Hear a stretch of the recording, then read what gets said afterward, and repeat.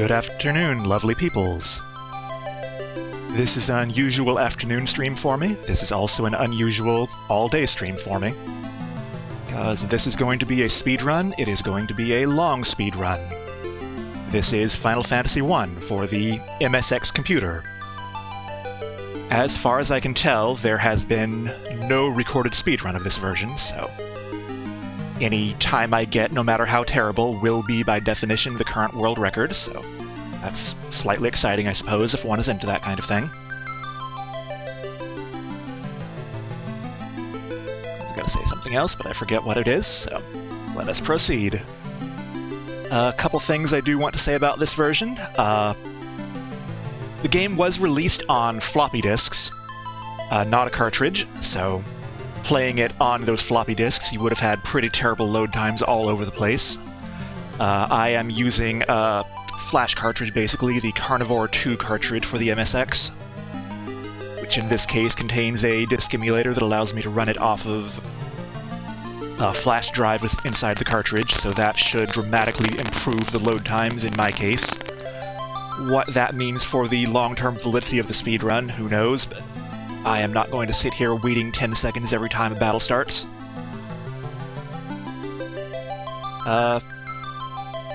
What was I going to say? If someone were to run this game off of the original discs, one thing that's not immediately clear, the original package for the game contained 2 discs, a game disc and a user disc. You do not actually need the user disc to play this game. I have seen auction listings that just included the game disc. They are very expensive, but they do exist, so if one wanted to run this off the original disc, you could. You don't actually need the original user disc, you can make your own. You do that by, on this screen with the opening crawl, hitting the select button on your MSX keyboard. That takes you into this little utility. Basically, all this is saying is press escape to get out of here, but for now, what disk drive do you want to create a user disk on? In my case, I'm not going to try to go through the process. It was not behaving well with the virtual drive provided by the Carnivore 2 flash card and its utilities earlier today, so I'm not going to do that. I'm just going to hit escape here. But I believe all you do is you press the drive letter, you tell it whether it's a single-sided or double-sided disk. I think it's usually double-sided on modern disks, and it just makes the disk for you. So that is what you do if you get a hold of a game disk but not a user disk. Anyway, irrelevant to what I'm doing right now. I'm just going to hit escape to go back to the title here. Note that unlike the NES or the Famicom version, you cannot skip past that. You have to wait for it to finish writing, but it does write quite a bit faster than the Famicom version too, so it doesn't matter that much.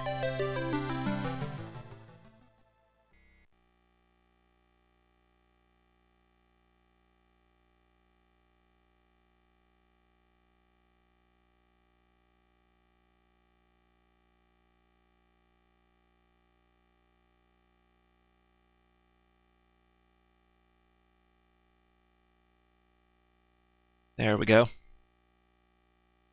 I need to look at this sometime, but my controller connection is a little loose sometimes, so it loses input from the down button for some reason.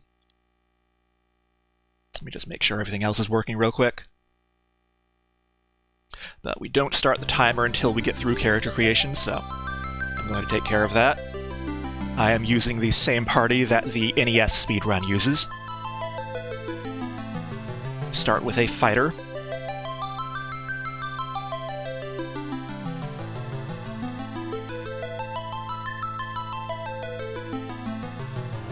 They don't have the small A in their character set here. Probably because that only exists in katakana, and this isn't katakana.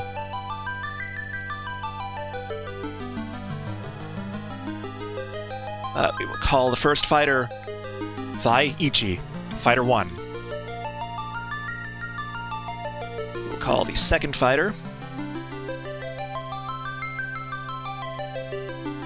Ni, Fighter 2. Where the red mage is.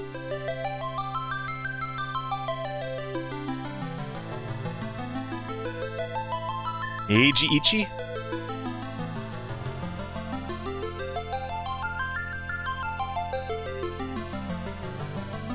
And Mage Genie, creative names.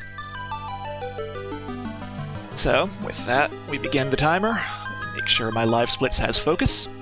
And we shall begin.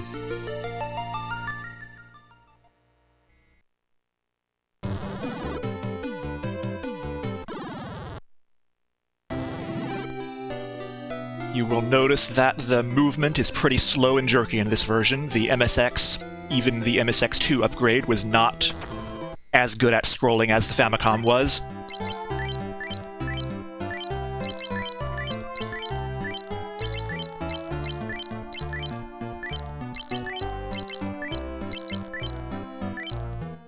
But as with the Famicom, we begin by buying rapiers for everyone, and chain shirts for everyone.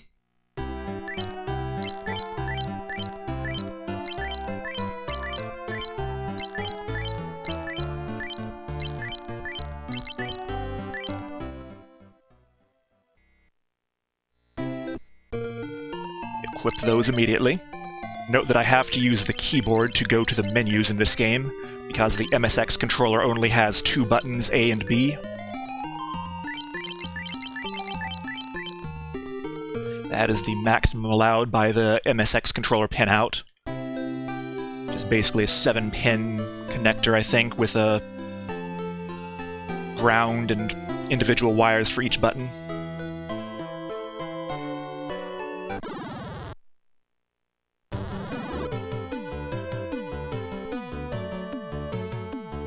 Walking on the world map is particularly slow. Varies quite a bit, though, depending on what's on the screen in ways that I'm not entirely sure of. A mature speedrun of this game would probably choose routes to manipulate the fastest walking speed possible, but... Anyway, on the Famicom games, the RNG is pretty easy to manipulate for encounter routes, so usually they follow particular routes from boot and get consistent encounter patterns that way. You cannot, as far as I know, do that on the MSX. The RNG for the MSX is quite a bit more robust and probably based on an internal system clock or something. So as far as I can tell, you cannot manipulate this based on step routing. So I pretty much need to take whatever encounter I get with the goal of getting 8 experience points before I get to the Garland fight. In this case, I should have more than enough.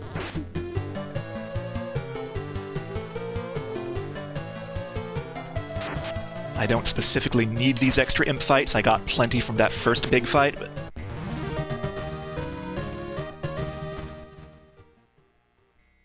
Everything I get now is less that I have to get later.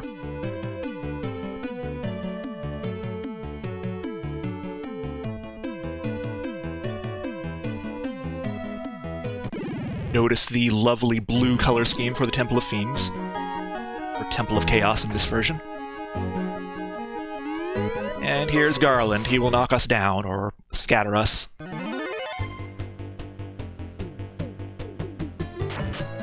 Another difference here is that on the NES version, if you just want everyone to fight, you can just hold A, and it will do that at the maximum possible speeds. On this version, you do actually have to mash A to get through the combat menus. You can't actually hold it, it won't register that way.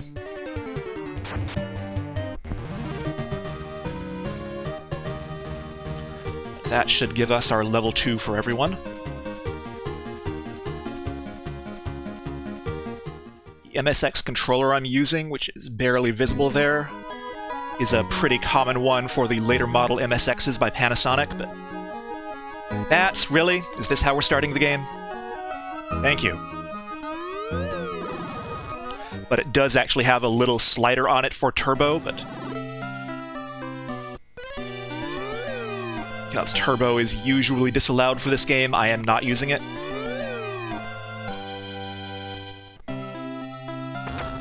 My model of MSX, the FS-A1WX by Panasonic, also has a turbo slider on the console body that affects either the A button on a joystick or the spacebar on the keyboard, I think.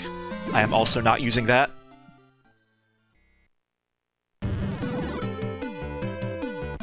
So, I'm not too sure whether this is necessary or not, but I am going to go ahead and buy Cure for both of the mages here, or Chaota.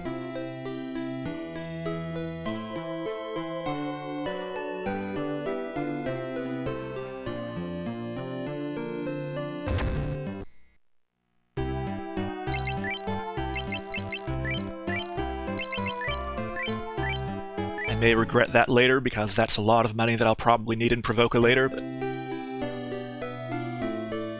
just in case I get bad fights on the way to Provoca, it's probably good to have some ability to cure myself. Oh, and I do actually want to stay at the end. That's kind of important.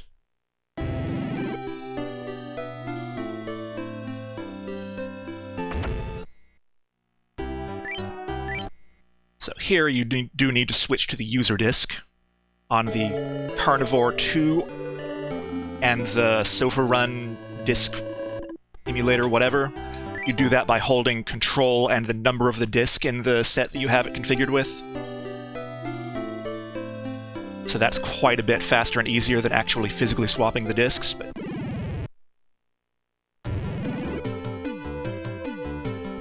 so again, I don't know how, if this speedrun ever matures, how people would make that fair versus using original discs, but I don't know. For now, I will not worry about it too much. Now, unlike the Famicom version, that is actually my split there. You can actually just hold the A button through the bridge screen here.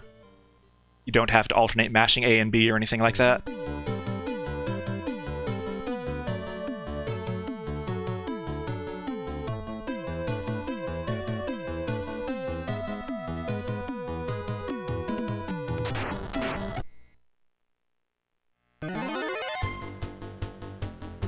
Single Gigas Worm should not be too much of a problem.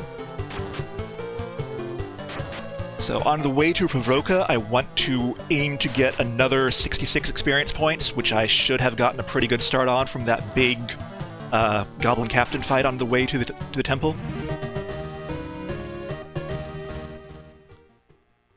That should give me enough to hit level 3 on the pirate fight.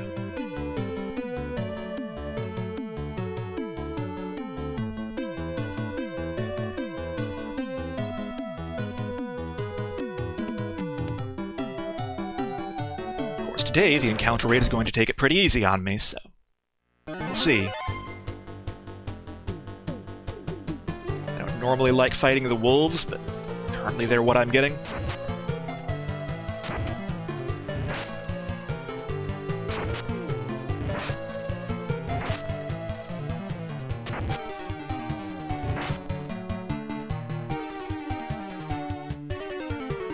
Continue having both fighters go after the Wargwolf.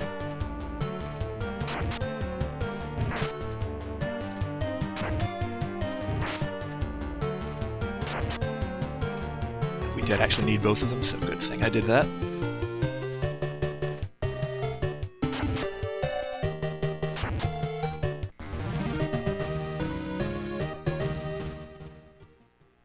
That was pretty good experience for the level I'm at, so I think that may be pretty close to what I need. Let's see if we get another encounter on the way down here. And we do. This could be interesting.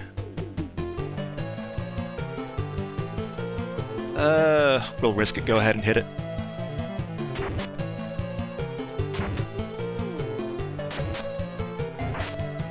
Fighter 1 is probably going to want some healing pretty soon here, but Fighter 2 might want it more. Let's just have both of the mages heal.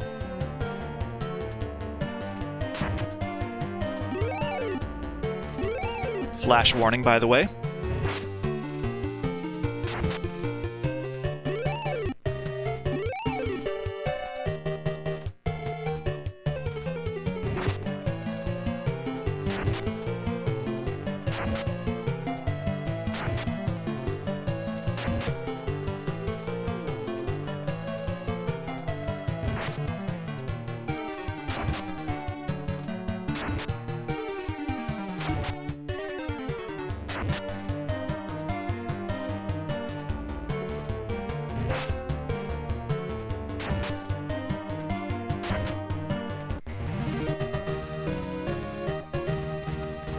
Okay, we already hit 3.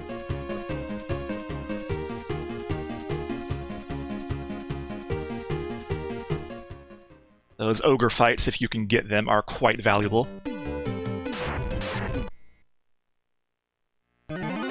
Okay, we'll do a lizard as well. Go ahead and heal Fighter 1, just in case. Good thing I did that.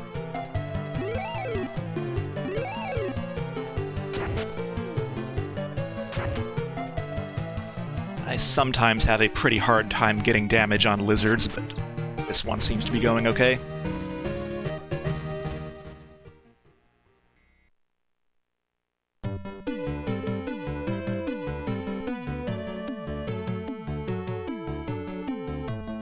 The RNG in the Famicom version is based on kind of a long table of pre-generated random numbers, I think, and a weird way of moving a index in that table around over time.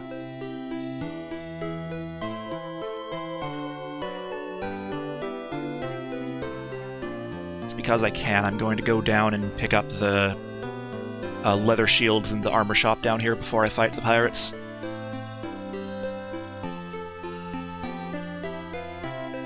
Since I'm on this side of town anyway.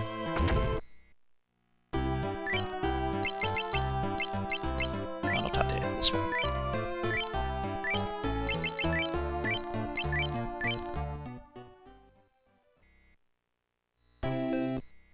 A little bit of extra evade shouldn't make a difference against the pirates, but Bog, not Buki.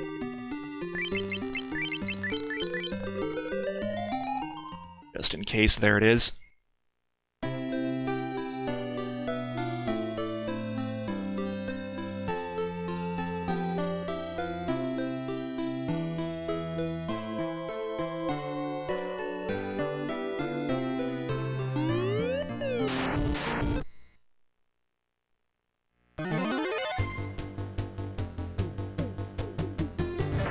Pirates are not much of a boss fight, they just take forever to take their actions.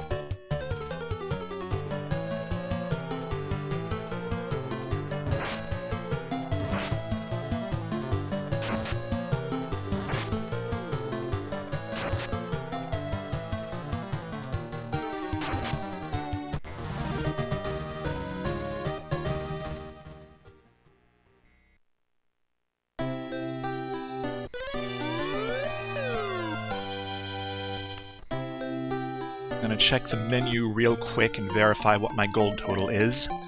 I have plenty. I got some pretty good encounter luck on the way here. So that means I can go immediately to the weapon shop over here and buy a weapon upgrade for one of the fighters.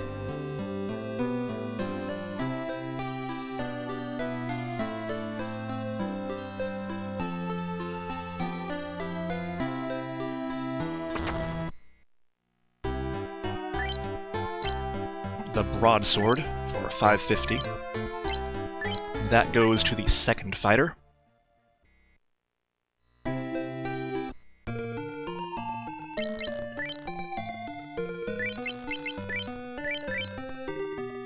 Usually, the way this is strategized, I think, is that the first fighter focuses on tanking, the second fighter focuses on stabbing, because of the way that attack probability is distributed.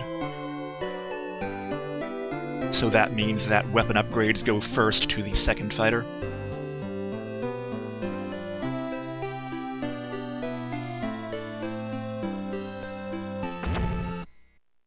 I do want to save at the inn again as well.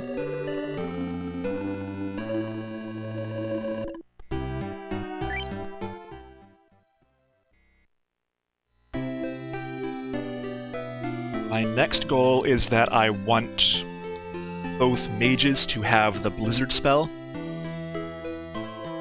which costs 400 gold for each of them. And I also want to get everyone up to level 6. Now, in Famicom, you do that by manipulating your step route around Pravoka to get ogre fights, a bunch of ogre fights.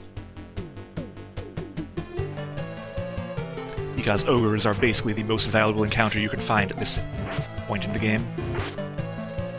They are pretty uncommon based on raw RNG, though.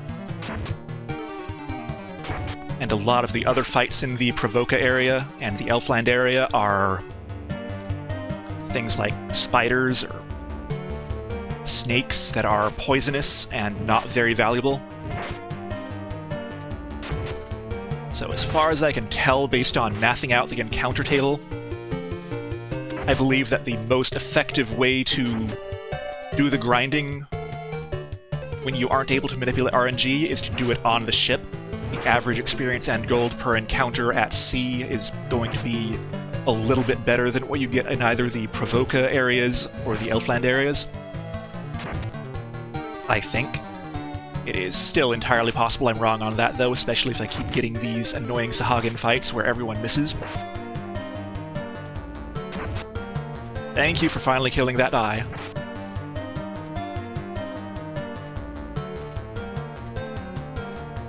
Everyone focus on one right now, I think. Or not.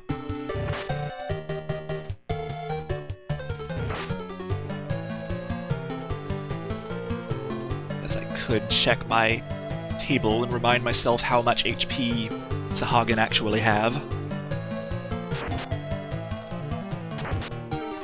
Sahagin have 28 HP.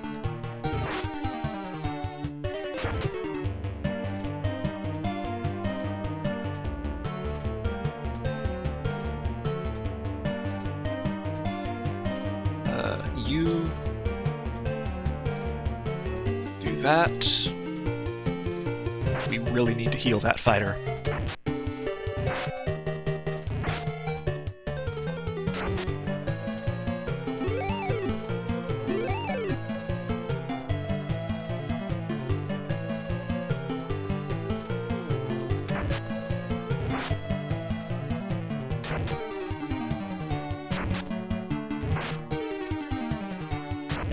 Anyway, I will be doing my grinding up to level 6 and my grinding for the necessary gold at sea here.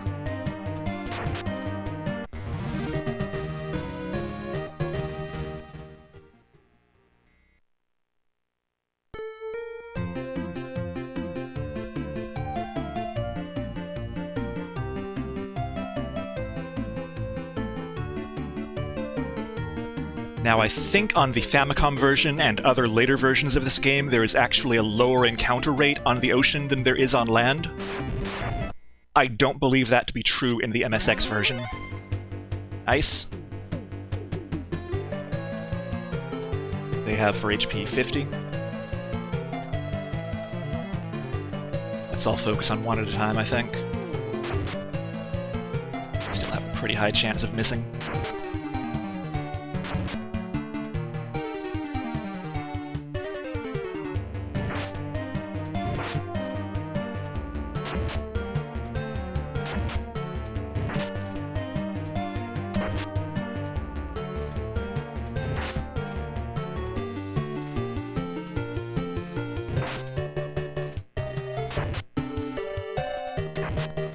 Impressive thighs on those pirate sprites, by the way.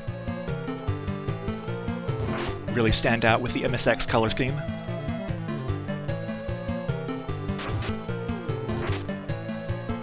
The MSX2 was a little bit better at handling color than the Famicom was, I believe. I don't think it had quite the same limitations on the use of palettes.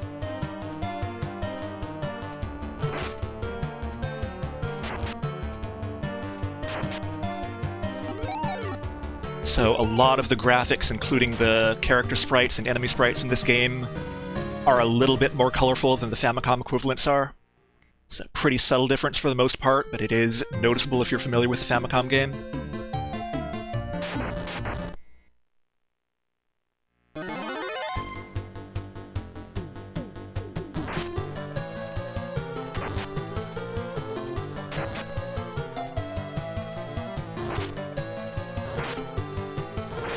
Chief's down. Take as many hits as I thought it would.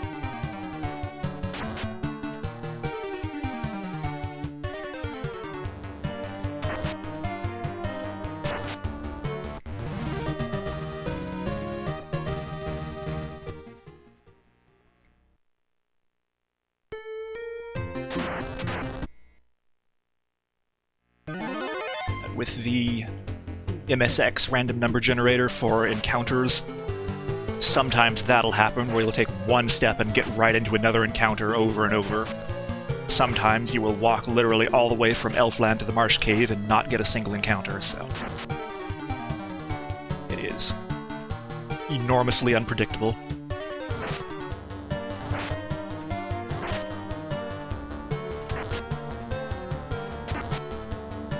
I believe the way the Famicom does it results in a much more even spread of encounters, as far as I can tell.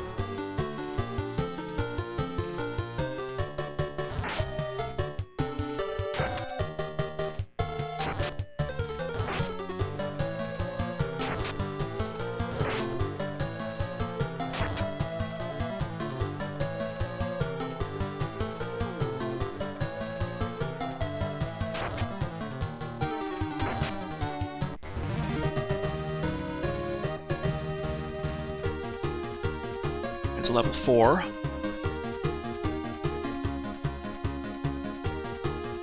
Also, unlike the Famicom version, I do have to mash to get through the level up text. Can't just hold A for that either.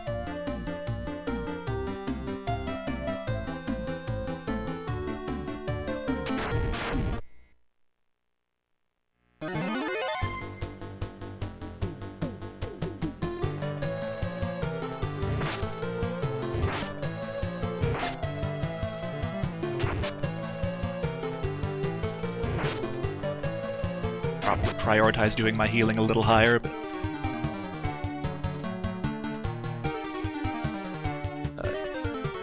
there, and both of you heal.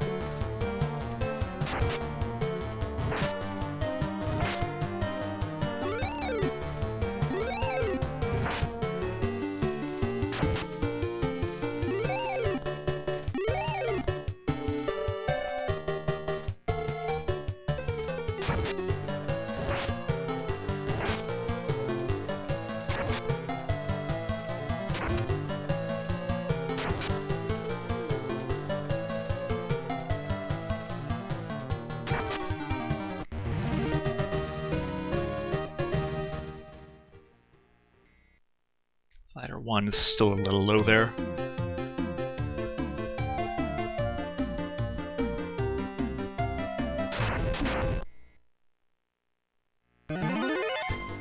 And that's exactly the combat that I was concerned would happen.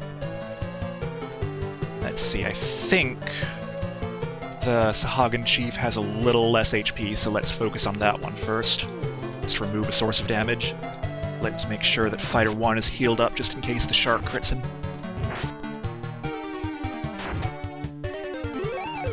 Crits them. I don't know what Fighter 1's preferred pronoun is.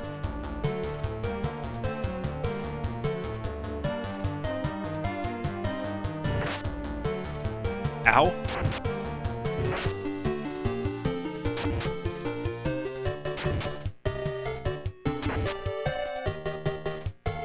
Someone hit the Sahagin, please.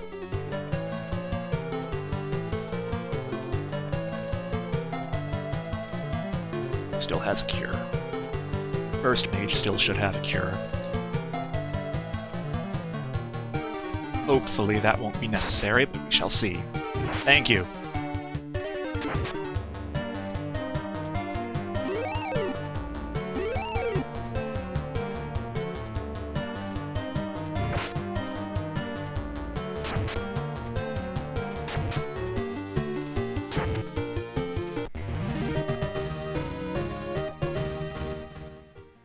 Shark plus Hagen Chief is, I think, the most valuable ocean encounter, but it's also dangerous. Let's see if we can get back to Provoca without another encounter. Yes, we can.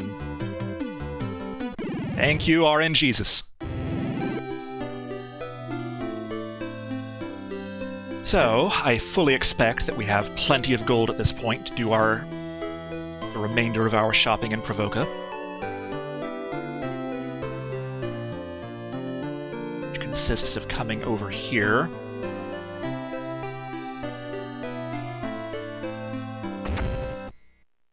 $800, which we definitely have, and getting Brizado for each of the mages. Thus,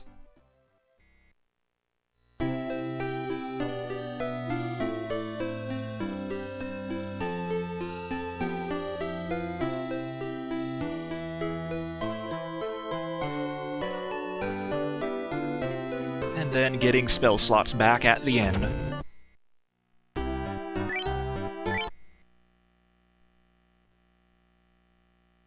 User disk. Thank you.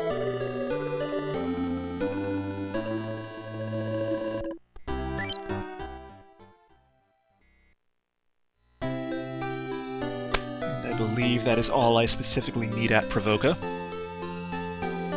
I need to buy items, but since I'm going to be at sea, I am probably going to do that in Conaria.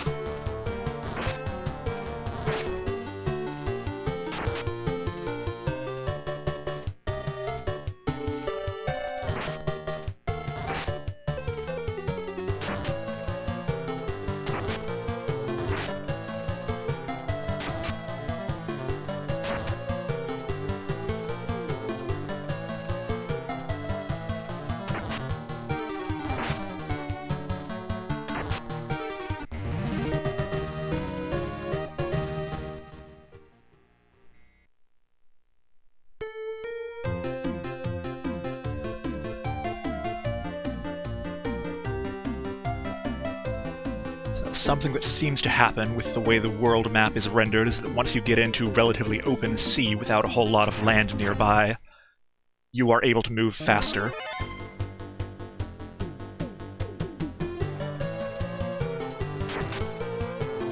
So I'm going to try to stay away from land at this point now that I no longer need to stay in the Provoca area.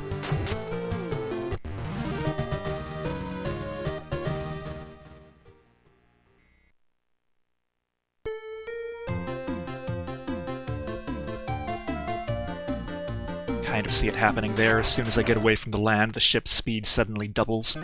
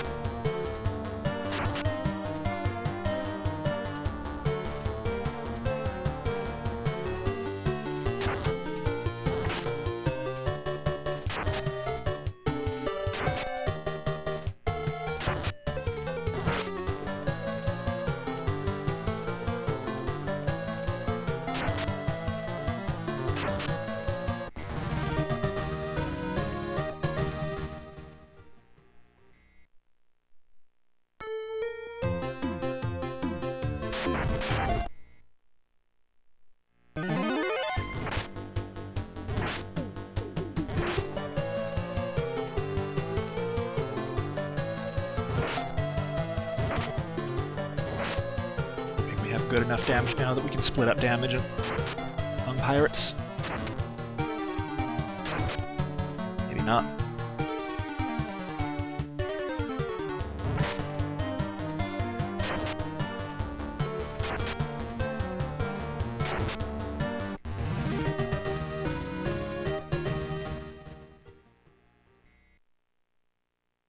I believe the Famicom version has a bug that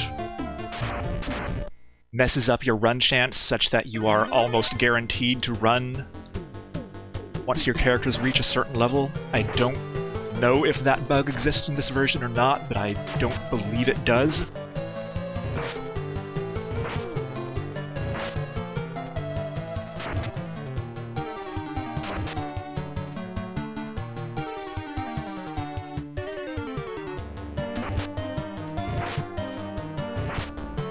So I expect running to be a little more difficult than one would expect compared to the Famicom version.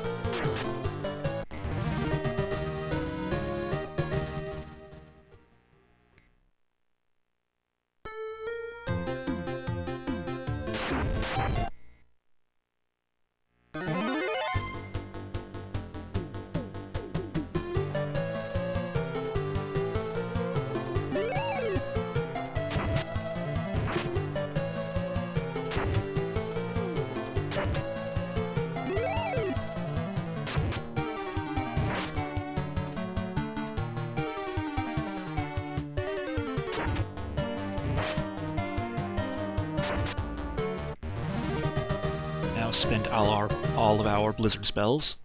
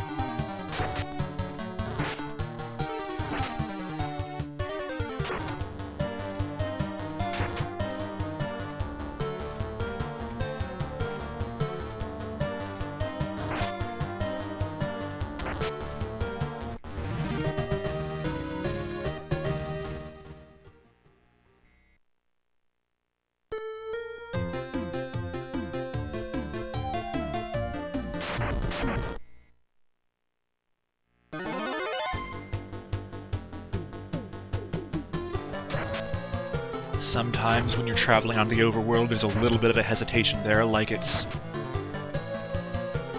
decompressing or paging in another section of the overworld or something.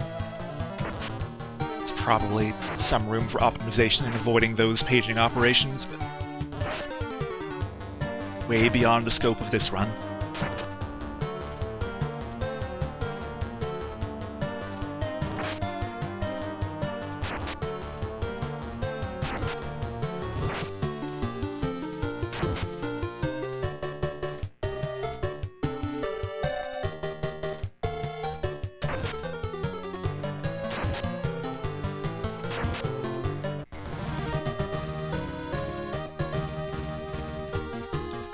level 5.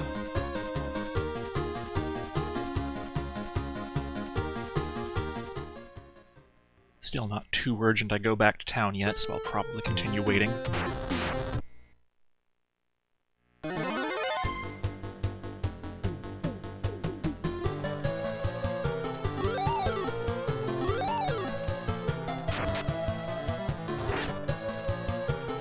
Level 5 does mean that Fighter 2 with the broadsword now has a second hit in combat, which is nice to have.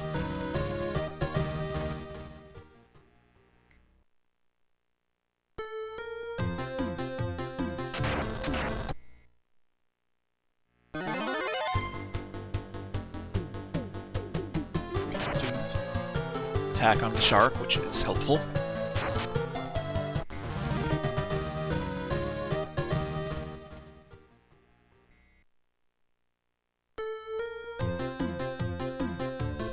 Something else that seems to happen with movement is that when you change direction, there's a little bit of a hesitation. So walking in straight lines is probably a little bit more optimal than walking in jaggies.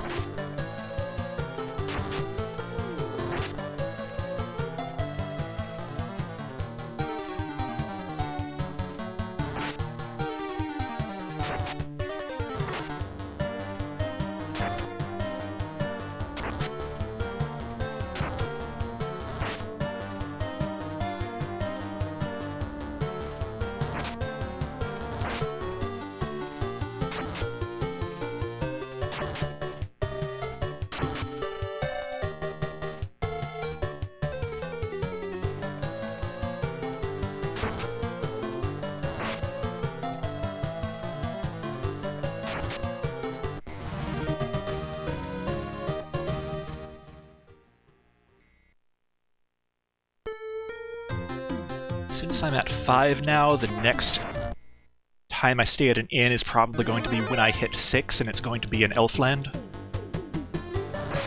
So I think I'm going to go ahead and stop in Carnivore right now and do some shopping.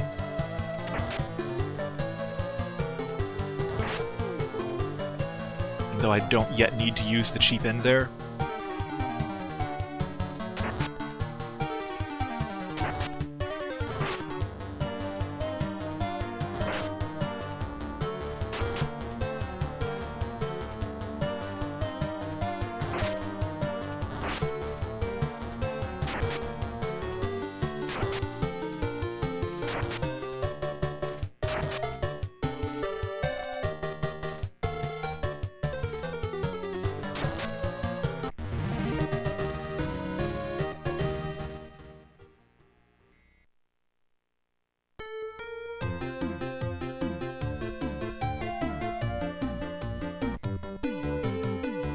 Probably an argument to be made for running from the relatively low-value Sahagin fights at this point, but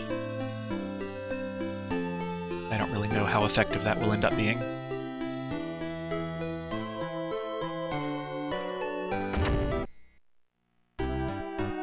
Okay, what I want is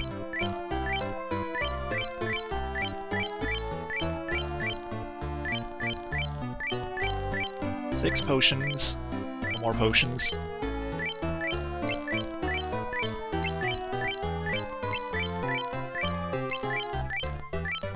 And antidotes.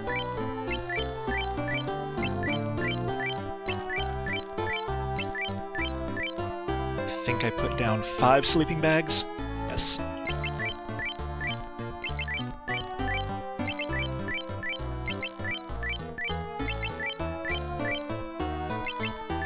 I think that's 5. Close enough.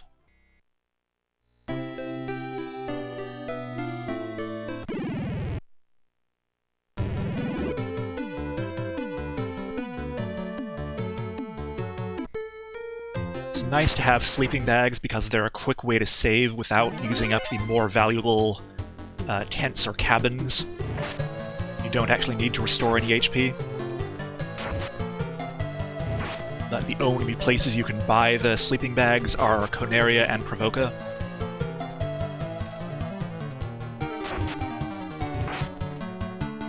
want to leave the Conaria area with a reasonable supply.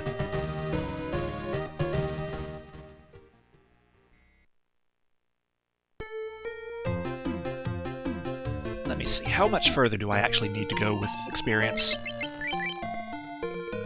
700.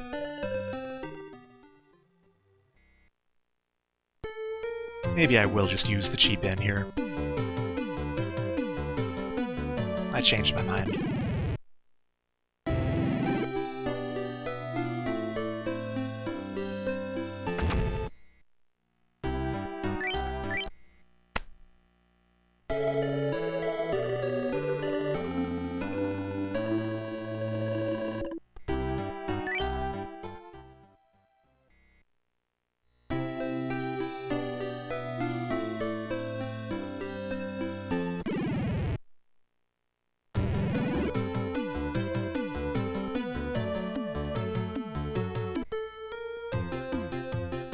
$700 experience is quite a ways to go, and low enough on resources that a bad crit from a shark could still have killed a fighter, potentially.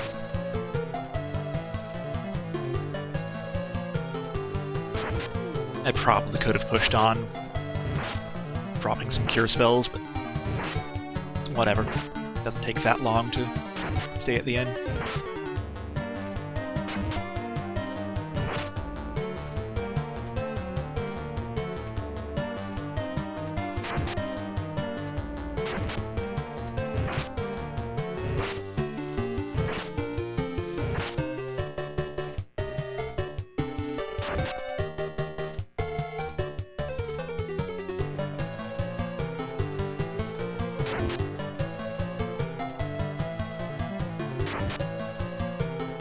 Sadly, the red mages don't get level 3 spell slots until they hit level 6, which is when we're done with grinding anyway. Which means we cannot speed up these large Sahagin encounters by using mass damage spells yet.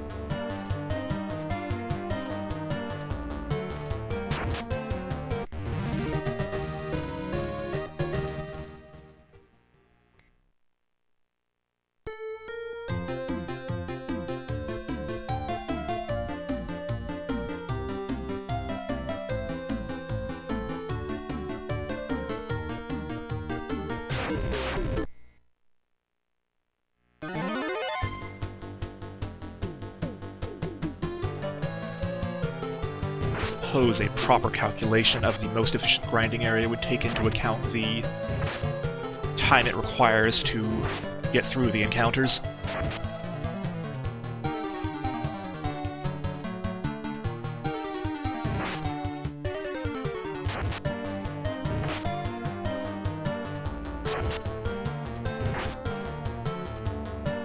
On land, you can still get big encounters with wolves that are not very valuable and take just as long as the Sahagin encounters, so I don't think there's a major difference there.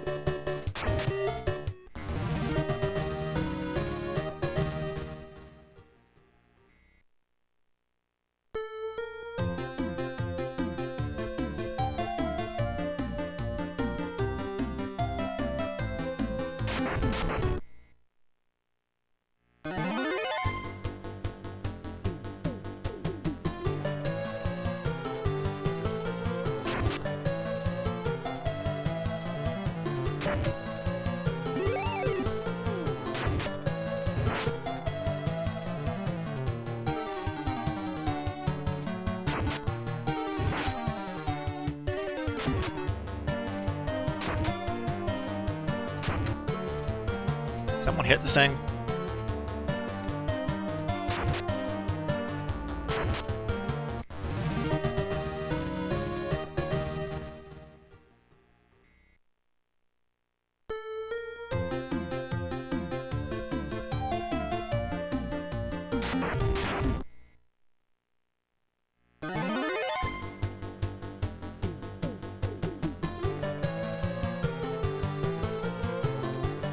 Damage weapon against the chief, please.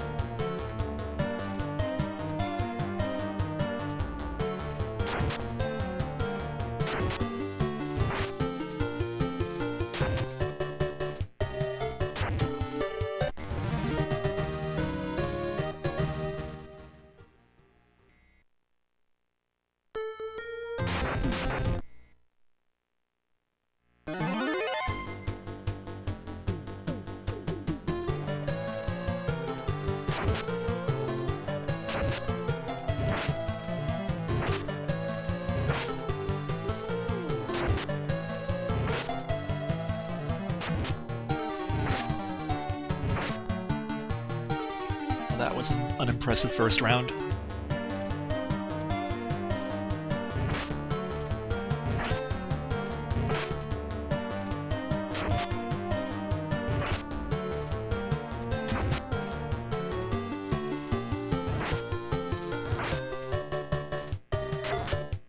Thank you.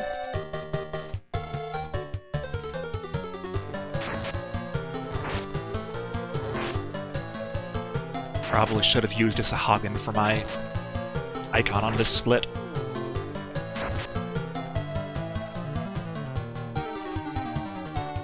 So that's about all we see for an hour here.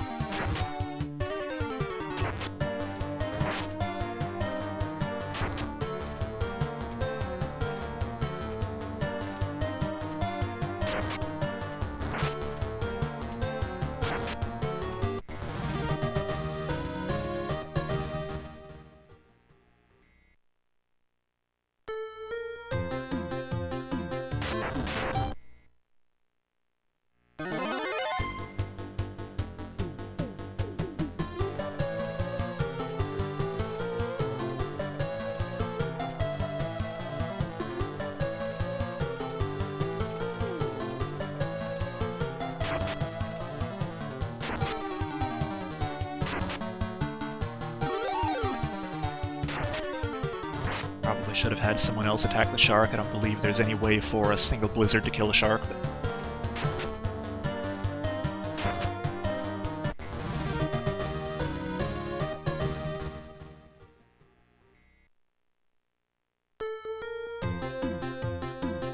Are we there yet? Are we there yet?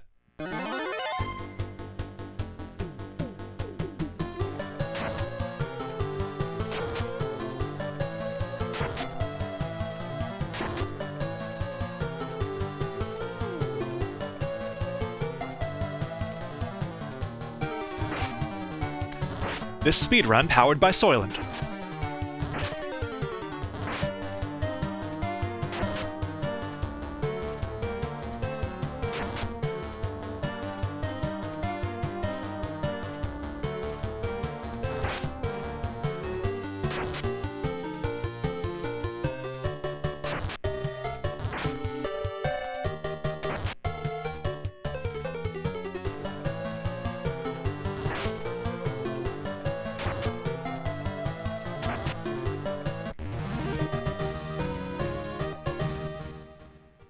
Seems like we've got to be getting pretty close here.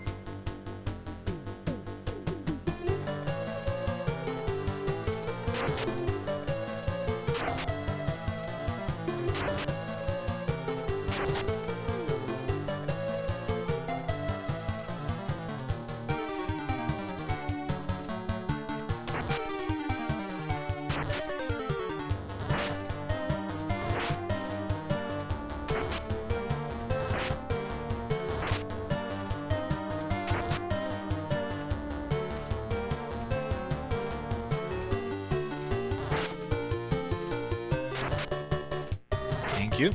About time.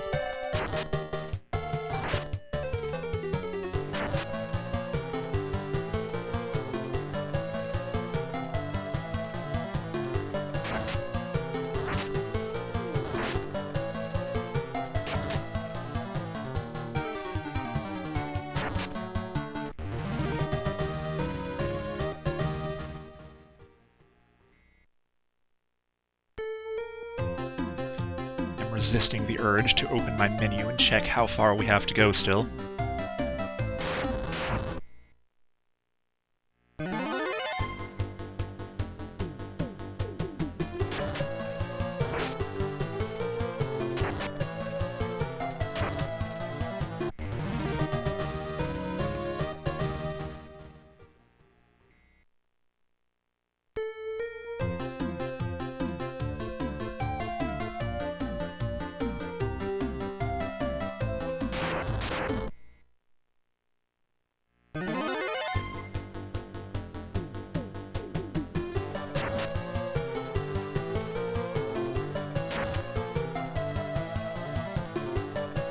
Fighters are pretty reliable at killing these things. I could probably spread out my attacks a little more at this point.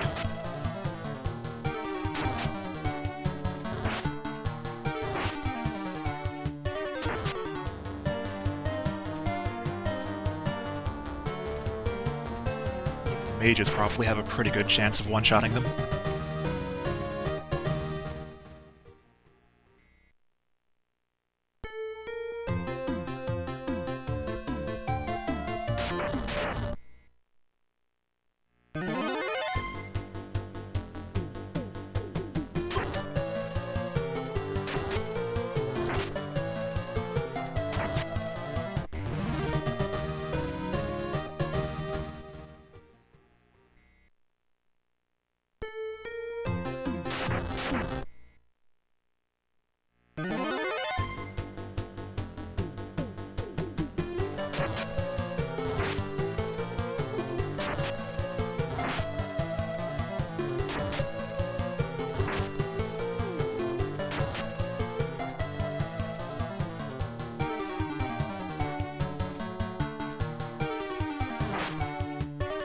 Those of you who play this game on WonderSwan or PS1 or anything more modern than that, make sure you appreciate your ability to move the targeting cursor left and right.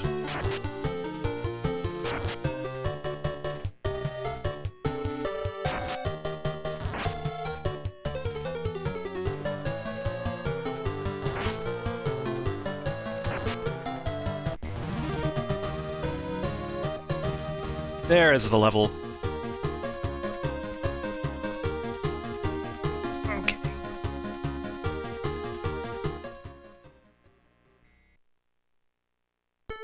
I have decided that I will split when I stay at the Elfland Inn after getting that level, but... yeah, I'll still fight this one.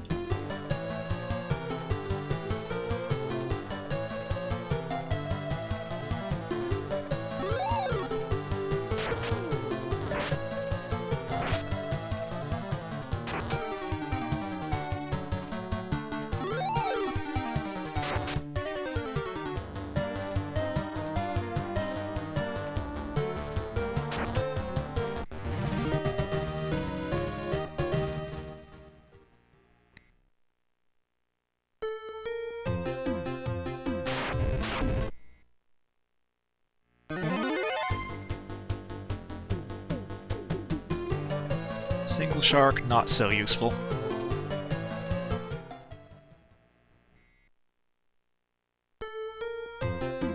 This is going to be where we start doing a lot more running.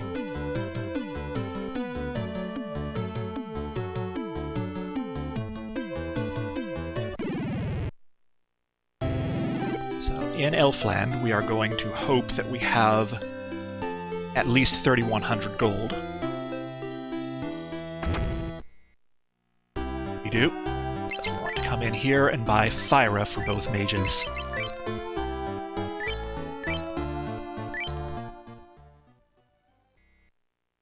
That is actually a deviation from the Famicom route. I believe the Famicom route would normally buy Thundara there.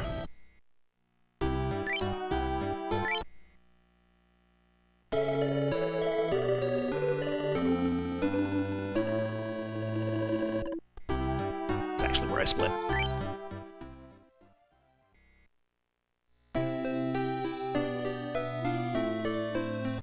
We are now going to head for the Marsh Cave finally and hope we get good encounter RNG on the way. Very, very slowly. At least we get to enjoy this mix of the music, though.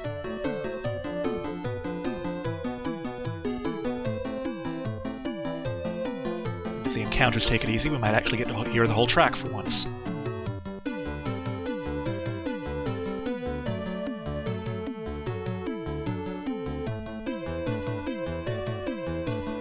Like I said, sometimes the RNG is such that you walk all the way from Elfland to the Marsh Cave with no encounters.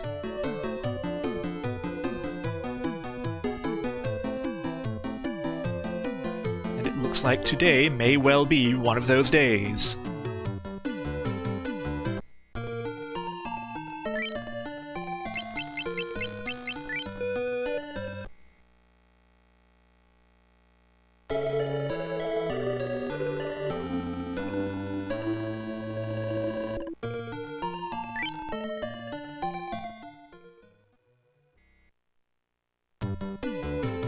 Random disk drive quirk. When you're staying at an inn, you put the game disc back in after the jingle plays. When you are saving with an item, you put the game disc back in before the jingle plays. Not a big deal, but a cute inconsistency to be aware of when you are changing disks for the purpose of saving.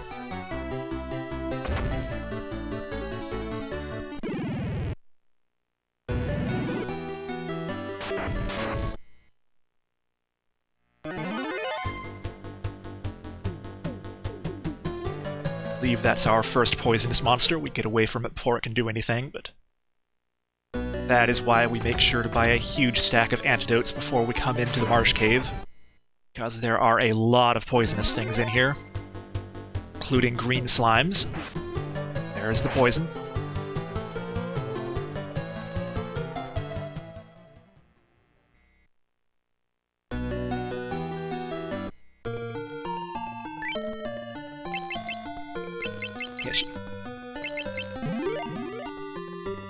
So, like the Famicom version, being poisoned moves your poisoned party member to the back of the party.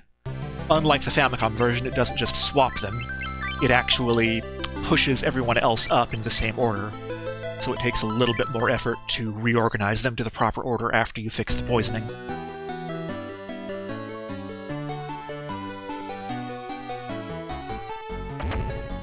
Now I am going to come in here and pick up this second broadsword for my first fighter.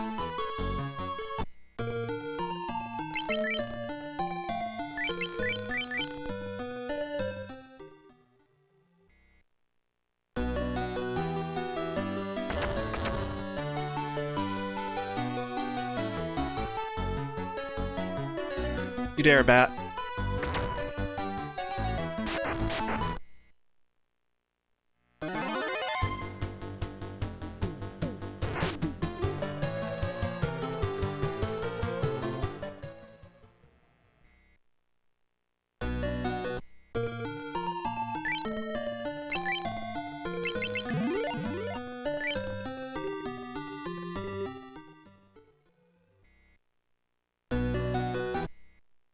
This means that when Fighter 1 gets poisoned, which he or she usually does, have to do quite a bit of swapping to get everyone back in the right order.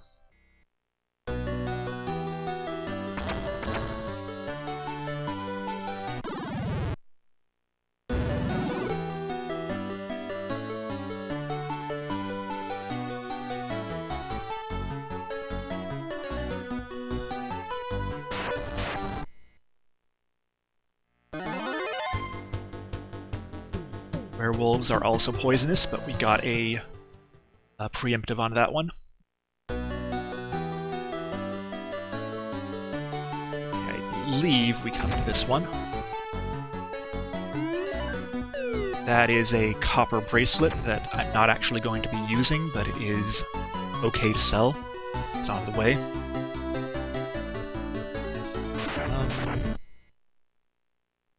Supposed to be up one row, aren't I? Gargoyles are not a bad encounter to take.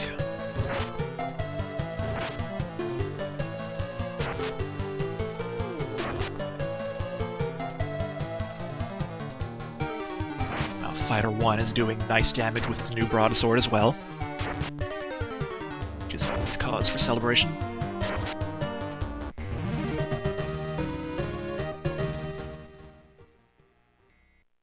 Supposed to be up one row for this room, I think.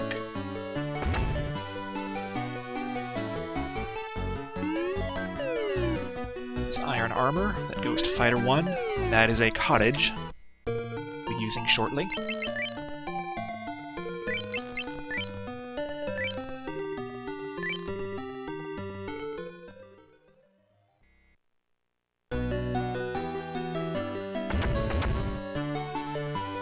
Aware that my movement along the bottom edge of that room was non-optimal.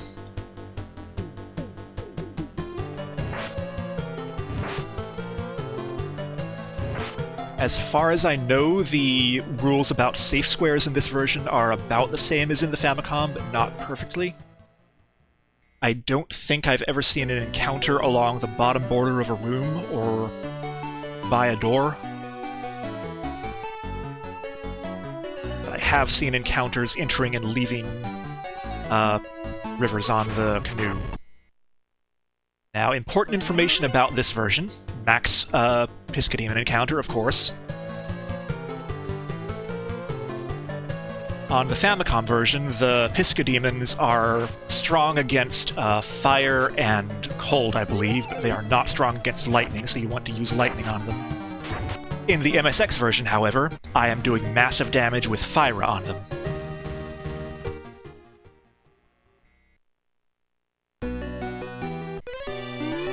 Yay, we got the crown. Now we just need to get out. I will not split until I safely leave the cave. Where are my potions?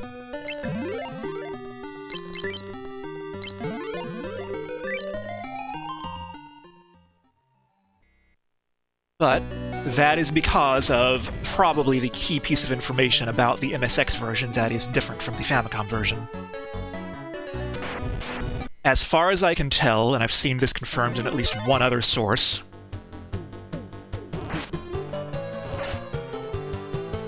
enemy data has elemental resistances and elemental weaknesses. There are 8 elements, including the 3 damage elements plus a bunch of status elements. In the MSX version, it seems as though the weaknesses information in the enemy data is ignored, and the resistances data is instead used as a weakness data. Therefore, because the Piscodemons are supposed to be strong against fire or cold, they are actually treated as weak to fire or cold in the MSX version.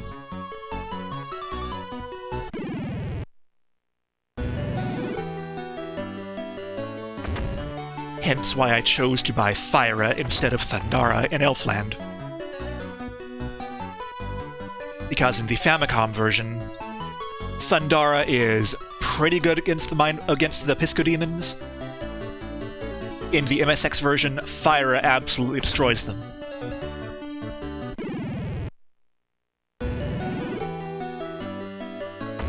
Again, I didn't walk along the bottom edge, oops. We will see that throughout this run. Because things that are supposed to be highly resistant to magic are actually weak to a lot of magic, that means that magic is far more effective, especially in the late game in this version, than it would be in the Famicom version.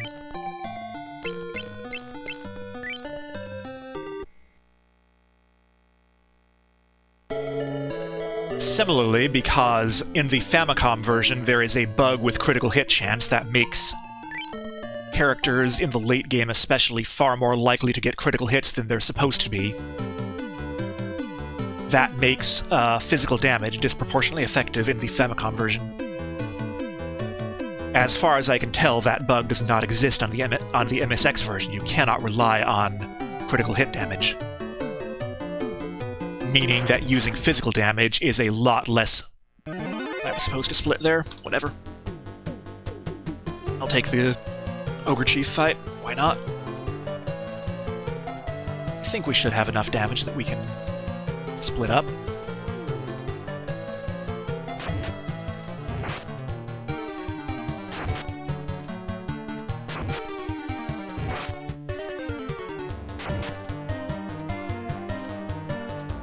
Maybe not.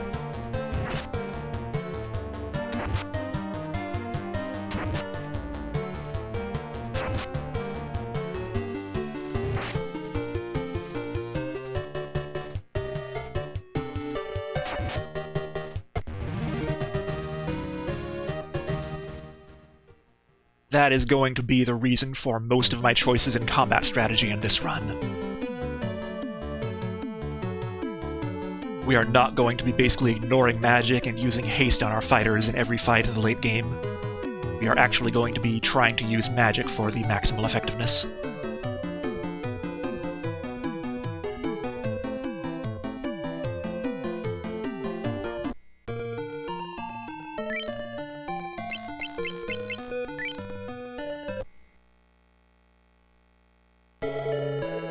So here, use the cottage we just got outside of the ruined castle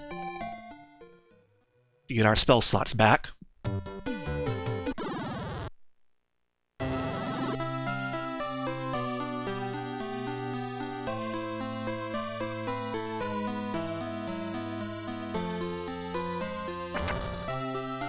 And it is very likely that one of us is going to die immediately in this fight. I'm probably not going to reset to avoid it.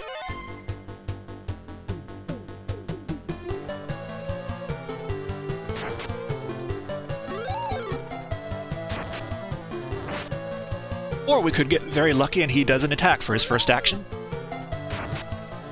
And I don't think Fire normally destroys him that much in the Famicom version, does it?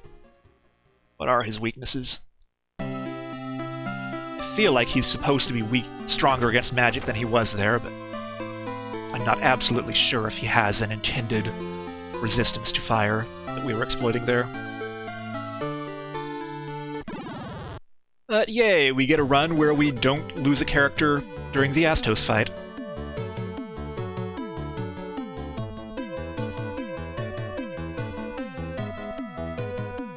Remember how to walk back to town.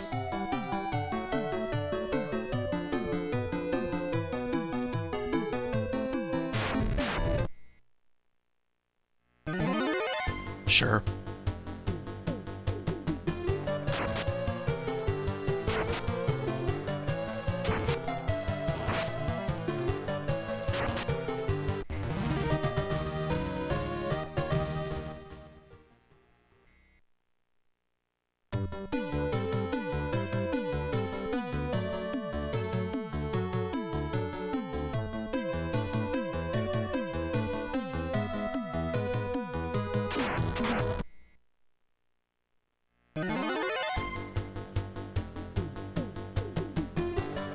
Not, however, fight wolves.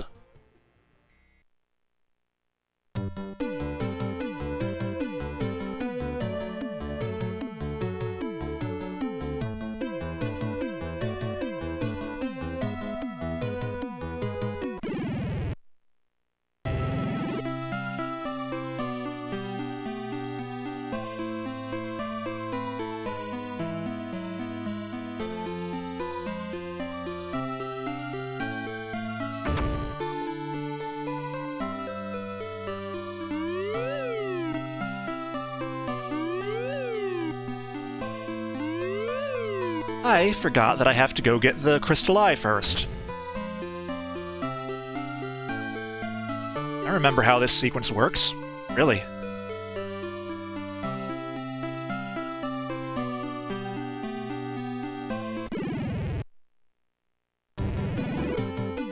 Regardless, I do want to stop in Elfland. Grab Cura for both of my mages. As long as I am here.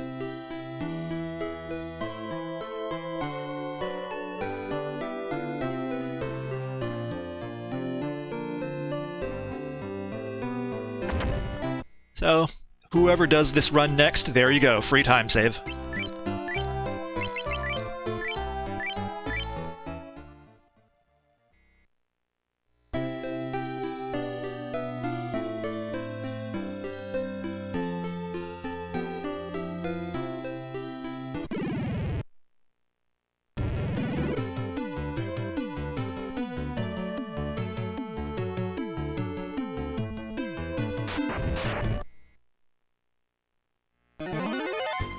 Sure, we'll do this fight. How do I want to do this fight? That, maybe?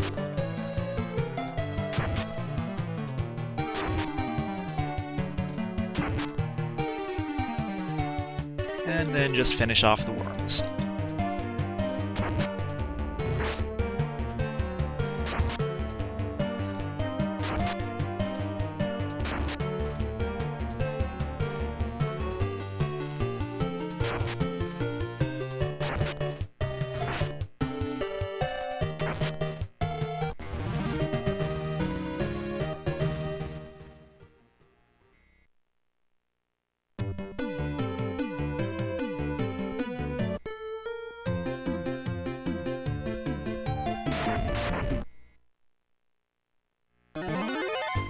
You are no longer relevant to me. Please go away.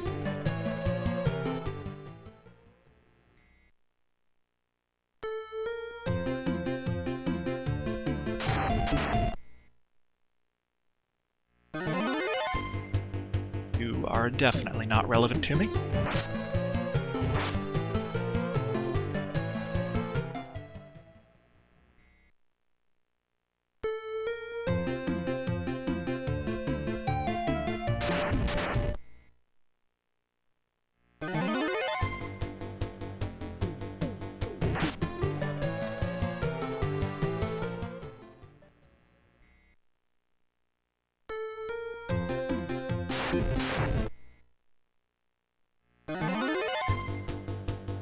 Might be faster to just kill this one.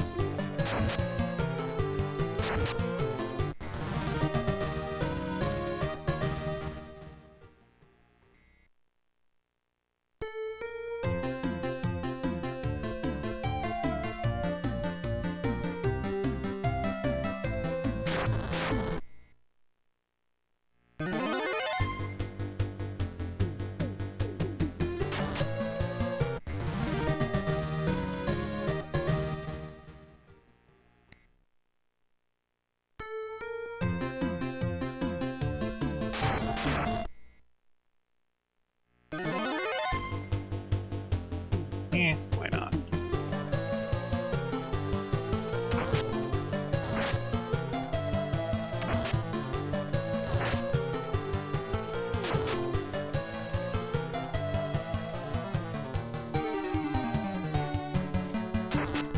We are certainly not done with grinding, so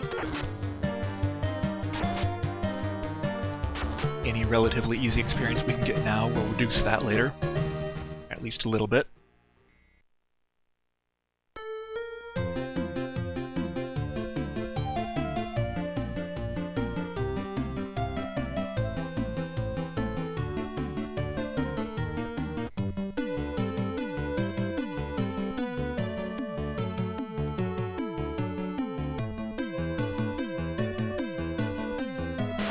Didn't properly walk along the docks at the bottom there, but, well, sure. It's preemptive, so it's not going to be able to poison us. Well, it gave us no experience meaningfully, but it did barely level us, apparently. So, yay.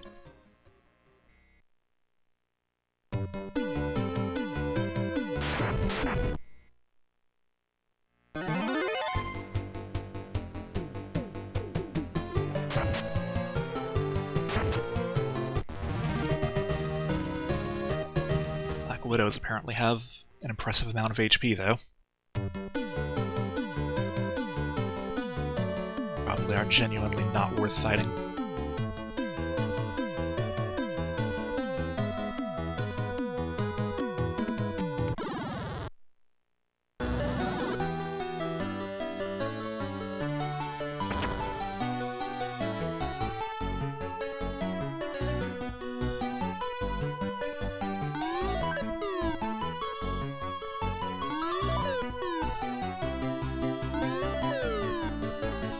If you are curious what the brooms say in this version, it is still push B select. The controller has a B button on it, and the MSX keyboard has a select button on it. Move, please. Move. Thank you. The select button on the MSX keyboard we noted earlier was a special key that you can use to go into the user disk formatting utility. So, on the world map, you can press that select key plus the B button, and that will bring up your world map.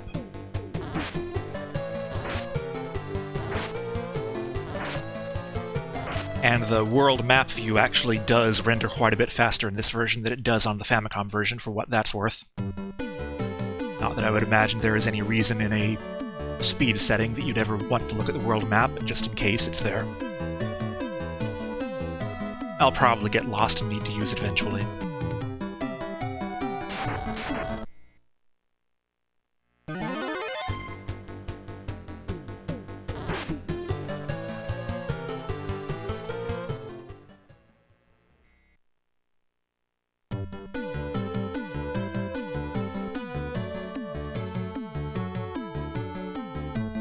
This time I'll walk along the dock, use my encounter chance a little bit.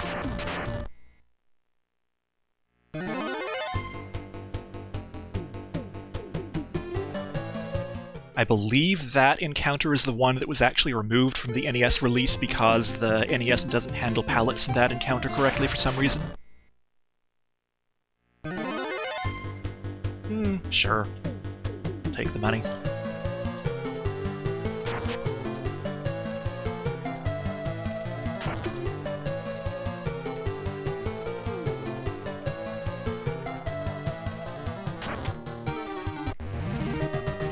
I haven't mentioned it yet, shoutouts to the bright orange window frames in the battle screen.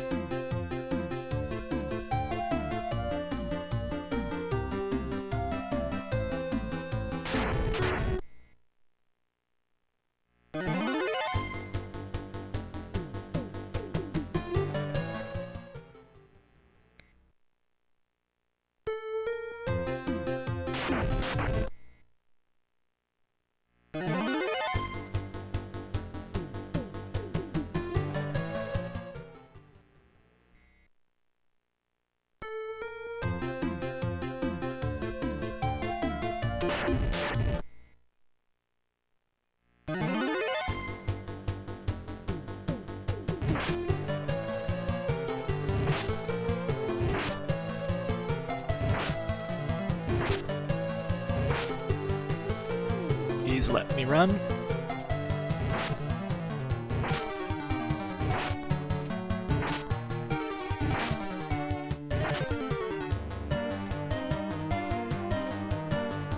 You're just going to have to kill these. Thank you.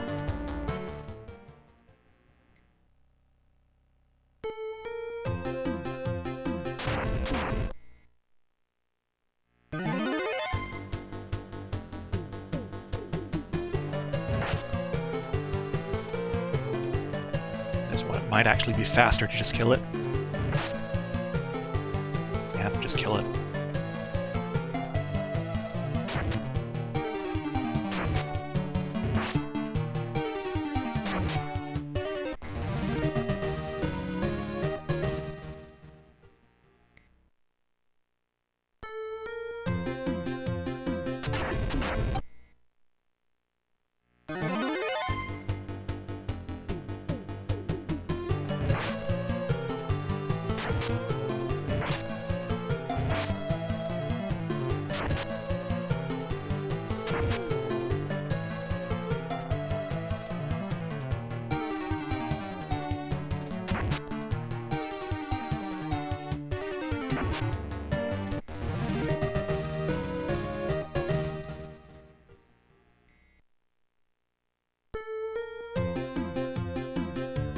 Okay, with that long and painful detour mostly done, hopefully all done.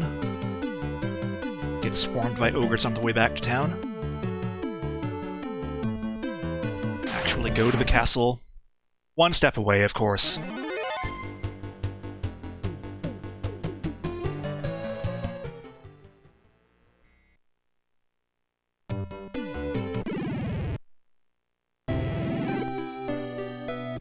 Now we can actually go to the castle and wake up the prince.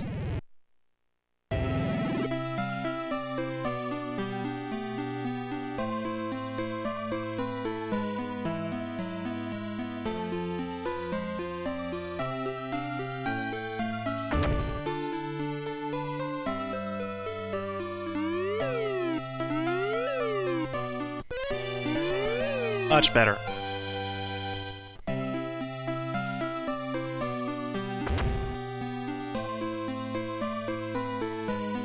Instant key acquired, we can go loot everything now.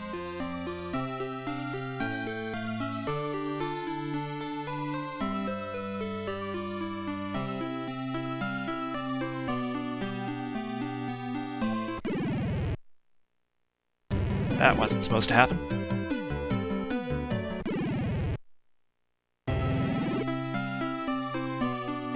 Not walk too far.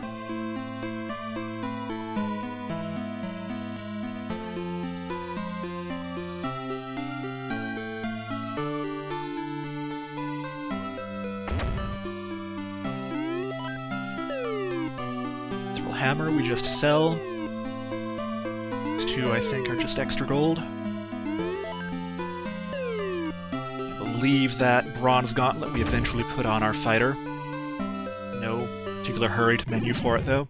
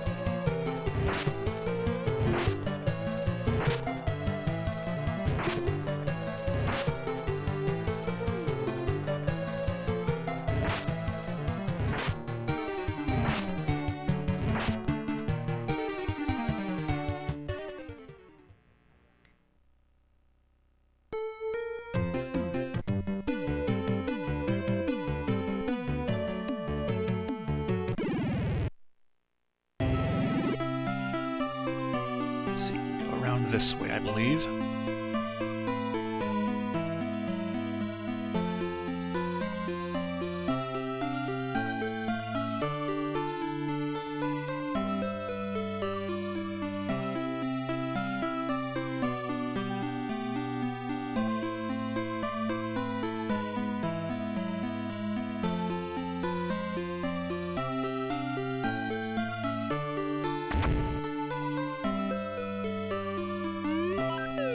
Mithril knife is just for sale.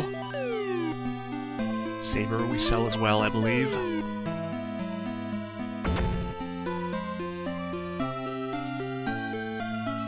Whatever that thing is called, the Buddhist iron rod.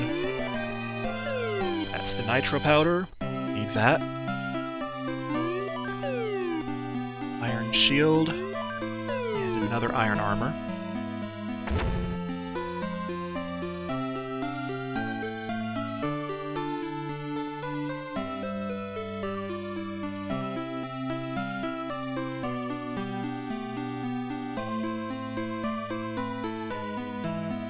Try to be good and do one big menu once I get to the Dwarf Cave.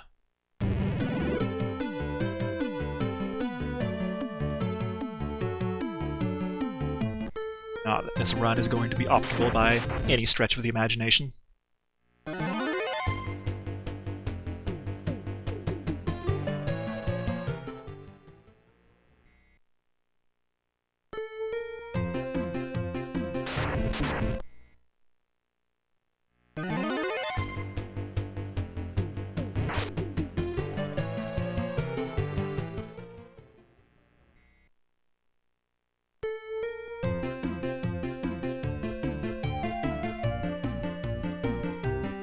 Where is this dock?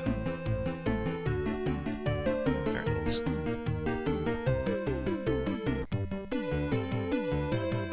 What brilliant Conarian civil engineer had the idea that let's build a dock for ships way up there in the middle of nowhere?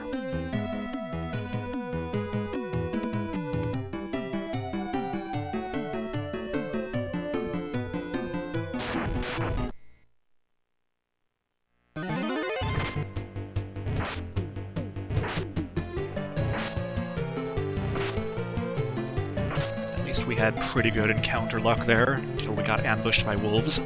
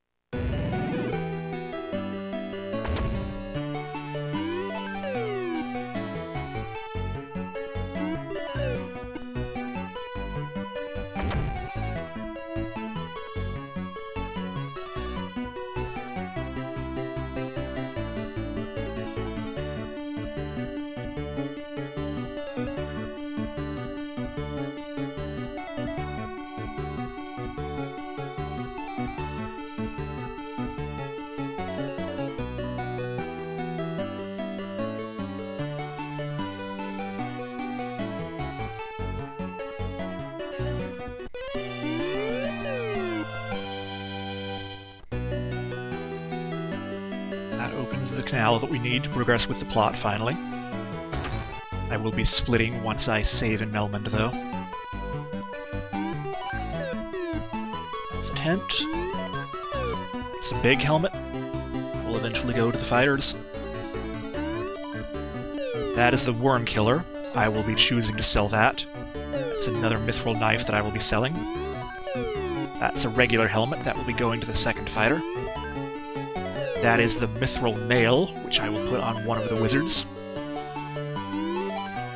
That's another cottage. So this is where I actually do the menu, I think. I suppose there's no reason I couldn't equip the Worm Killer. Yeah, no, it'll just make things more complicated later. I have no weapons to change up. Okay.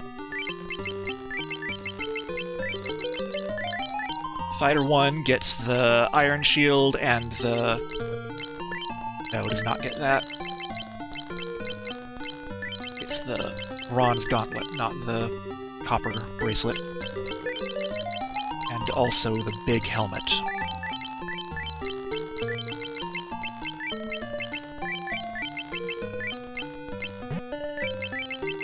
Second fighter gets that second iron armor as well as the regular helmet. I guess the first mage gets the mithril mail. I think that's all we do.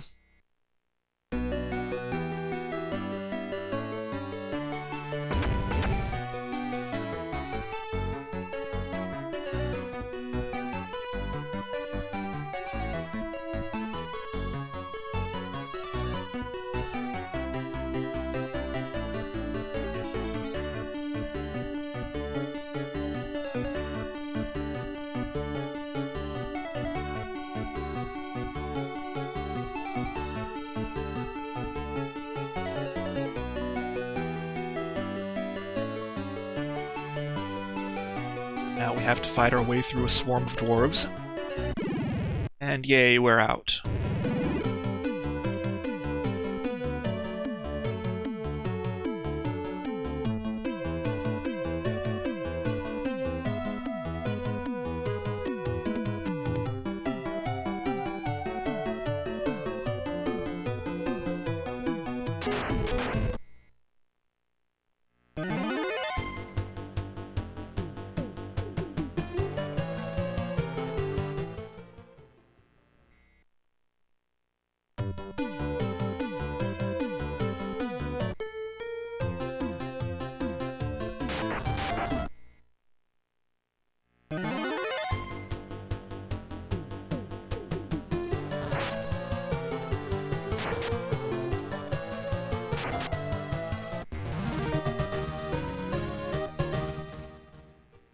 probably a bit past the point of being worthwhile. We should have plenty of gold at this point for immediate purposes.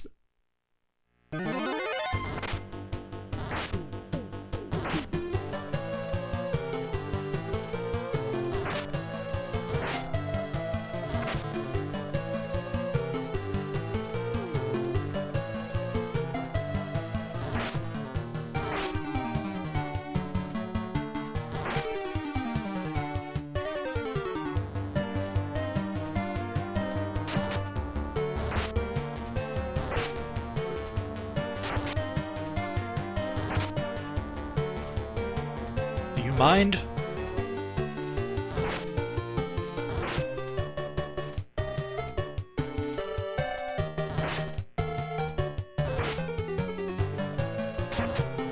Thank you.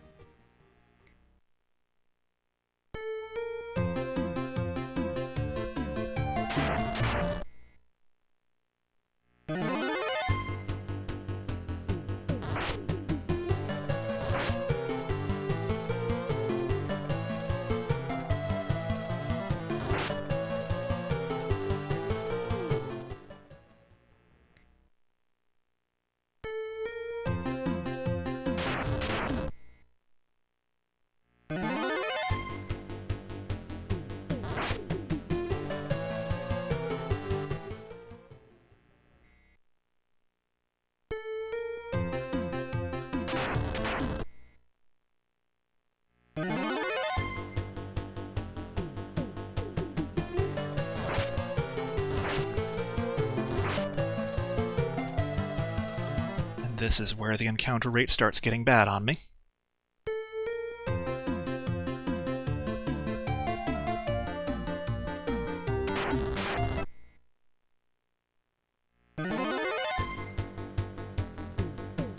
The fact that ocean travel is so slow and has such a high encounter rate relative to other versions is one of the more painful things about the MSX version.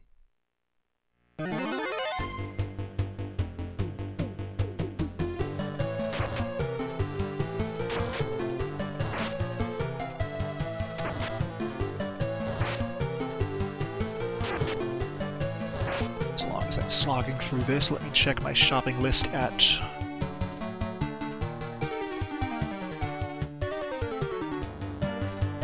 Melmond.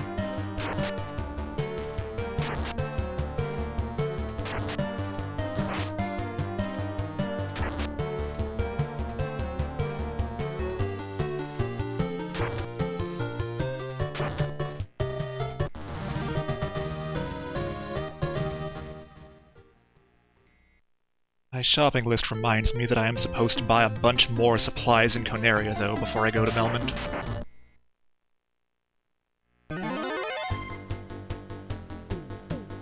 I need to go back through these encounters. Because Melmond, inexplicably, does not have an item shop.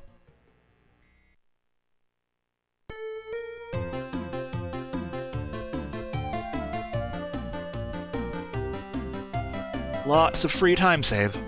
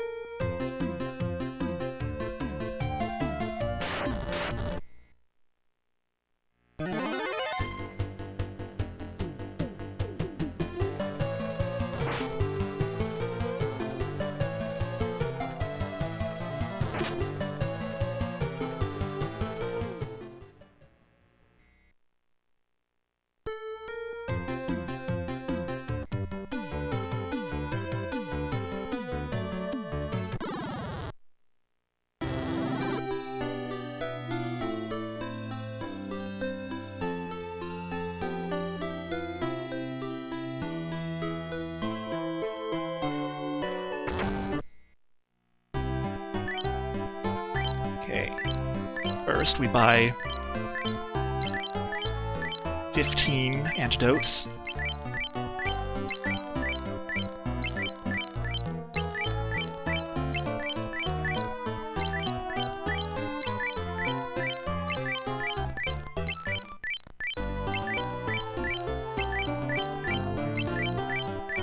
There are a lot more poisonous things in the Earth Cave.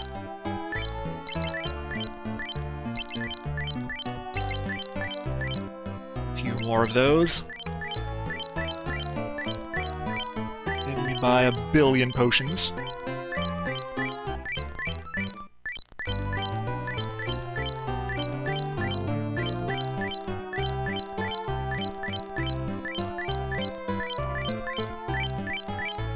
This is where it would be nice to use the turbo features on the MSX, but I won't.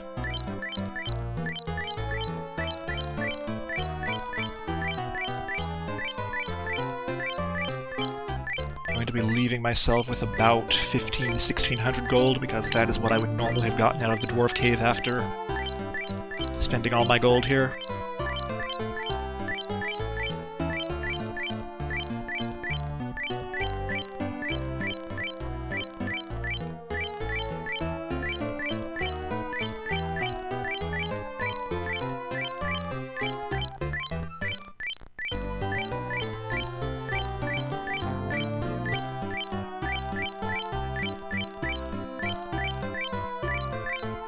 Stop somewhere around there.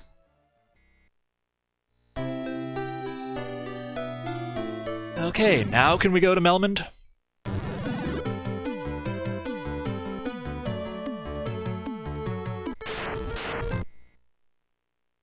Really? Right when I get on the boat? Is that a thing?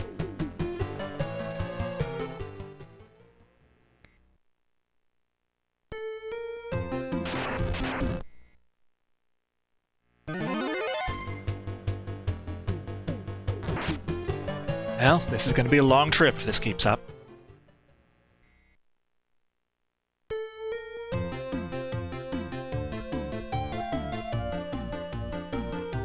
Much better, thank you.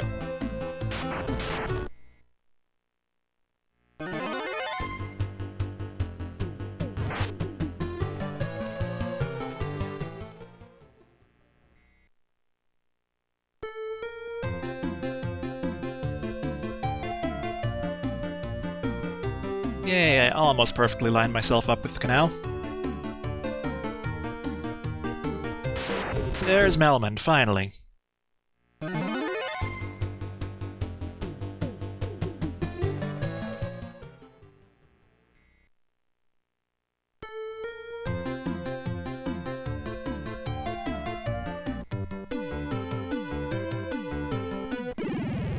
So, once I get to Melmond,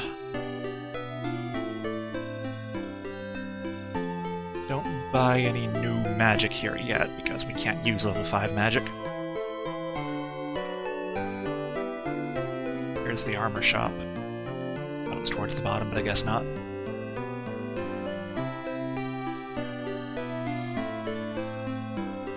Up there. Guess I should do the weapon shop first, actually.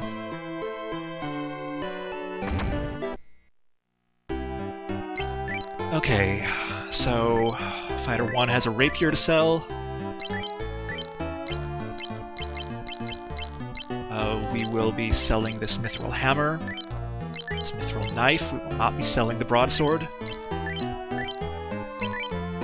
Fighter 2 similarly has a rapier, a saber, and a shakujo, which, as mentioned, is a type of Buddhist ceremonial rod used by monks. We don't have any monks.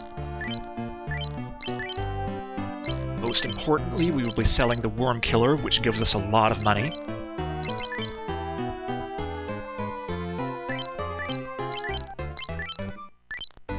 Sell the second mage's rapier too. With the money we get from the Worm Killer, we buy 2 longswords.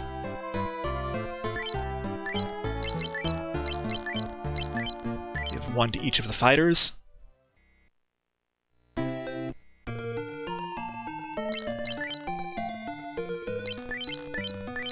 Shuffle the broadswords down to the mages. Oops.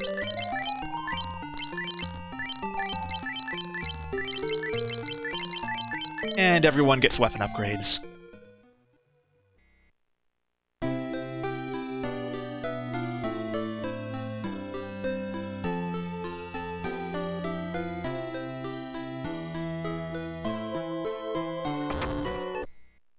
We also have some junk to sell at the armor shop, including, let me see, nothing on the first fighter, I don't think.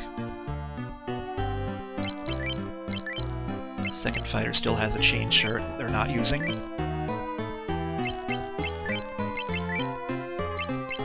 So we've got an extra chain shirt on that mage. Got that old other thing, and we've also got that copper bracelet that we're not using.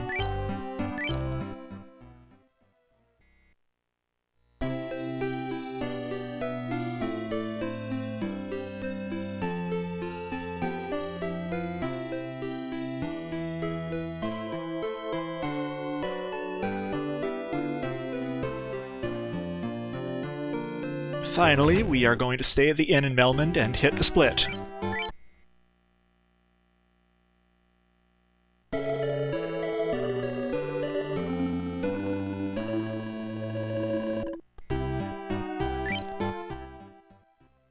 Okay, I am actually going to take a very quick break and be right back, and then we will proceed into the Earth Cave.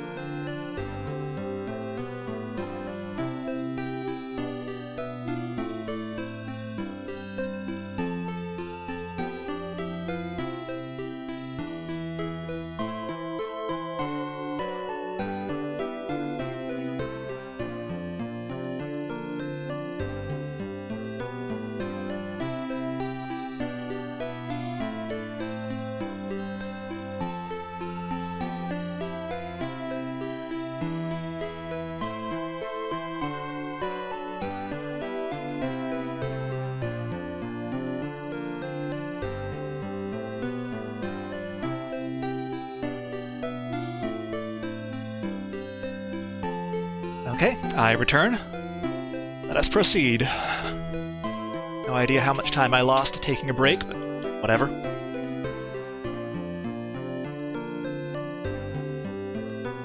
I'm not doing like a 6 or 8 hour run with no breaks. That's ridiculous.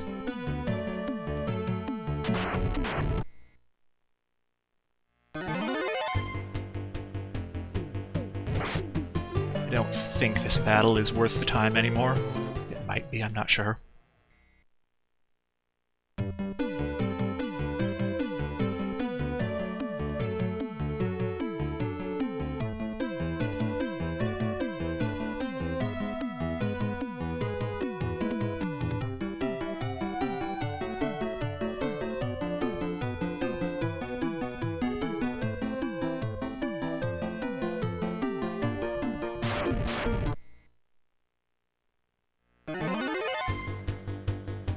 Please run quickly.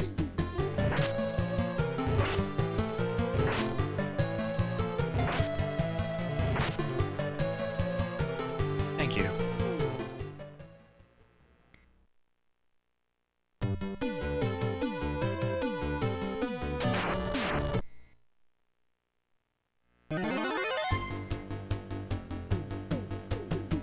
Rather not use all my fires outside the Earth Cave, but yeah, go ahead.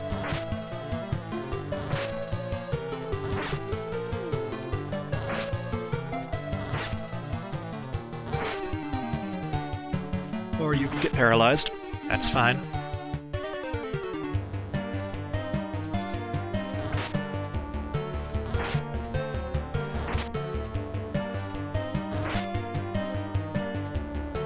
Okay, someone managed to run away.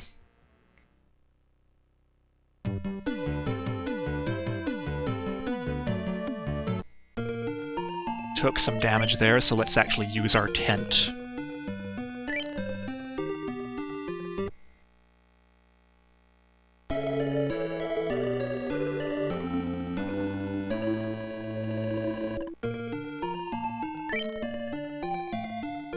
Okay, let's see how this goes.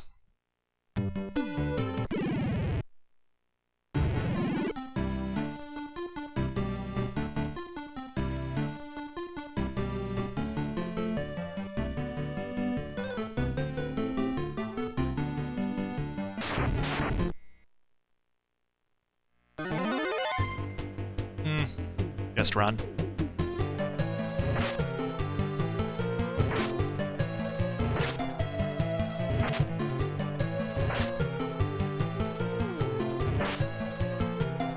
Maybe? Okay, fine, we'll fight it. Gargoyles are still not a terrible fight, I don't think, but Laura Droop is going to take a while to get through.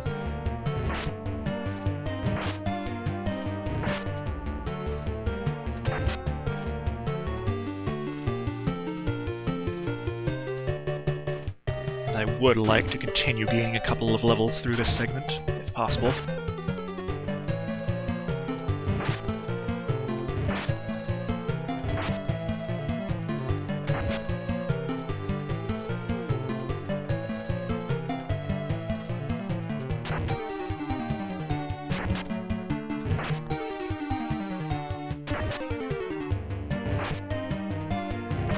So the Worm Killer, the sword that I picked up and sold earlier, it has roughly the same stats as the long swords that I bought. It's slightly less powerful, but has a slightly better hit chance, I think. We are getting another sword in this cave, the Coral Sword, that is almost identical, except where the Worm Killer supposedly does extra damage to Dragon-type enemies, the Coral Sword does extra damage to Aquatic-type enemies. Neither of those works properly in the Famicom version. I think they probably work right in the MSX version, but I'm not absolutely sure.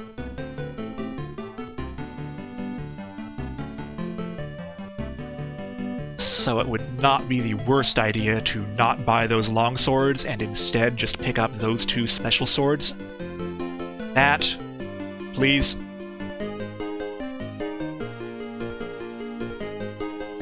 Unlike the Famicom version, you can't really push things out of your way.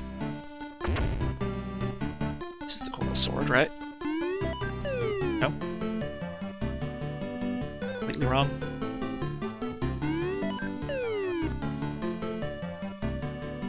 While we wait for that bat, I can check the map. There it is, Sango no Tsurugi, the Coral Sword. Please don't poison me. Thank you. Anyway, it would not be the worst idea to just use those two special swords and not bother buying the long swords, because they're pretty close to the same effectiveness, and you might get some extra benefit from the enemy-type exploitation, assuming that works.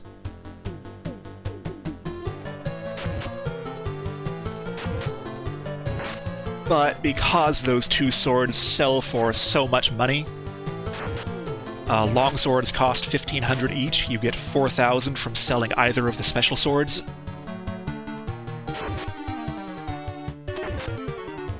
So you can just sell one of them, buy your 2 long swords, and have a pretty good amount left over.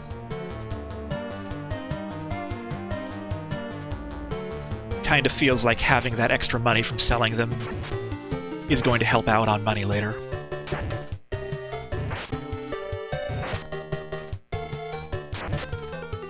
Since there are a few big purchases I want to make sure that I'm not going to end up short on money for.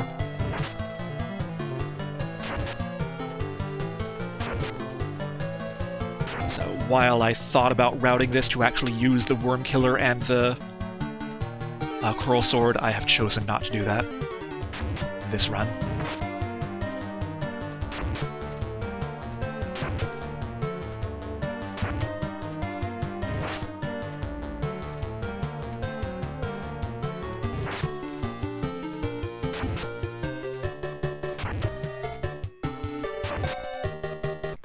I don't think there are really any fights where the enemy types exploited by those swords would be too relevant anyway during the time that you're actually going to be using them.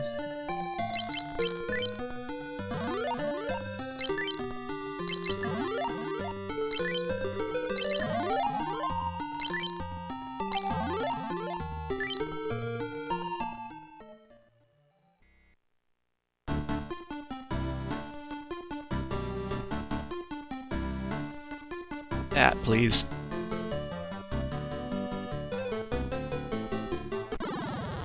Okay, now the fun begins. Let's see if we can survive this floor.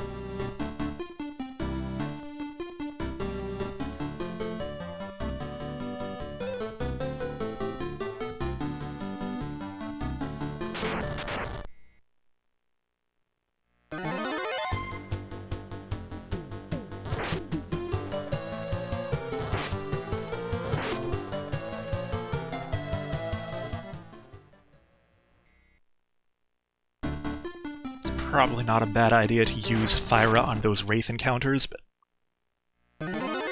it is definitely a good idea to use Thyra on this encounter.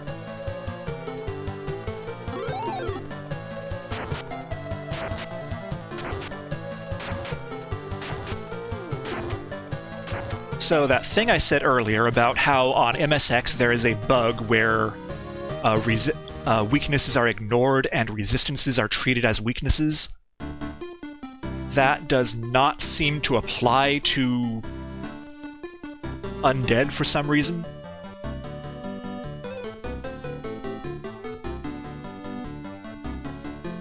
It seems like those groups of undead are still extremely vulnerable to Thyra.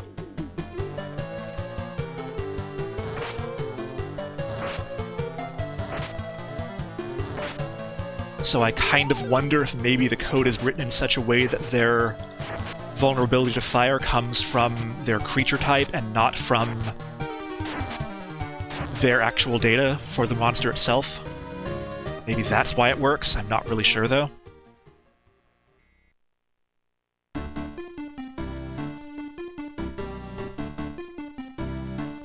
Hello, Bat.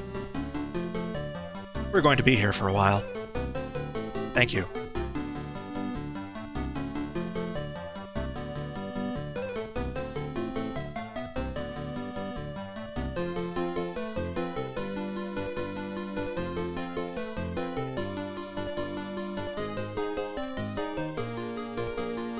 Okay, these bats down here are the worst, but it seems like they are being good and staying out of this narrow corridor that's at this time. I think we're okay on HP, but let me verify. 1 on the first mage is probably a good idea. Might as well get the first fighter up to full, too.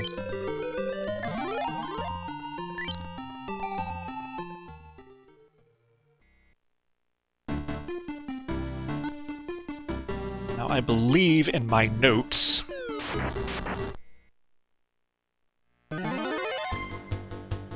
I have it written that we actually use Blizzard on the vampire because the bug does actually seem to result in the vampire being weak to ice, as seen there.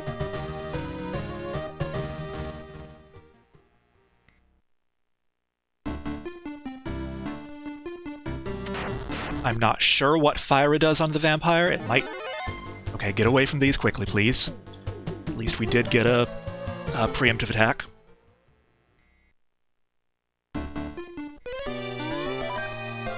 Yay, we get the Star Ruby. It is possible that there is still something weird going on with undead that would make the vampire correctly vulnerable to fire as well, but I'm not really sure. In either case, I think it's a good idea to save my... Oh dear. Well.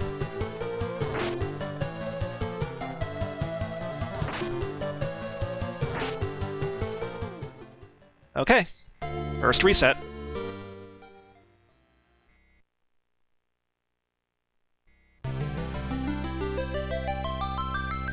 Fortunately, because we died, I don't actually have to do a full reset and wait through the flashcards interface.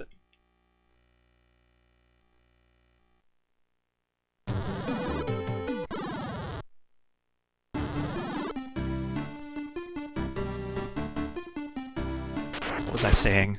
That it would probably be a good idea to not use fire on the vampire regardless, just so you can save it for those big parties of undead that are roaming around in this cave.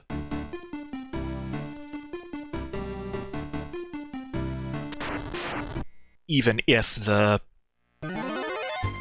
vulnerability bugs work out in such a way that fire would be more efficient than using Blizzard on it.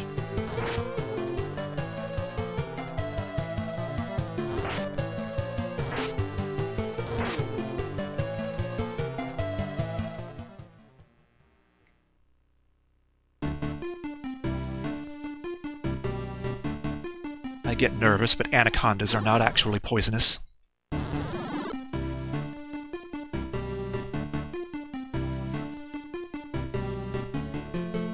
Just like in real life.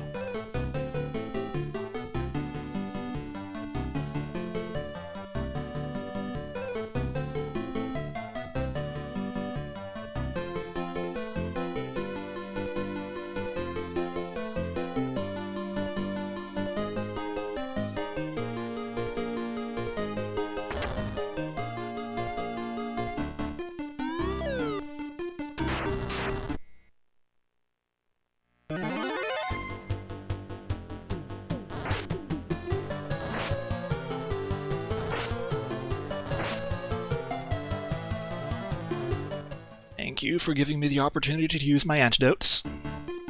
It would be terrible if I bought all these antidotes and ended up not using them, so I appreciate that.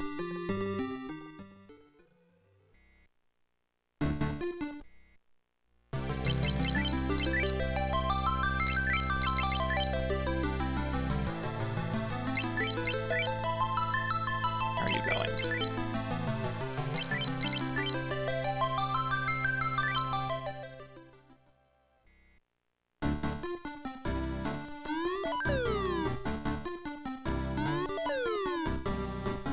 Please, bat.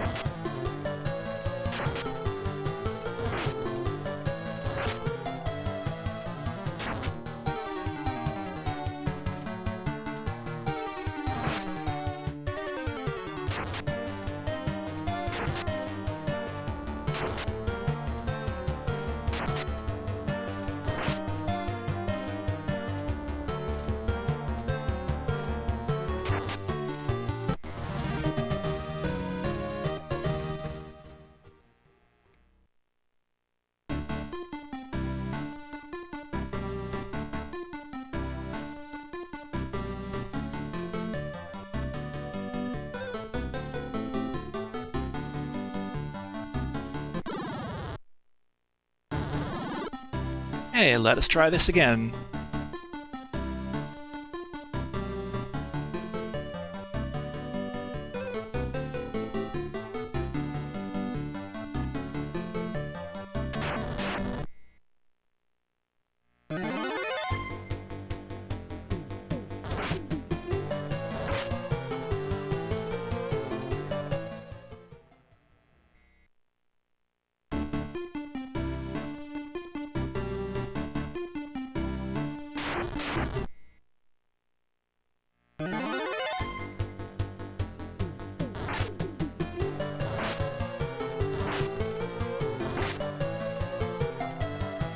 I will accept poison on the 4th character. That requires a lot less menuing for me.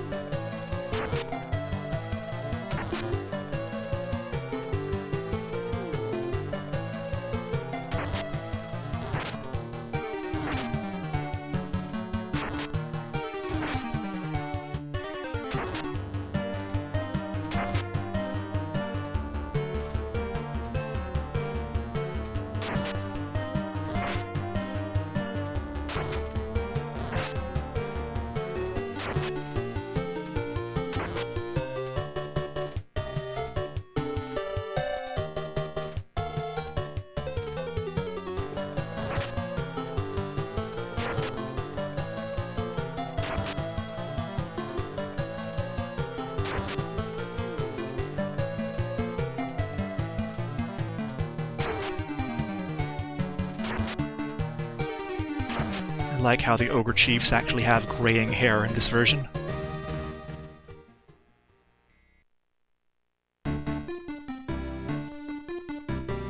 As they should, as the wise elders of whatever the tribal organization of ogres is.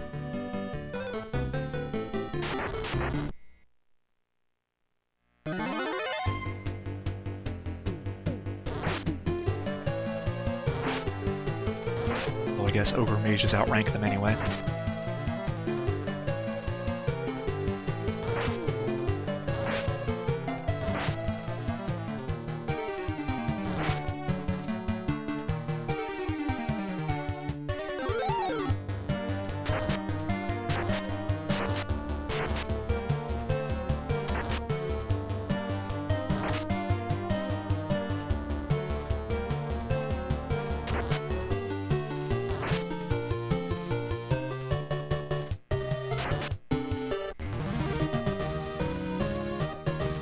I feel like I should have more charges of fire coming through here, but I'm not sure.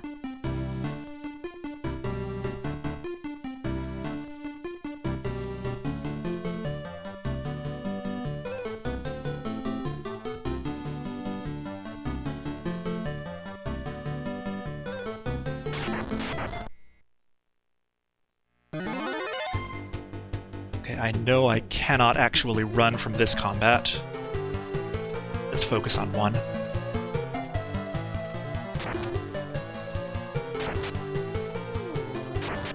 With our armor upgrades, they are not as dangerous as they were in the Marsh Cave. So we don't necessarily need to panic and spam fire on them. Still do quite a bit of damage.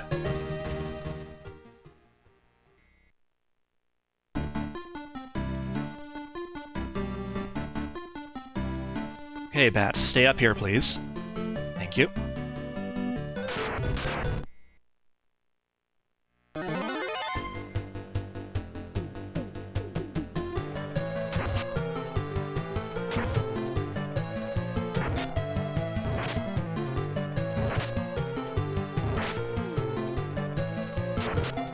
As noted here.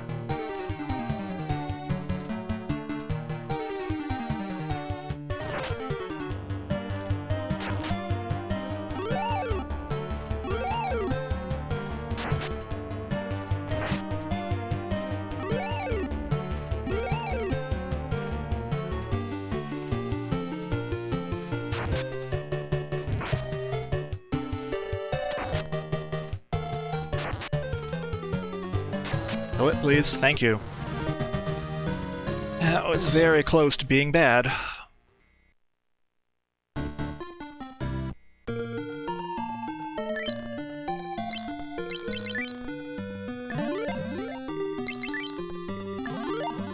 I believe if I lose a character in this trip, it is pretty much a reset.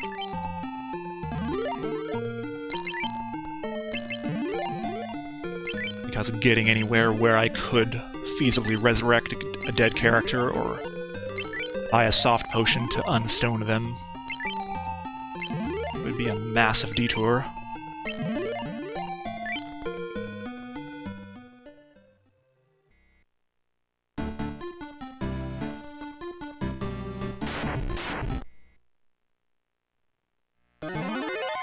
Okay, that's preemptive. We are fine with that. Okay, can we get to the vampire, please? Thank you. I wonder why he's yellow on the map, assuming the vampire uses male pronouns. As he's obvious, or they are obviously not yellow in combat here.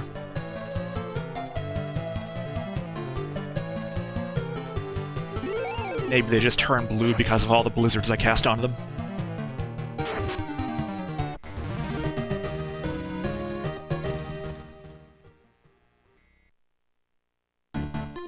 With the MSX weakness bug, Vampire is not particularly dangerous in this version.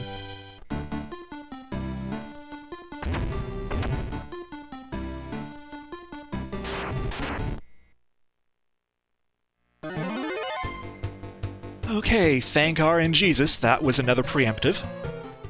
Because those things, unlike the vampire, are actually dangerous.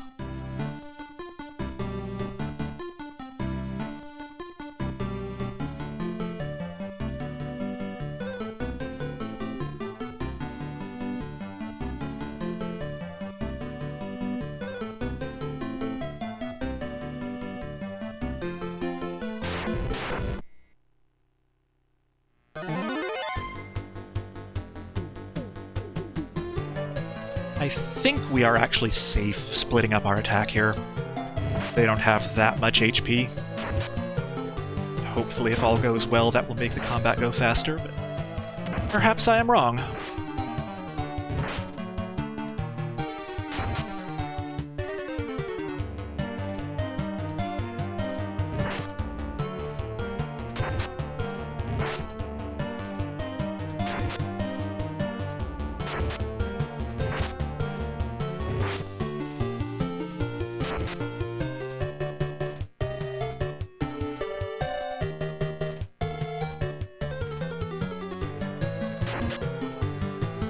Thank you.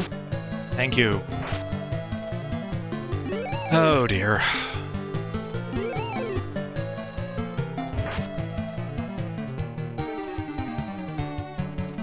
I think I need to reset.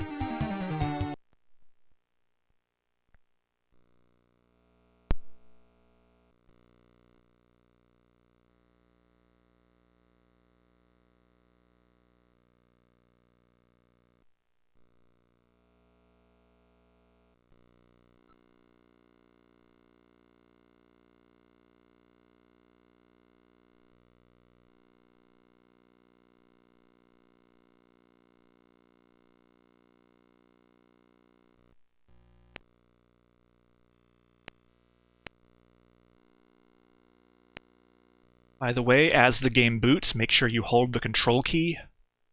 That tells the MSX hardware, I think, not to load a driver for a second disk drive, if you had one.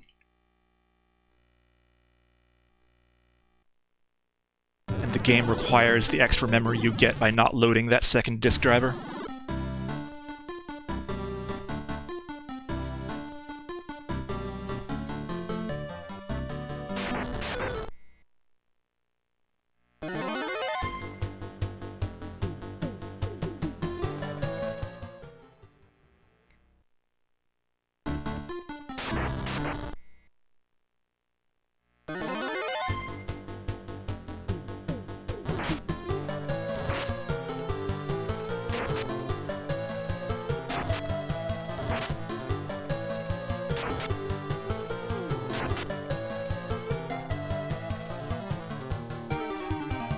I would normally expect to get a level somewhere during this segment. fought quite a few high XP encounters on the 3rd floor in that run and still never saw it, so I don't know how far off that is.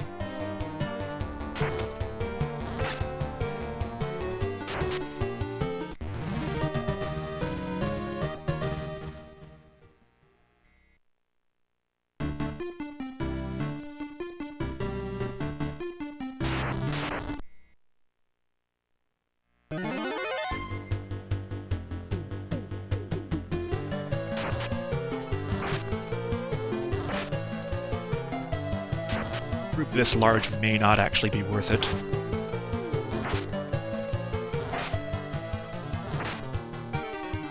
There's the XP you get from gargoyles anyway.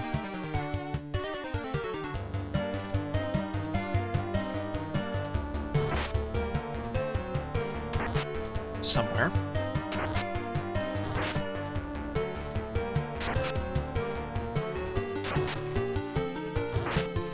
.32.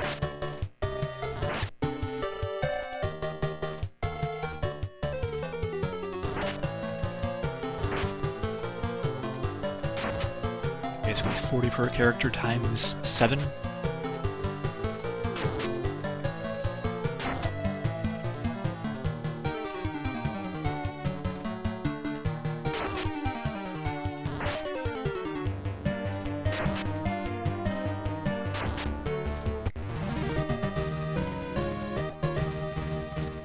Yeah, that was okay.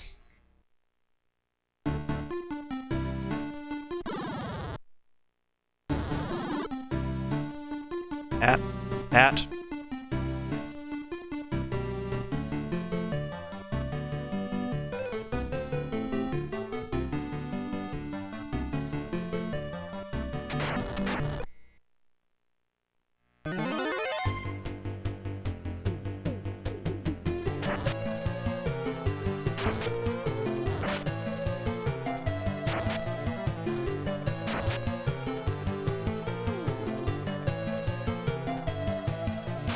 Surprised I haven't seen more of these minotaurs on the top 2 floors so far.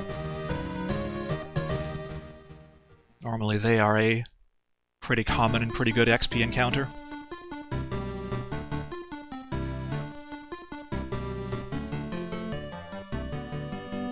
Move, bat. Thank you.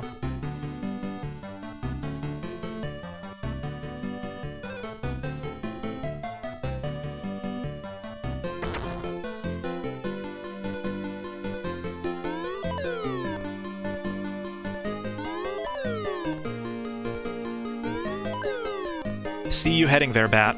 Not this time.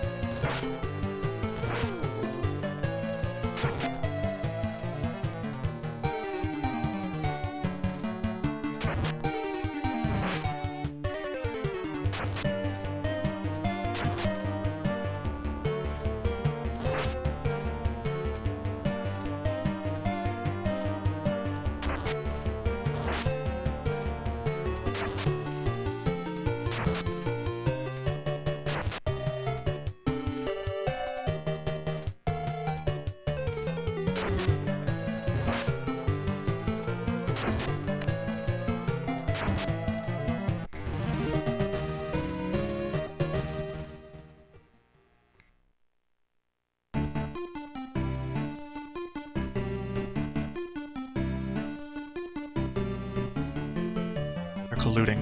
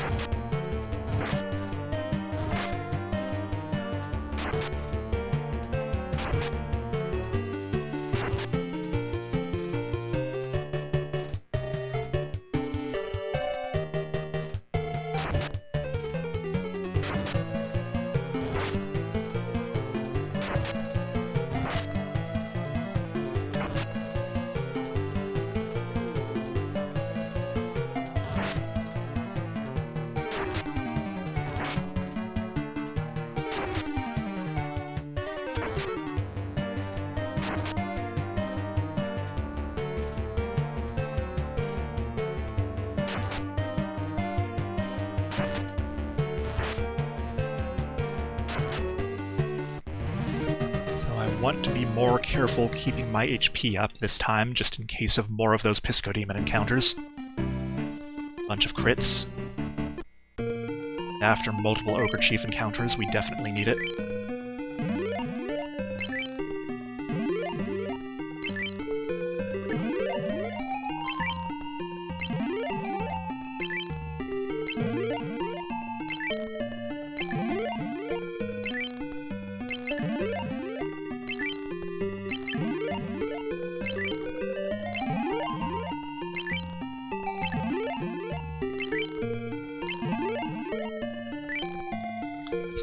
Here, how is my 300 some XP for the next level?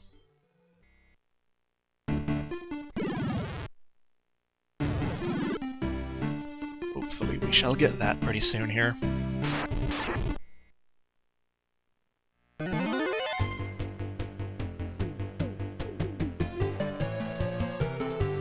Might be okay here, I don't know.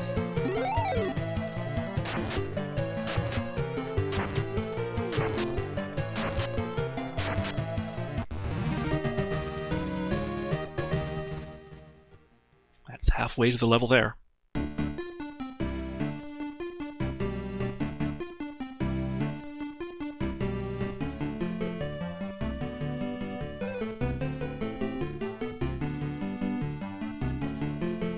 I will take all the undead you want to give me over cockatrices.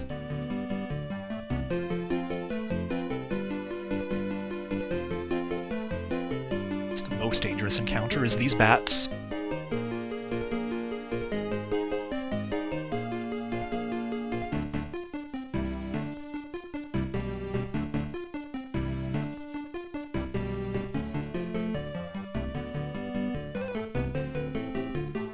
Please, stay all packed up there.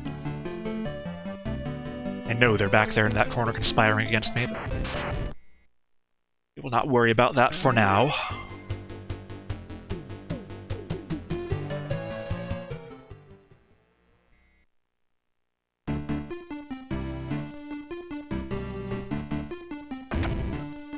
Okay, I think my HP is okay. I haven't had any major encounters, so...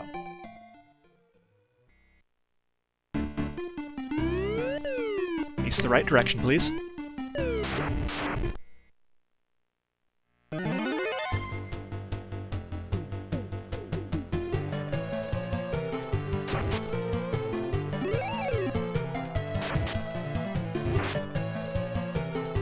Oh wow, the vampire actually got a real attack off that time before being destroyed by Blizzard. And there's that level I've been hoping for. If we can keep it.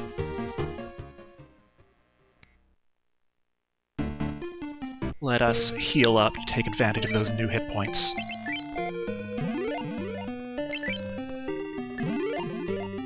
Also to fix that big crit the vampire got on Fighter 1.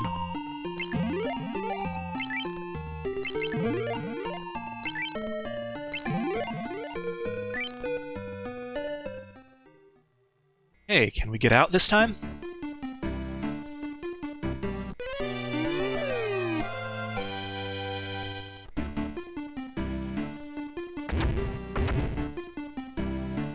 The worst is when you get the MacGuffin out of the dungeon, but then you die on the way out.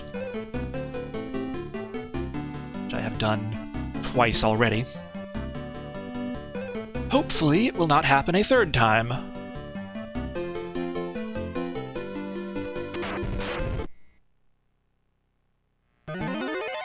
But perhaps it will. Kill it with fire quickly. Thank you.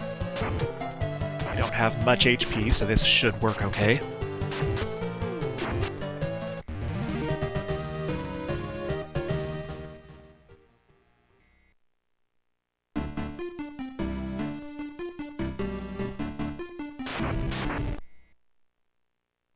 I'm running a bit low on fires, so I will risk using regular attacks on these.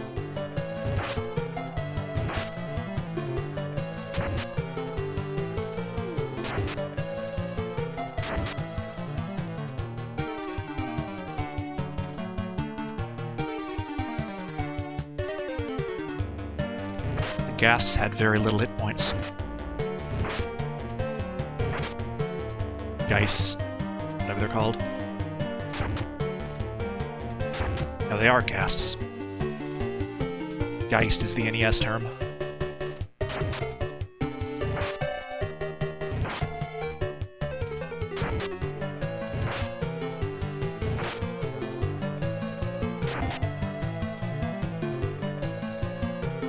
Everyone just focus damage on one of them.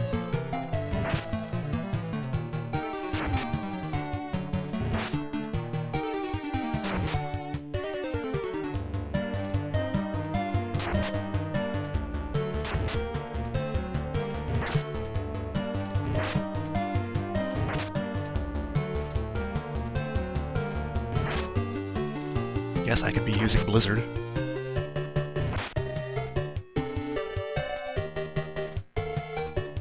Try Blizzard. Or get paralyzed, that's fine too.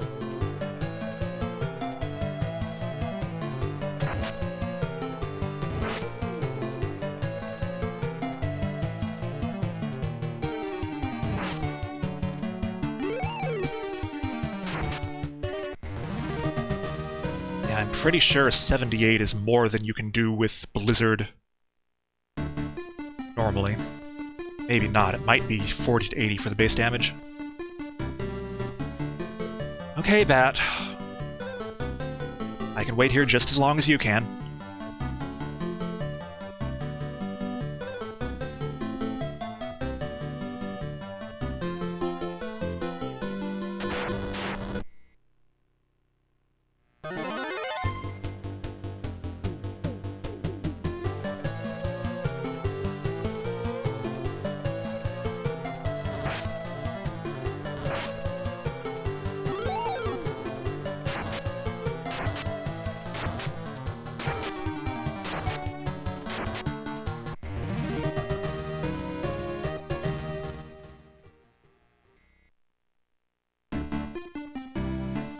Damage I'm seeing from Thyra on the undead might actually just be the base damage. They just always take the proper base damage and not half damage because they have relatively low magic defense.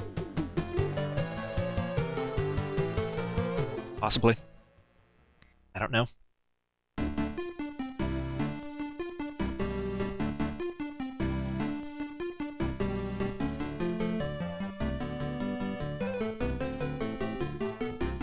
Make it. You're not. Okay, that's not too bad. We can deal with this.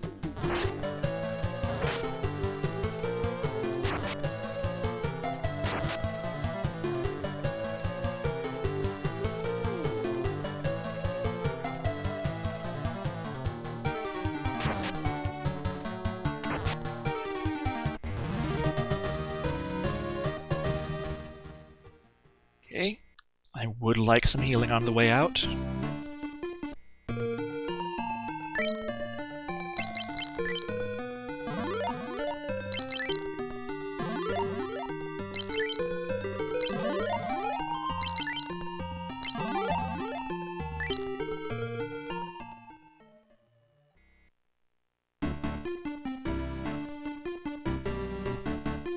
Okay, we should be safe now.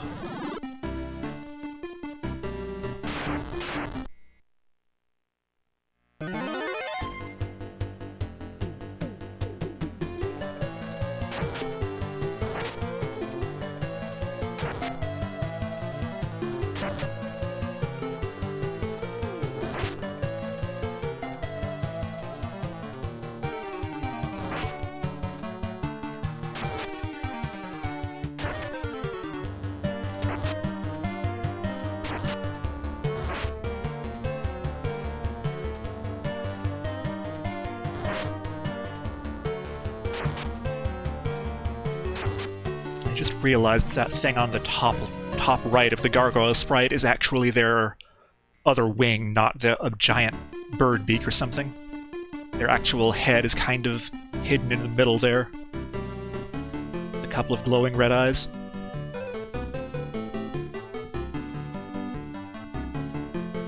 That makes the look of the gargoyle sprite make a lot more sense to me.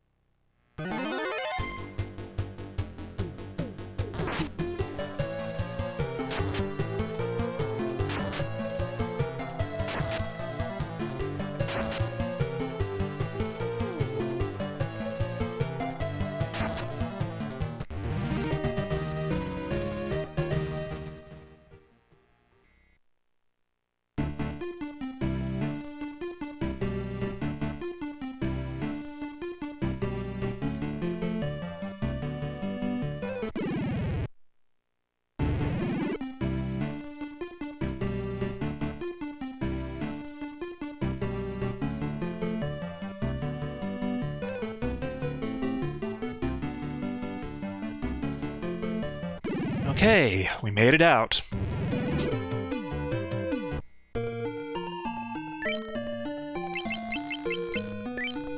Save, please.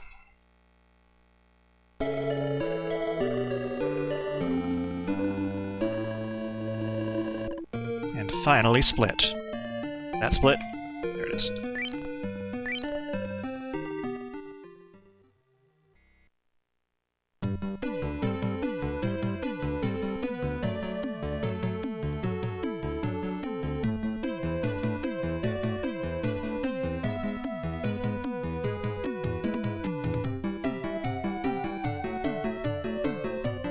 Now we do a long and kind of pointless fetch quest over here. This way, right?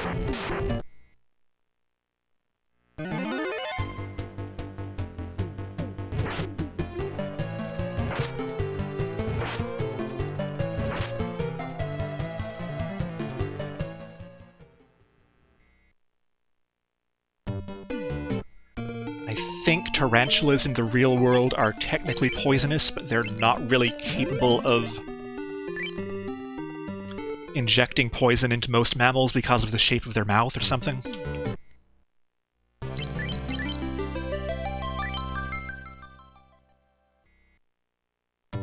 So perhaps fantasy world giant tarantulas are more dangerous.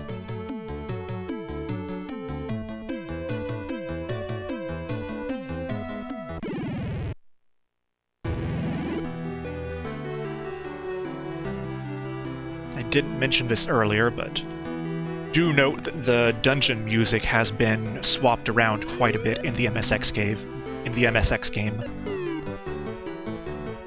We are hearing the Temple of Fiends music in this cave, for example.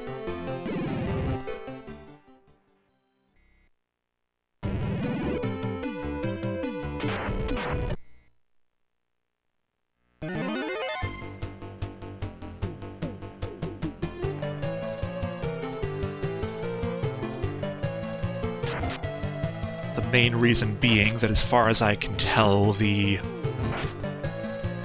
first dungeon music that you normally hear in the Marsh Cave has been completely removed from the game. That track does exist in the game data, apparently. There are dumps of the soundtrack on like KH Insider and on YouTube where you can hear it. But they chose not to use it for any actual dungeons. and shuffled around all the music to accommodate that.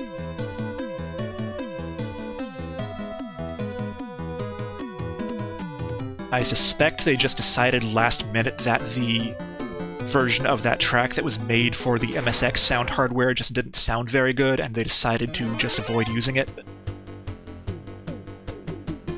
I don't know for sure.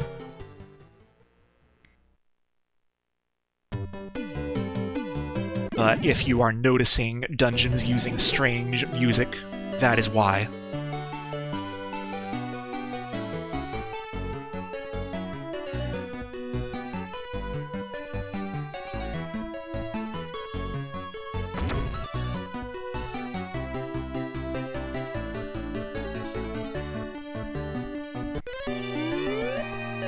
Yay, we get the Earth Rod.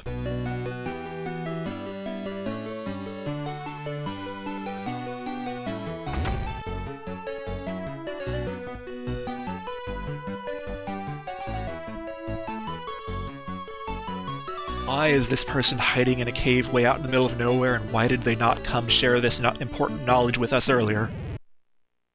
The world will never know.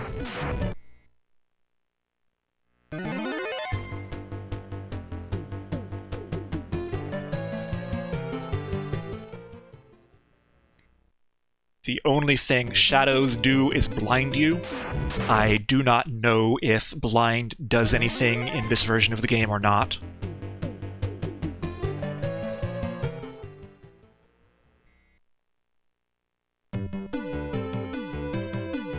I also find it interesting that I think in the Famicom version, shadows are supposed to have a really high chance of ambushing you because they are hard to see or something.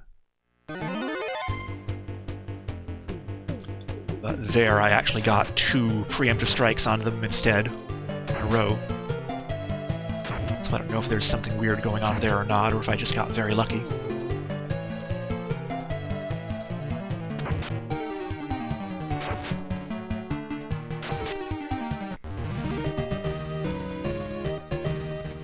The details of how preemptive strikes and ambushes work are not terribly clear to me personally, so I can't really speculate too much.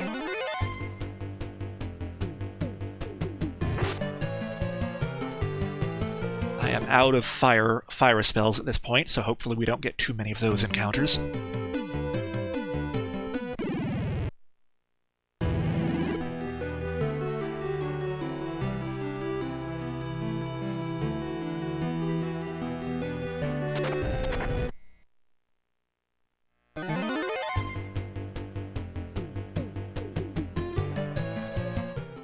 These, by the way, are called kitty tigers in the original text.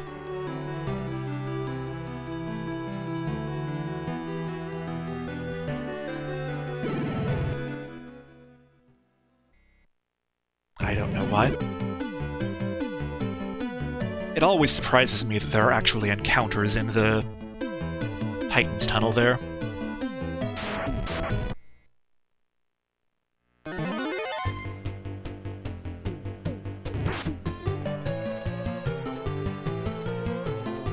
Some reason I never really processed that as a dungeon that had actual danger in it, so...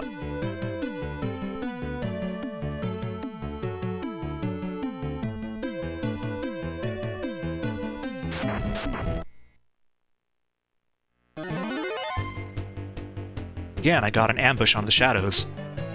Or a preemptive strike on the shadows.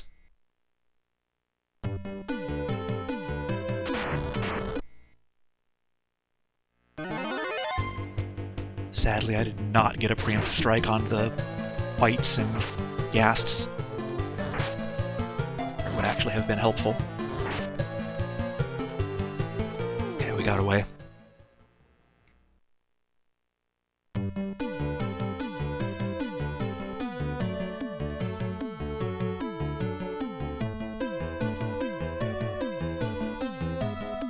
Okay, we made it. Let's get our spell charges back now with that cottage we got somewhere.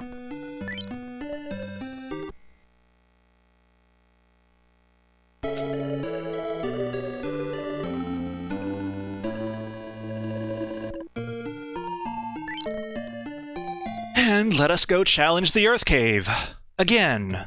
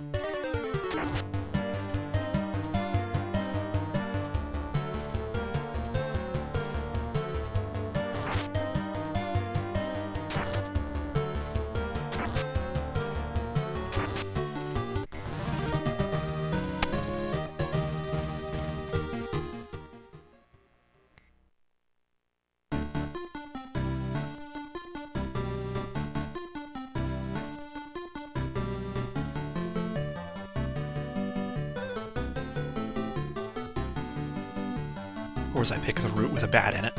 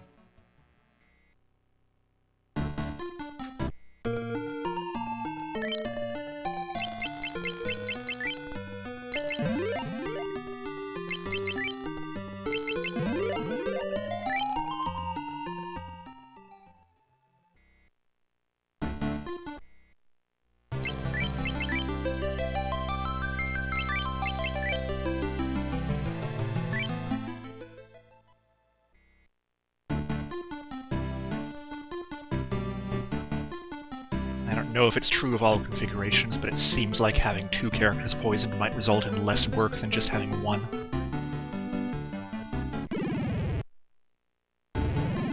Probably evens out since you still have to use a second antidote. It's its own set of menuing. Okay, we should be very familiar with this floor by now.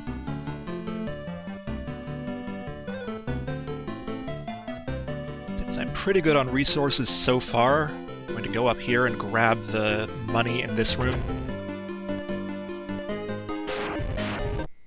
It's guarded by an earth elemental, which, because of the MSX weakness bug, should be weak against cold.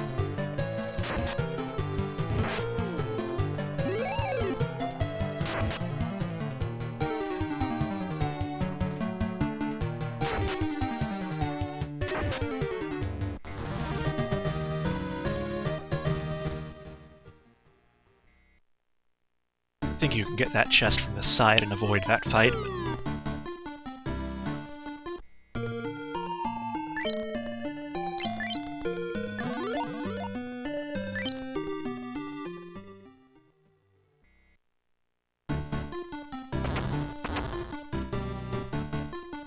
it's a reasonable experience to have.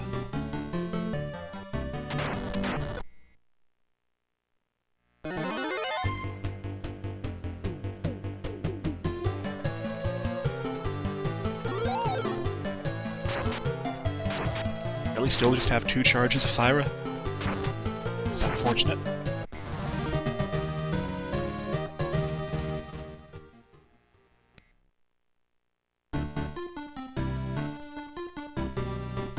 Bats, please.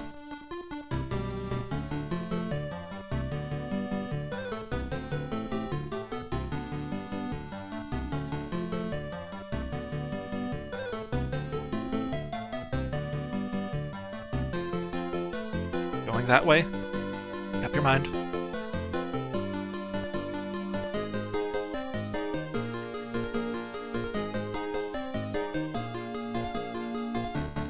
Yay, the bats conspiracy failed.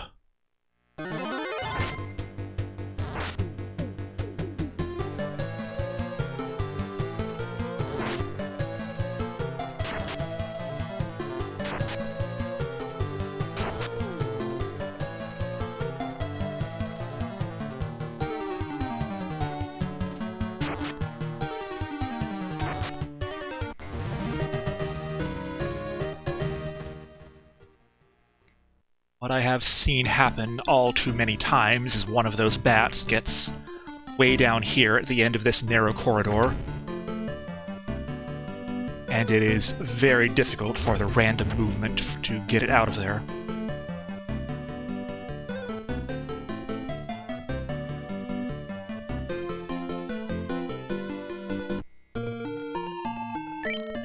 Okay, we need to use the Earth Cane here. Let us see what horrors await us on the lower levels.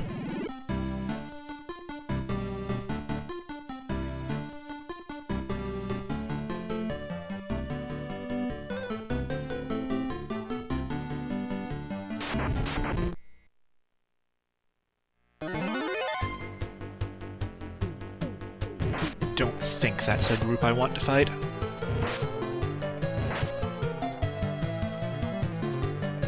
Hillgigases are probably pretty good experience points, but...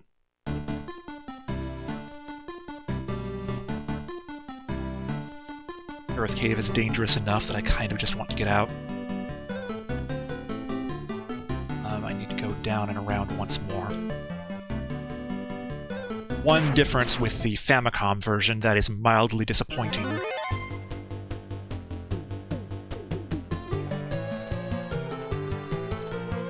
is that the bats on the lower floors of the Earth Cave use the same blue palette that the ones on the upper floors do.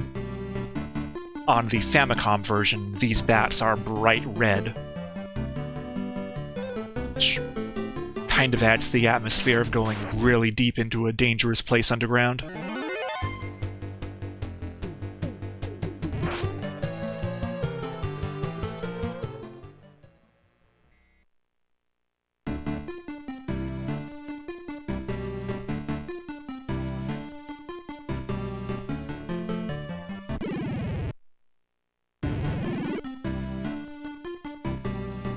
Fifth floor is pretty straightforward, but still dangerous.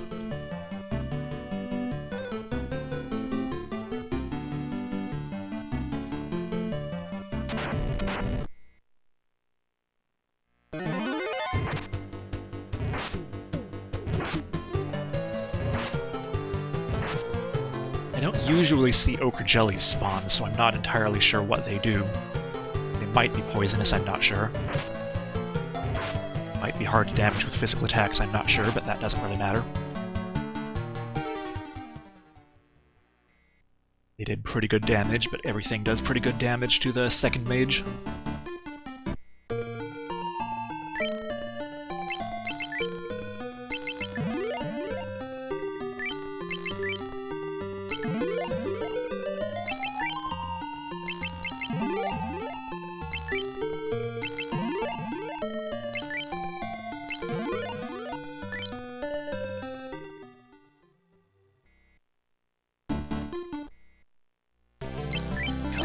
One character got poisoned.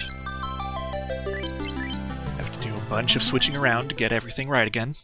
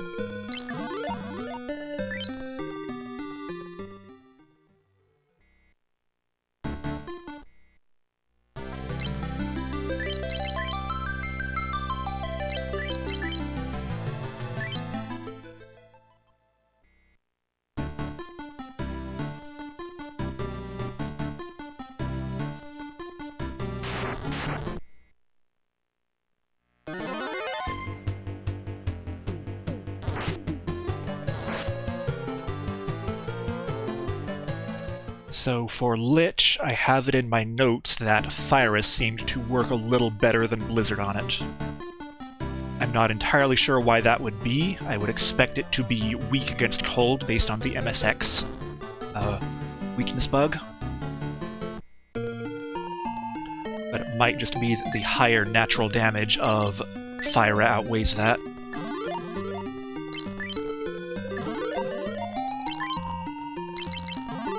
Lich is almost definitely going to open with Blizzara, which is going to do a lot of damage to everyone, and I don't think we have enough HP to reliably survive it, so this could start out pretty bad, but we shall see how it goes. Okay, everyone survived, barely.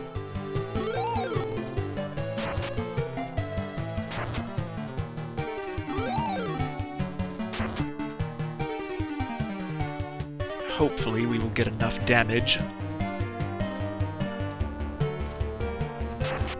Next couple of rounds, we won't need to worry about the next thing it does.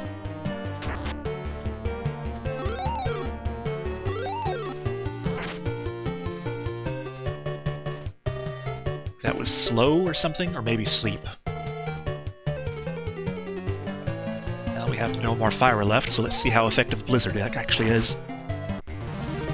Looks about the same, really. And we do get a level for everyone out of that, which is nice.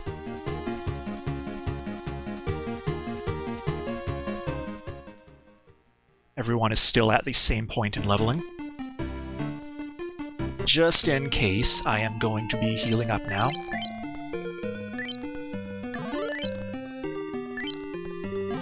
Saving my potions.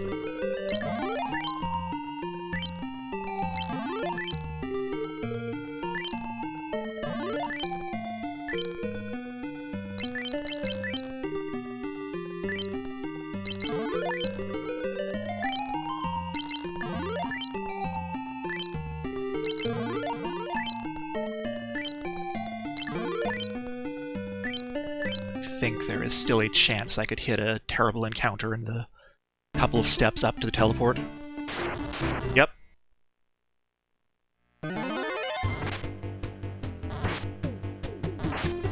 That is a lot less terrible than it could be.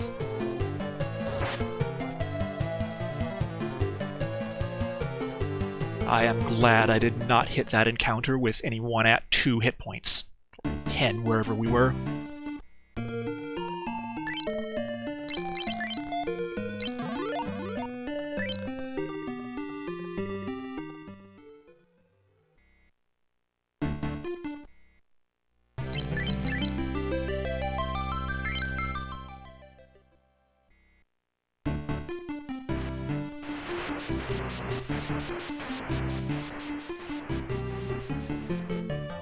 We have now lit the first of the 4 crystals. Hooray! Save!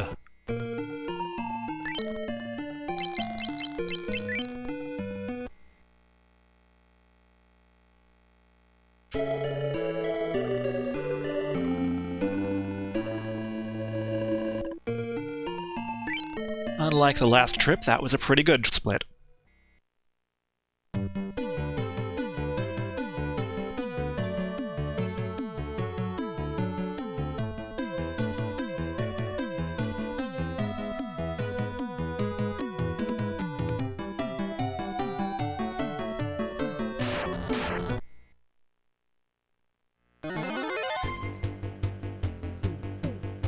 Once again, we got a preemptive strike on those shadows. That does not feel like it should be happening.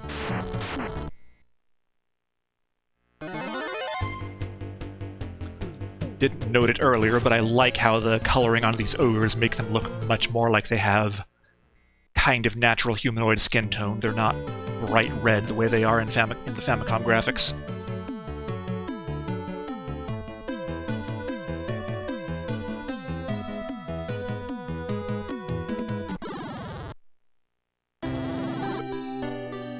I guess there's really no good reason to stay at the inn in Melmond here. Just heading straight to Crescent Lake. Should have plenty of resources to survive the ocean encounters.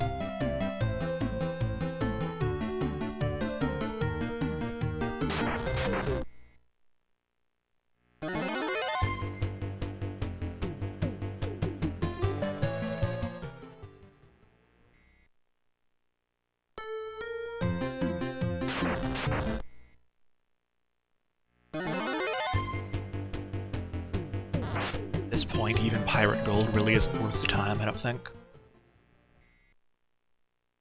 Stuff we need to buy has much steeper gold requirements than we can get from pirates.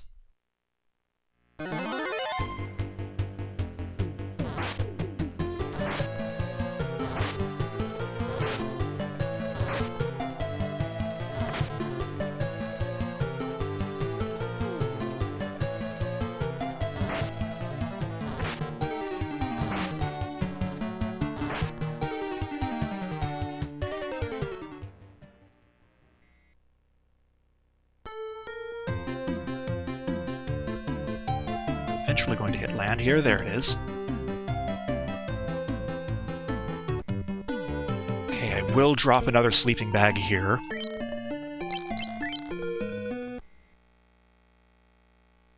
Simply because there are some kind of dangerous encounters on the way to Crescent Lake.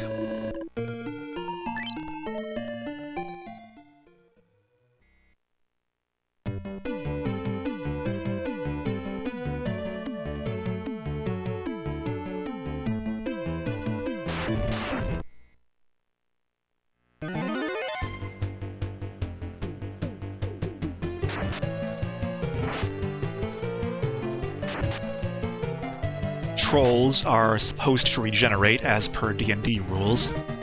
On the Famicom version, they do not. I have no idea if they do in this version. The impact of regeneration and poison is so small that it barely is noticeable anyway, even if it were working.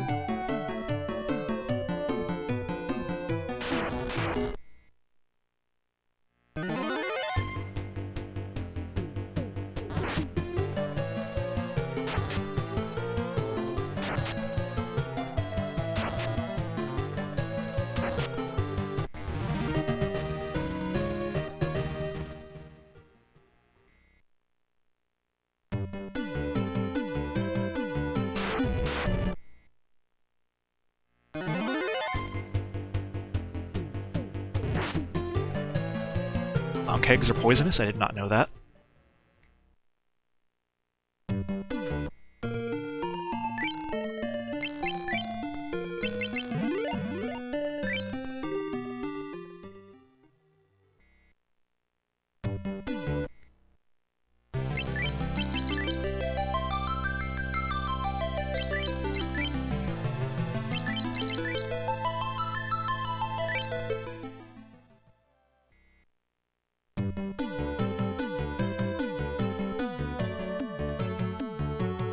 Notice that the towns have slightly different colors to them. Melmond was blue, Crescent Lake is pink. So, I have shopping to do in Crescent Lake here.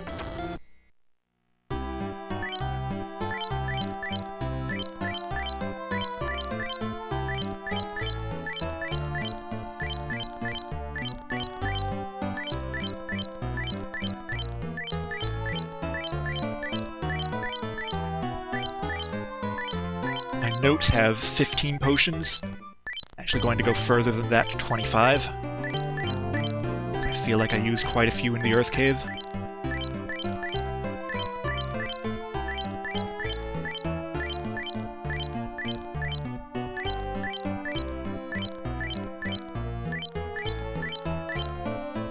And I want 5 tents, I think.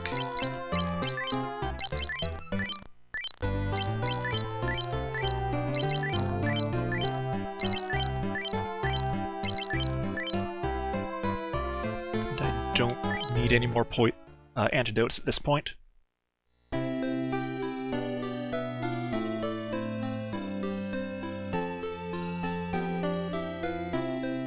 Now for armor. My notes have that everything that's not body armor we sell off, as we're going to replace it immediately.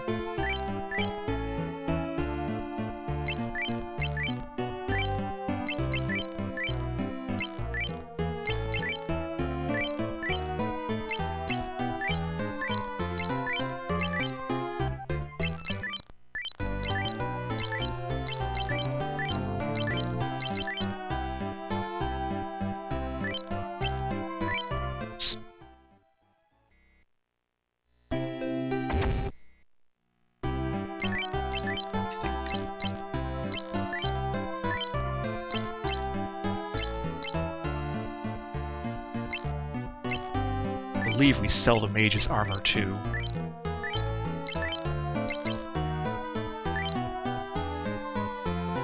Not totally sure on that though, so I'll wait before I sell the expensive one.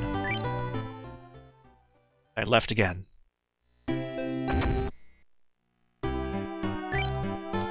Because I am going to be buying Mithril Shield, Helmet, and Gauntlet for fighters.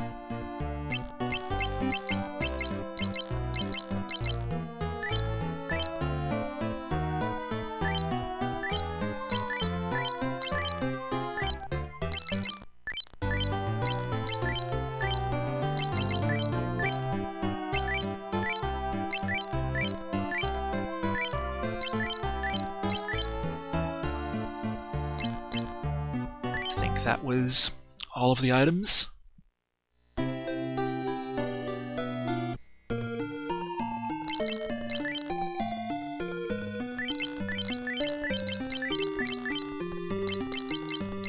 Okay, I was not supposed to sell that chain shirt on the second mage, so that could be bad. Can't equip the iron armor anyway. Shall see. I think we get new armor for the fighters, but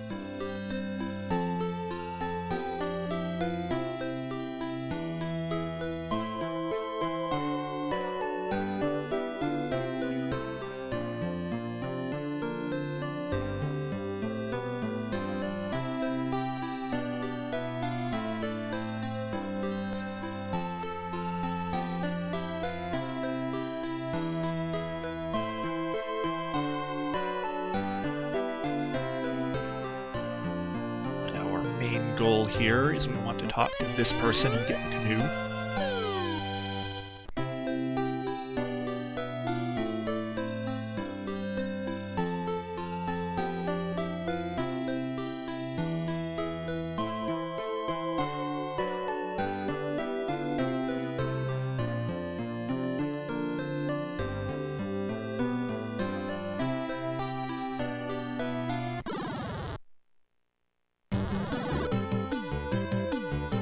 Now I want to stay at an inn and get my spell charges back.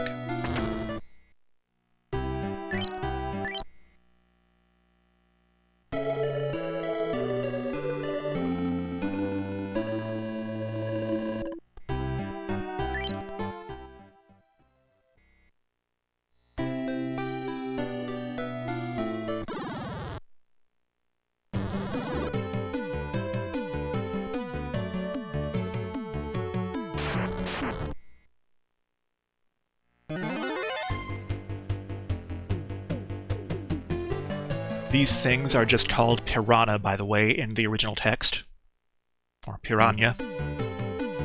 Using the Spanish pronunciation, I think. I have no idea why they changed them to Caribbee in the NES text.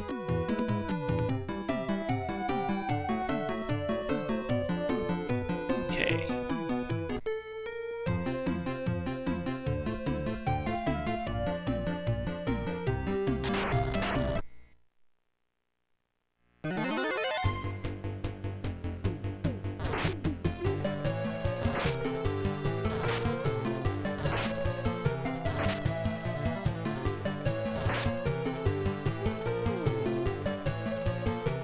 At this point, as soon as these Sahagin let me, we are going straight to the Castle of Ordeals, where we are definitely not supposed to be, but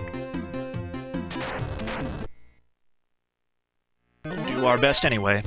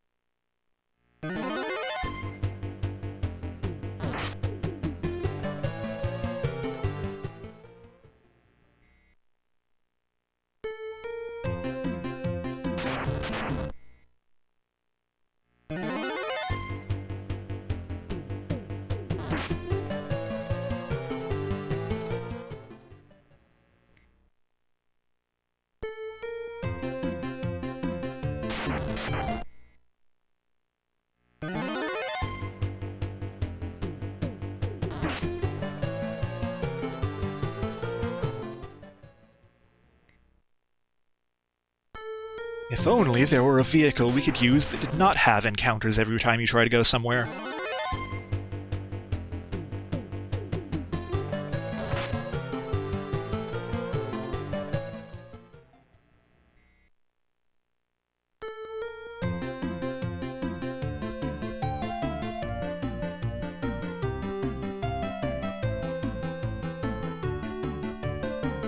Yes, the encounter rate, especially on the ocean on this version, is quite high. Am I even in the right place? I'm actually going to have to use my map. Okay, I'm still way over there.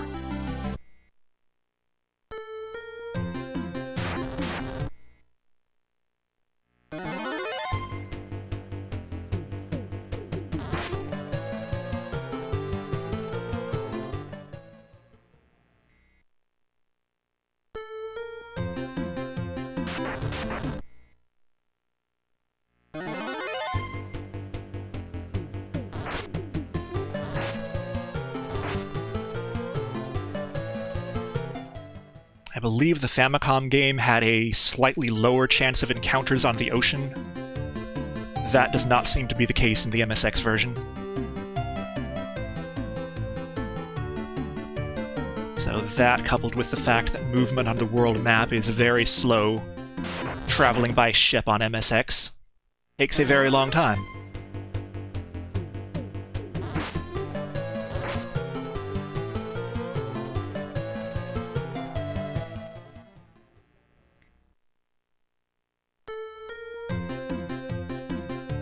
It is probably the least well-known version of the game, other than maybe the WonderSwan version.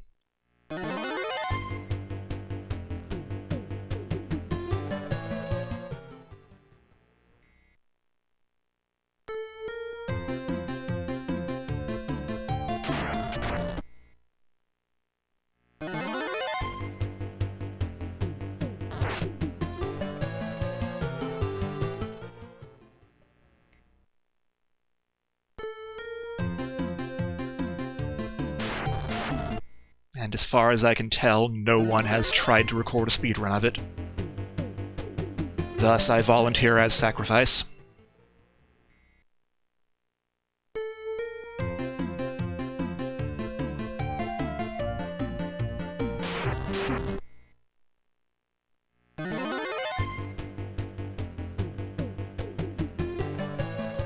Yeah, so far there is not much of either speed or run in this version.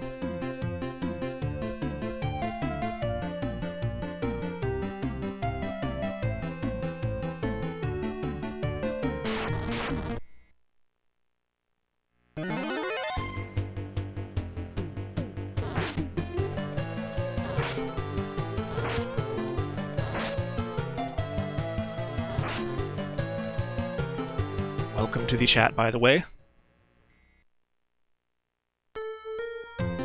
Thank you for tuning in.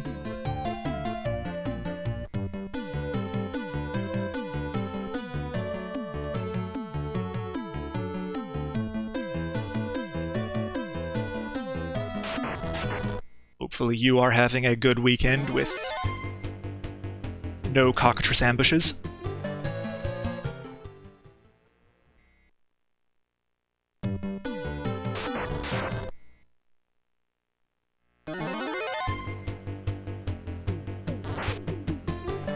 Okay, this type is actually called Saber Tiger. The blue ones, the orange ones are Were Tigers. I don't recall what the English translation called those. Again, the blue ones. I know the orange ones are either Man-Cat or Cat-Man. I can't keep them straight.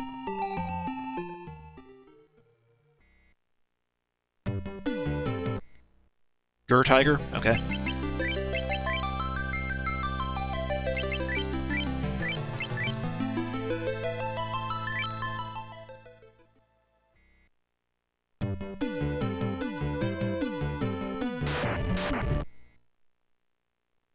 Come on, can we just get to the ordeal, please? The ordeal is supposed to be inside the castle, not outside of it.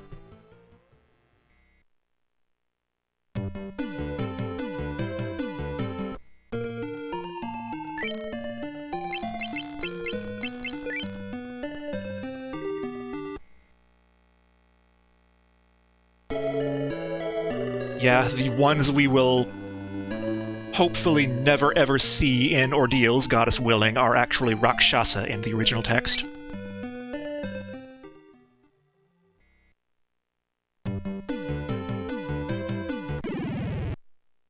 Which is probably another D&D reference that the English translators assumed they could never get away with.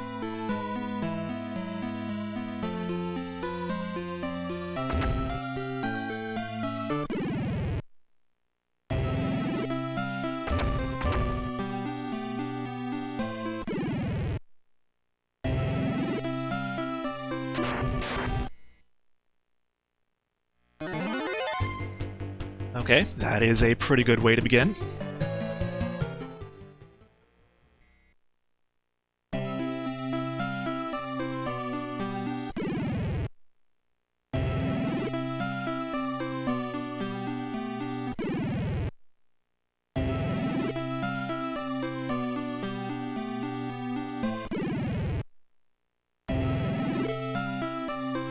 I do not know if you were here for it, but I already reset twice in the Earth Cave, which does not bode well for the overall time of this run.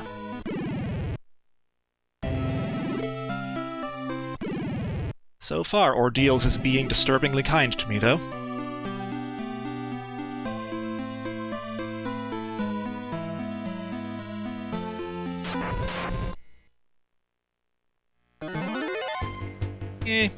Can fight Minotaur zombies, I think.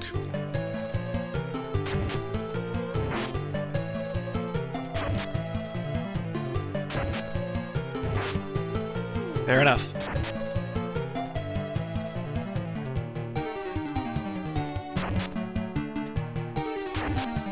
Didn't notice before, but these are actually a very different color from the zombie Minotaurs in the Famicom version. If white looks more or less zombie-like than the greenish color they have on Famicom.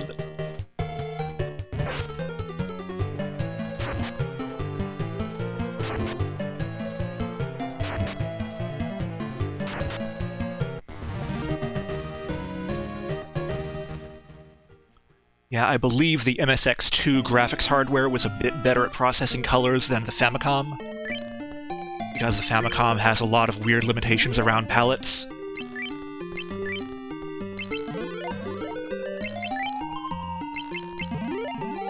So the artist for this game got kind of creative with colors sometimes. Most of the time for the better.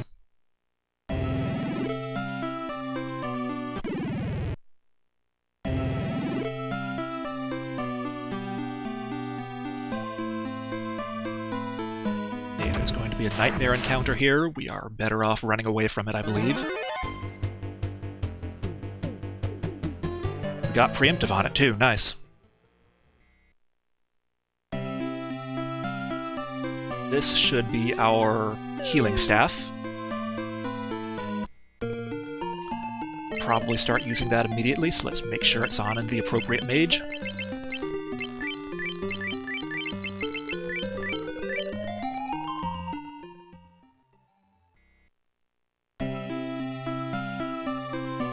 take that little nook there to avoid the second nightmare fight.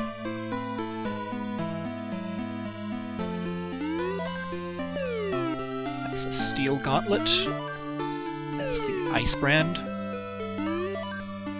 That's the ruby gauntlet. Check my notes real quick to find out what we do with those. Ruby bracelet, sorry. Okay, my notes don't even have us getting the steel gauntlet. I think it is worse than the mithril gauntlets we just bought, so...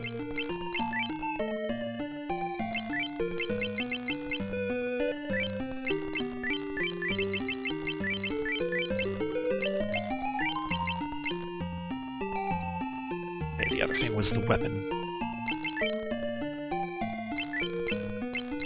The ice brand goes to second fighter. Old longsword goes to first red mage, I suppose.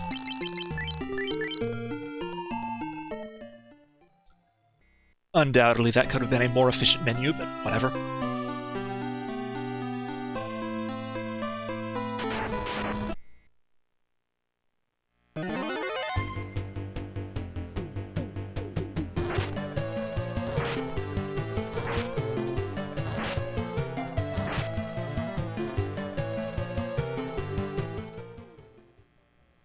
I don't want to say anything too happy yet, but the encounter RNG has been pretty good so far.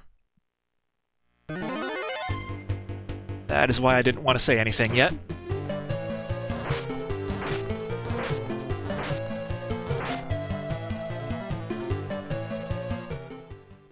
Okay, let's burn a bunch of potions. At least we got away.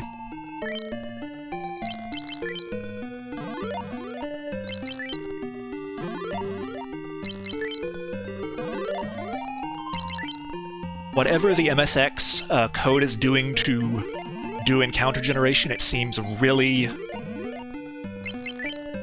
It's a mistake. It seems really unpredictable. Like, earlier in the run, I pretty much made it... In fact, I think I did make it all the way from Elfland to the Marsh Cave with no encounters. So sometimes it works in your favor like that. Other times, you keep going one step at a time and getting an encounter on every step.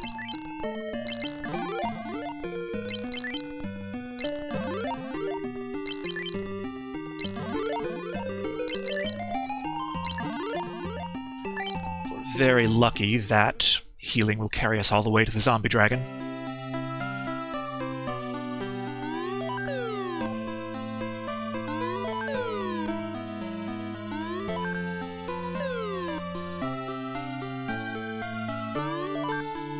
There's the gauntlet.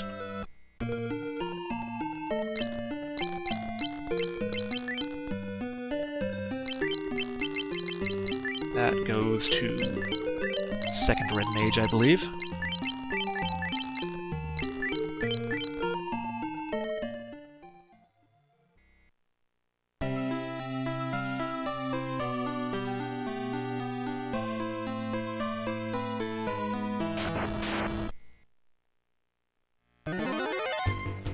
Okay, what do I have in my notes for the zombie dragon here?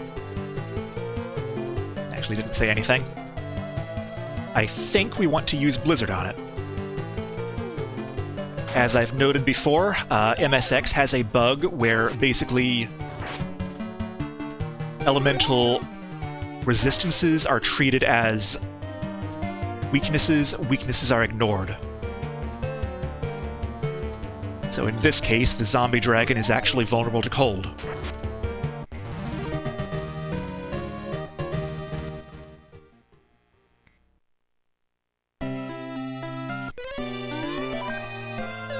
And there is our rat tail. Yeah, that is the immense difference between MSX and Famicom, really, other than how slow everything is and how you can't manipulate encounters. That dramatically changes the effectiveness of magic in the late game. Okay, good ordeals. Let us save.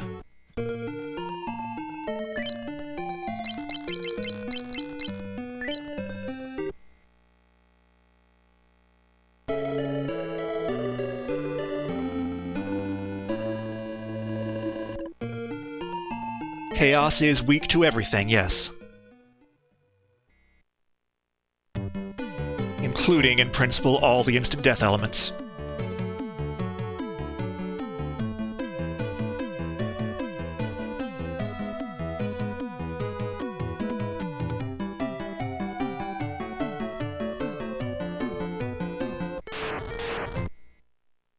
Of course, right as I get on the boat, I get an encounter.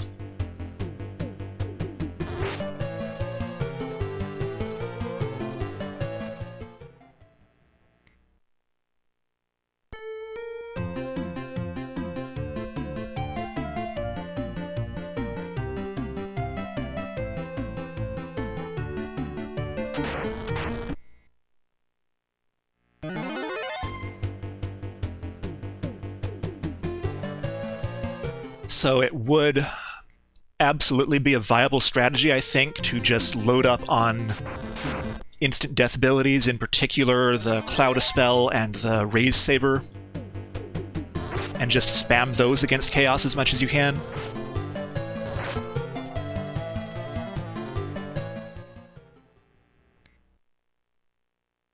I think, though, that Chaos still has such a high magic resistance that it would be hard to get guaranteed that you'd get good enough RNG to get any of those through. So I don't think it's necessarily more reliable using that strategy than just using massive damage against it.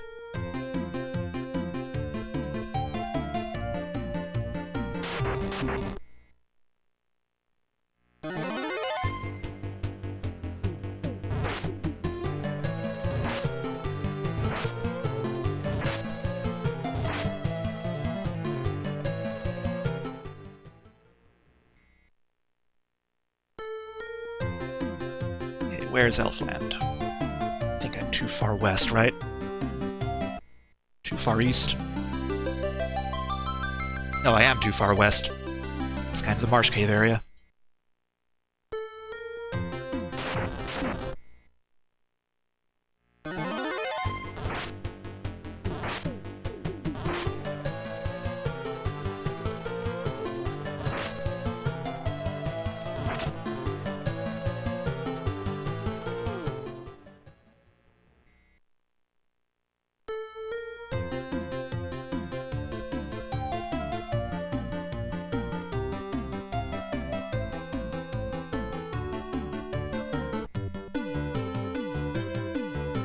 What's on my shopping list for Elfland here?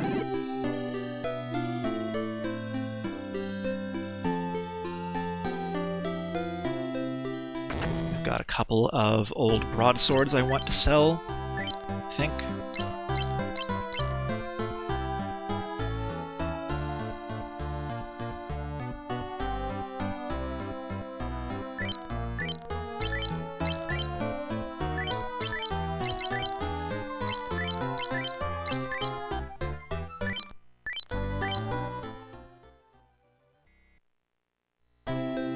Then go to the item shop and buy gold needles.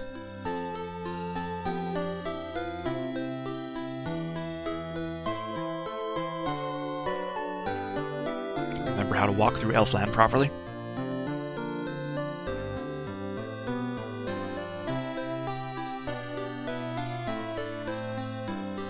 Some lovely purple robes on these elves.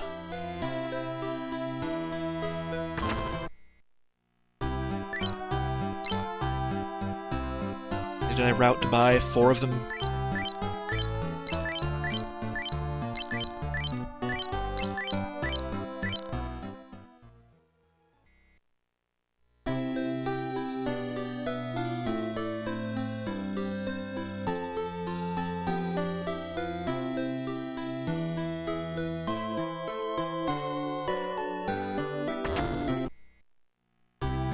Then I want Haste and Blizzara for both mages.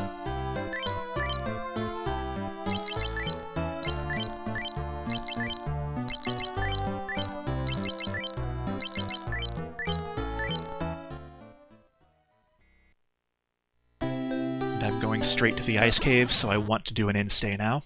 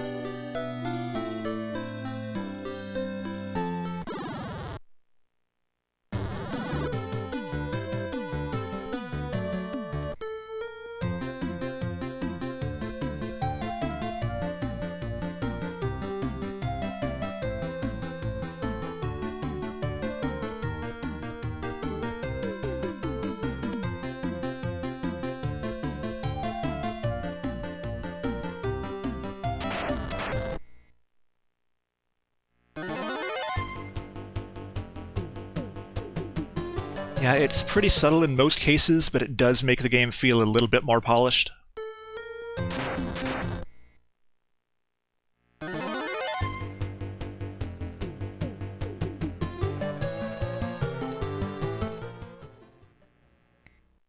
The music is also quite lovely.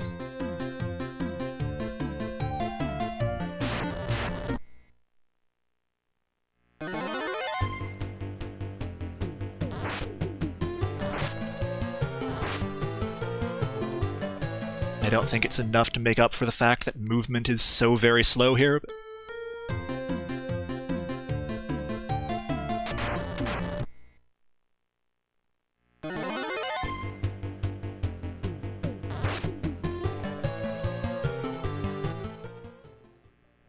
also, if I were playing off of an actual floppy disk, you would be noticing like a 7 or 8 second load time every time I get in and out of battle and every time I get in and out of a menu.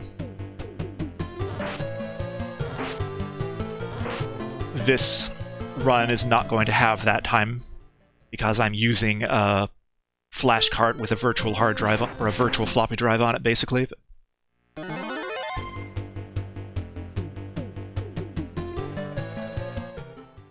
That is another factor that would have made this much slower than the Famicom version for people playing it with contemporary hardware.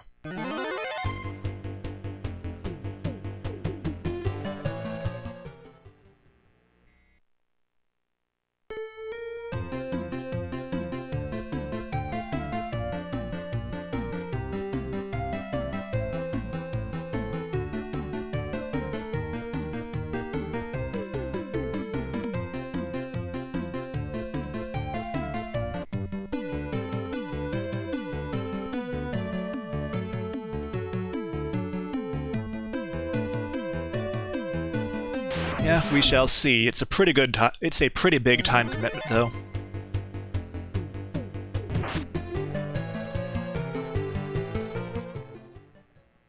The fact that it has that huge bug with elemental resistances makes it quite unique compared to any other version as far as I know. So there is reason for routing purposes to run this one as opposed to other versions, but the very long time commitment of it means that it's quite a lot of time you have to spend relative to the amount of interest in the run, so...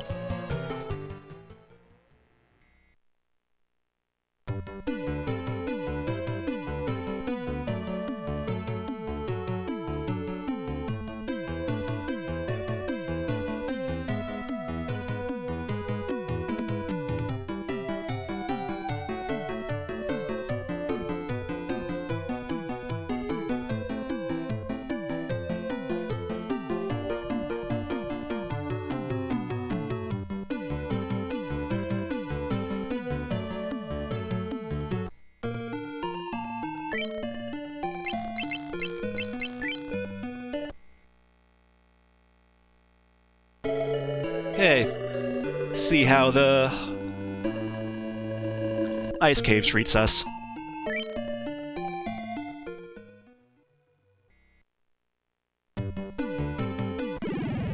Even on NES, though, you can get through the run in like 3 or 4 hours, right? Just because you can guarantee your encounter manipulation so effectively.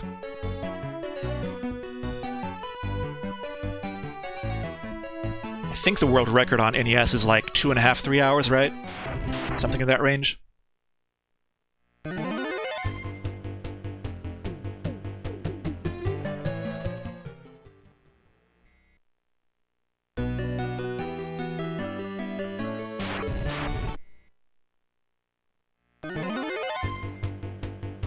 Do we kill them? I think we hope we can kill them.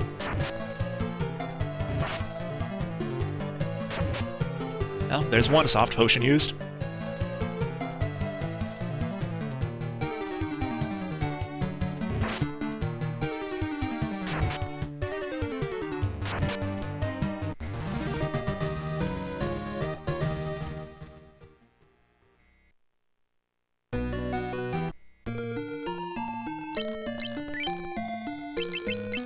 Gold needle, not soft potion.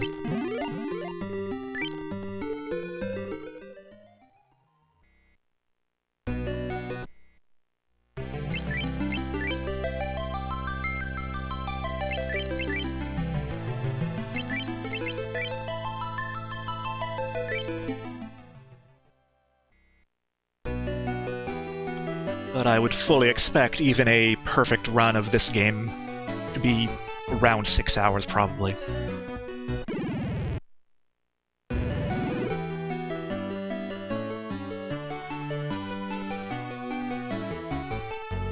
I need to remember that I have the spellcasting items now. I can take advantage of those. For my purposes, I'm hoping I can get it in 8 or so, but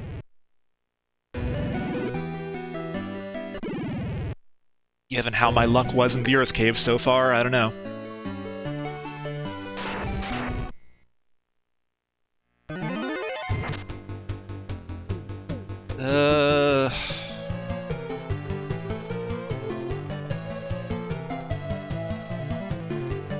I think we run.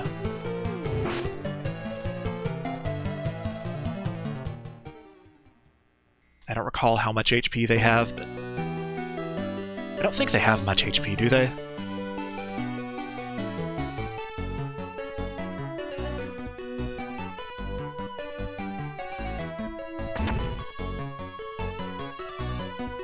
Yeah, the Dark Mages are quite dangerous.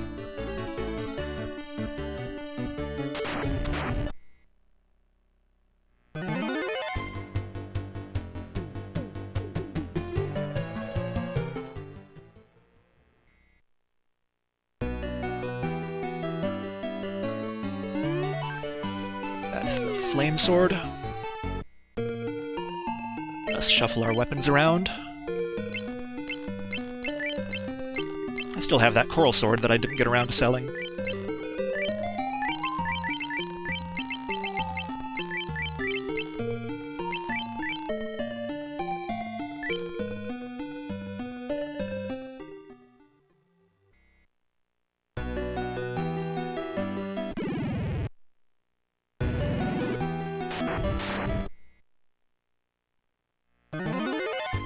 Okay, that was preemptive. We can get away from these easily. That's nice to have.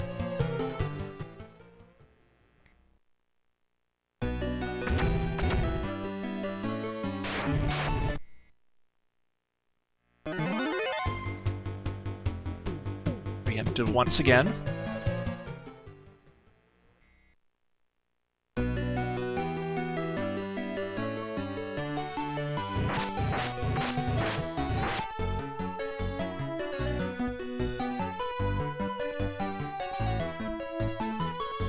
Let's see, I believe I want to get this big pile of money over here.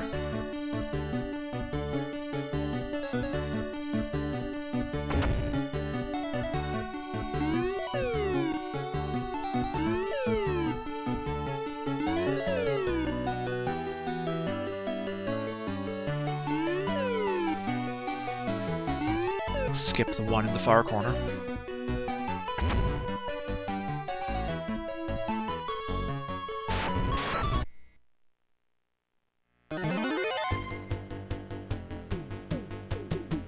You start actually healing us.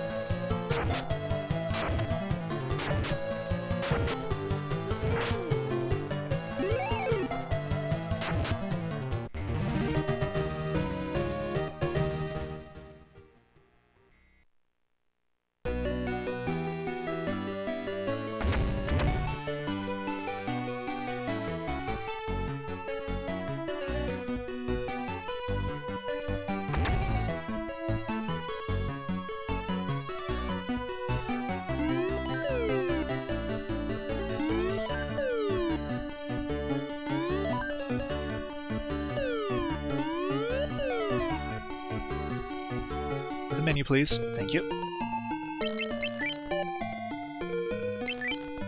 Ice shield goes to the tank.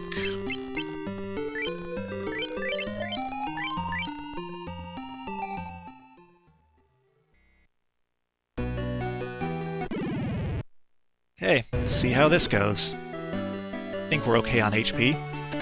HP is not really the danger in this fight anyway. What do I have that I use against the Beholder here? Okay.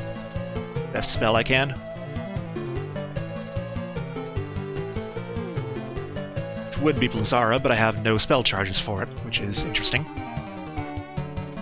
Let's try Blizzard. Actually, let me check its weaknesses.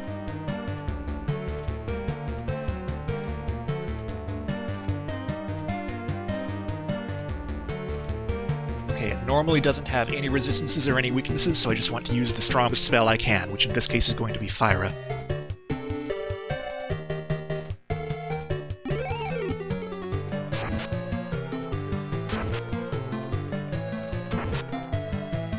Okay, we got it.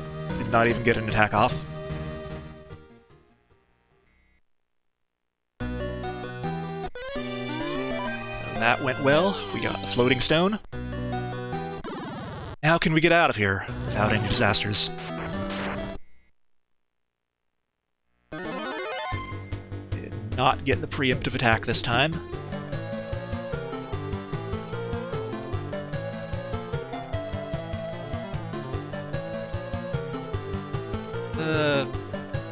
Go ahead and use fire.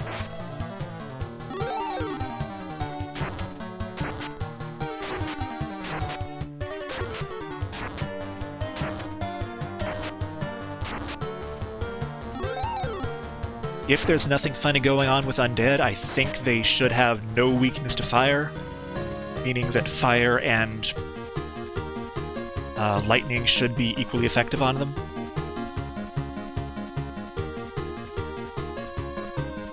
There's that level that probably would have gotten us that level 4 spell slot.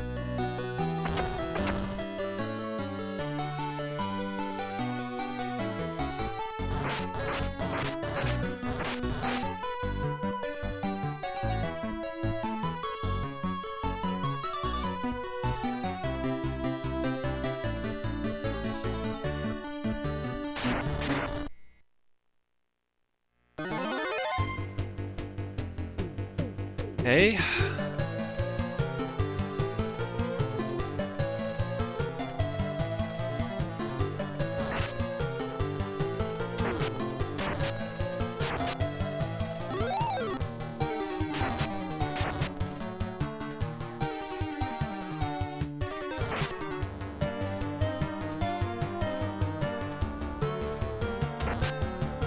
Should be healing the first mage there.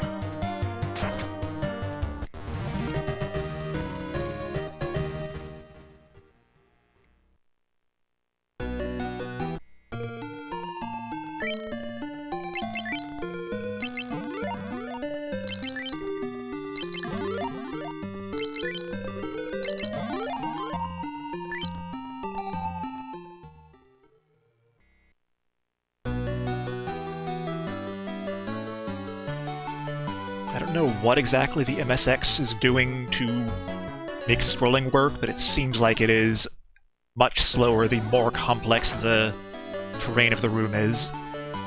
So it seems like that bottom floor of the ice cave is particularly slow.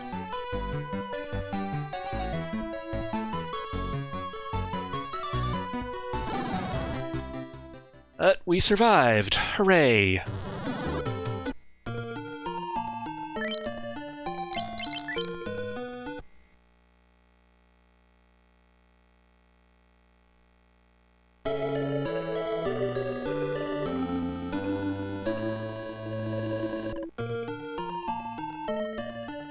Okay, I am actually going to take a quick break. I will be right back.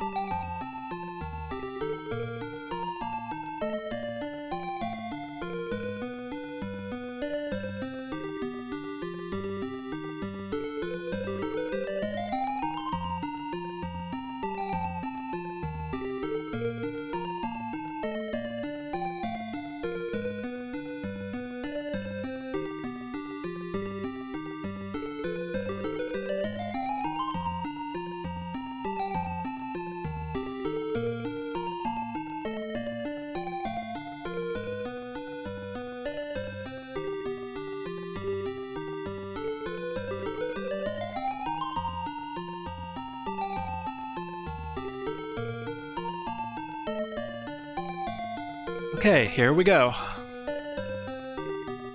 That was a pretty good ice cave.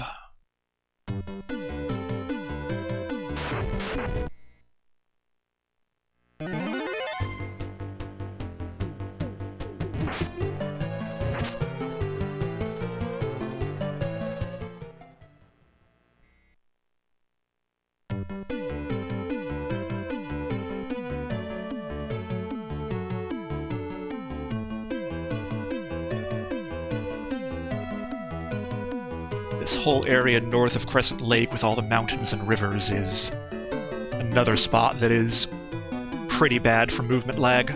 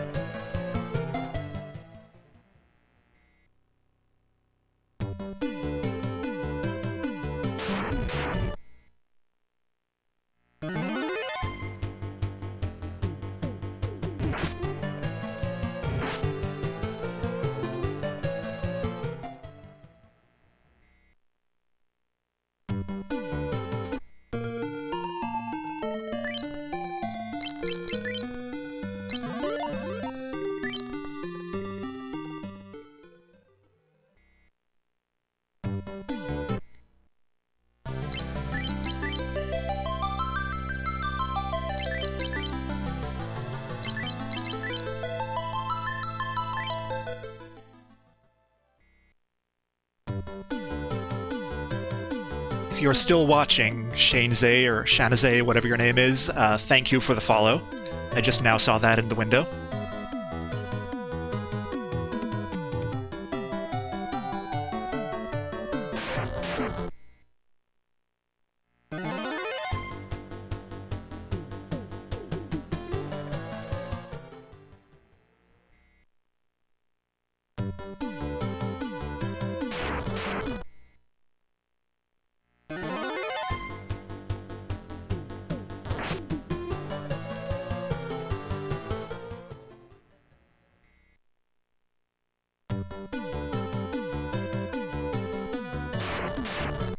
Okay, no worries.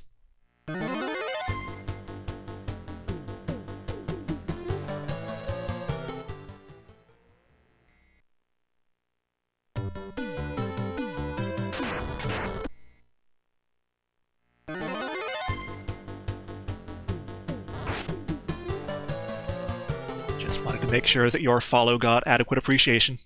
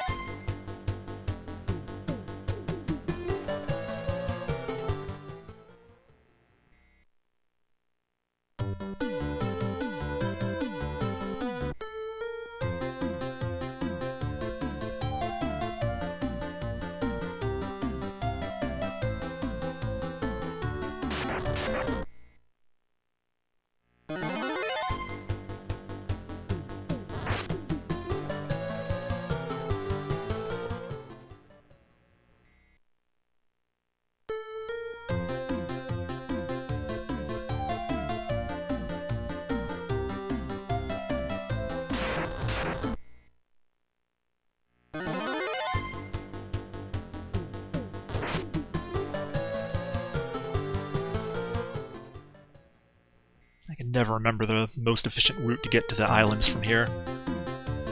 I think we actually want to go around the world to the east here, and then go south from somewhere in the area of the Marsh Cave or something like that.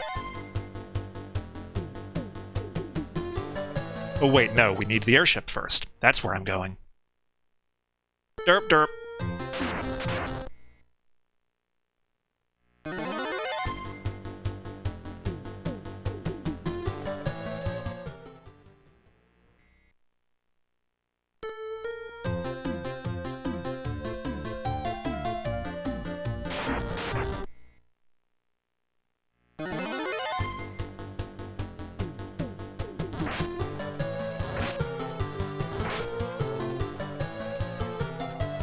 Only been playing this game for 35 years, I should remember the route.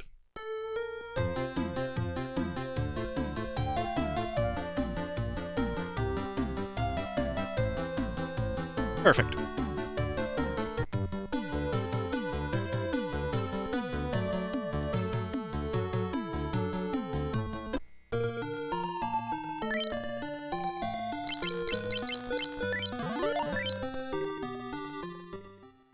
And surely, now that we have the airship, getting around on the world map will be much faster.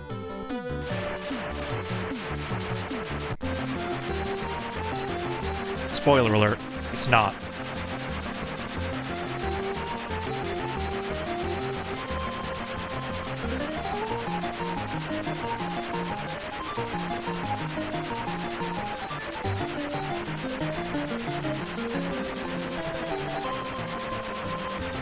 There are no longer encounters that I have to wade through.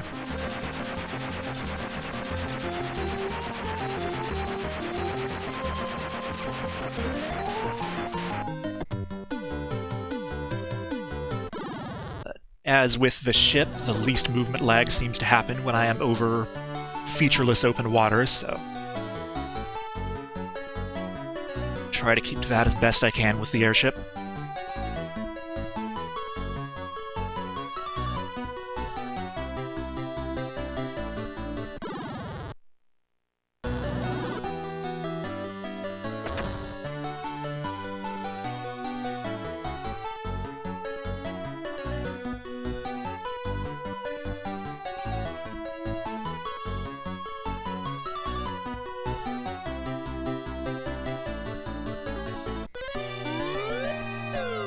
Yay, class change.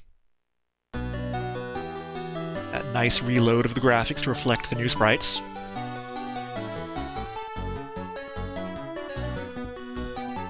So, I do want to temporarily actually equip that gauntlet on this mage.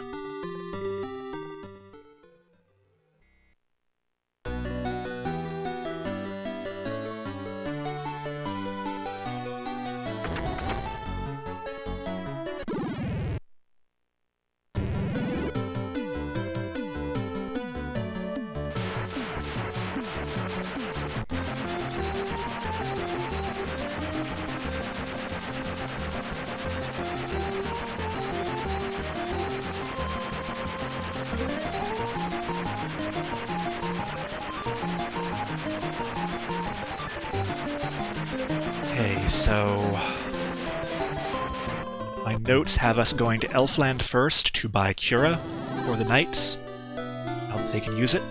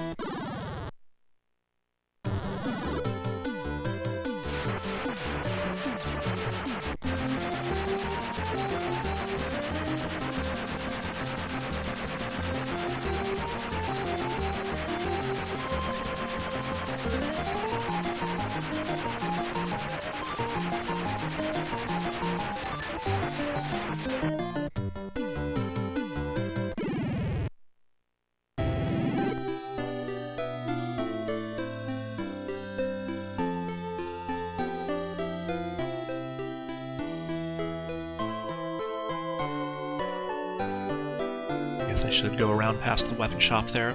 Well. Okay, we want Cure for the knights.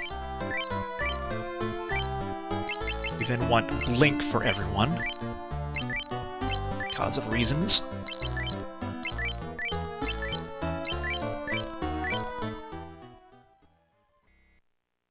I'm not absolutely certain that I'll be using Blink for its intended purpose, but have it on hand anyway, just in case I decide to do so. Not sure when I'm supposed to do that, but I'll go ahead and sell that coral sword.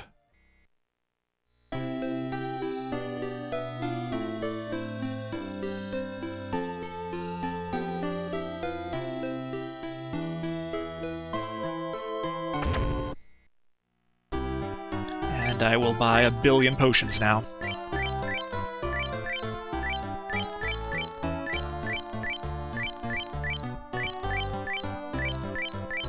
So I hope everyone is enjoying this intense classic gameplay.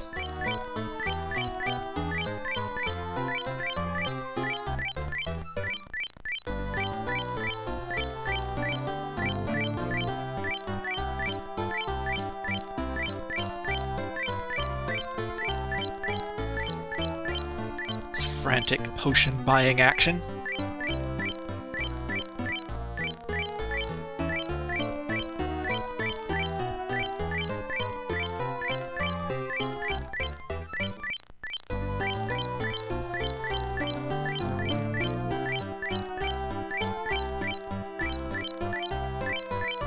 I stare longingly at the turbo switch on my MSX.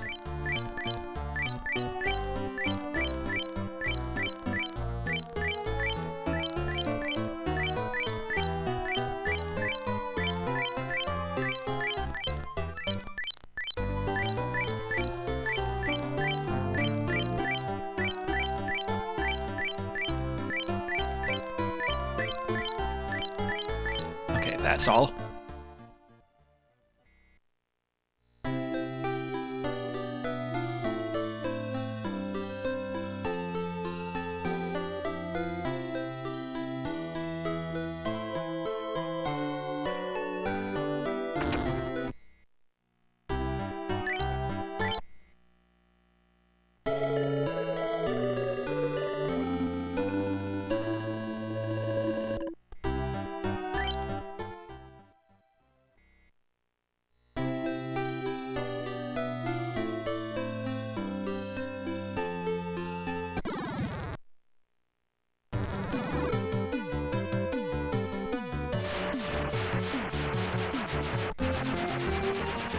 So now we do the Volcano. Unlike these last few dungeons, should not have anything particularly terrifying happen in it.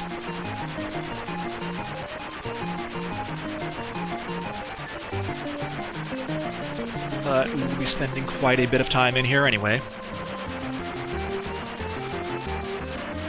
think that's where we exit. We do enter the volcano from the top, but I think we come out the bottom.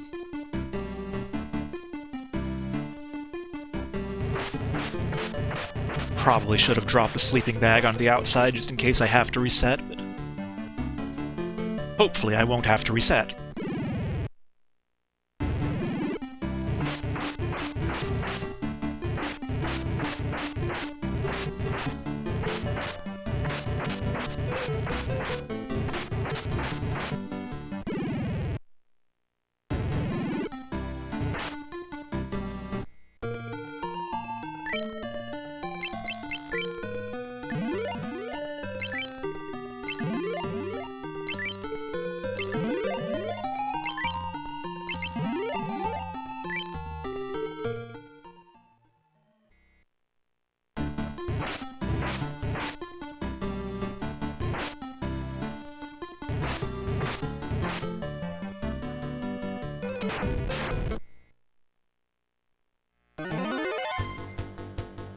Yeah, probably not really worth the time.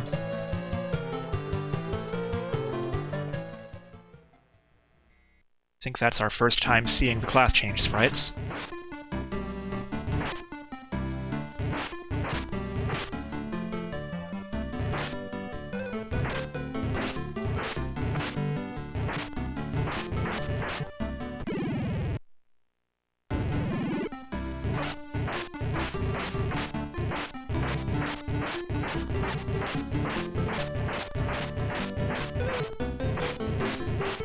Probably not following perfectly optimal walking into lava here. But it's a bit less important to be optimal here since you're not carefully planning the step route, but instead just slightly reducing the chances of a bad encounter.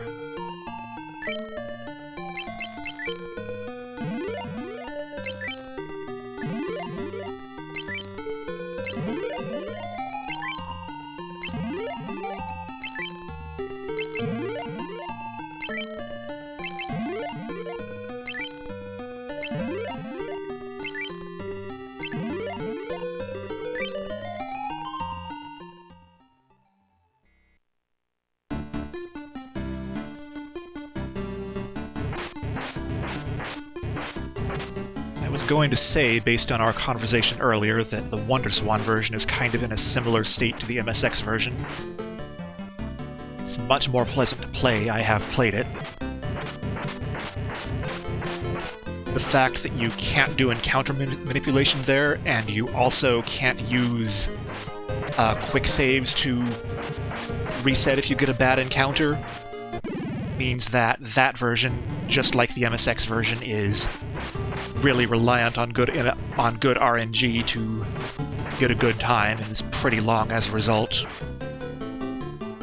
So I think that's a reason why not a lot of people do that version either.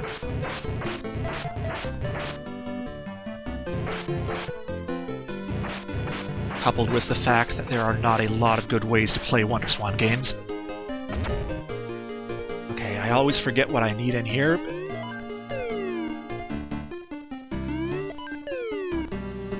See, I'll check my notes.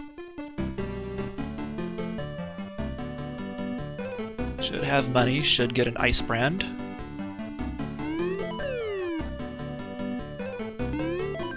There's the ice brand.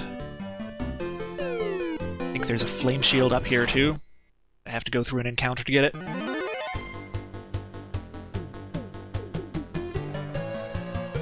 I am being silly, I forgot to use potions after I walked through all that lava. That could have been a lot worse than it was, but...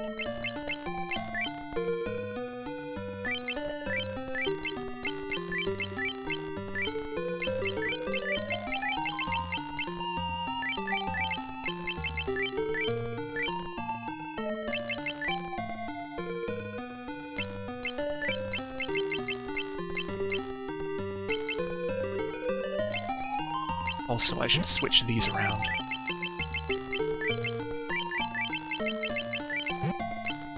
Oh no, you have the ruby bracelet now.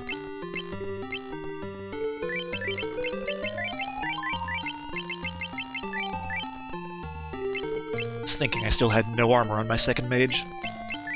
Okay, the thing I just got was the... Not just... There it is, the flame shield. I believe that goes to the second fighter. Slightly weaker than the ice shield. Now we need healing.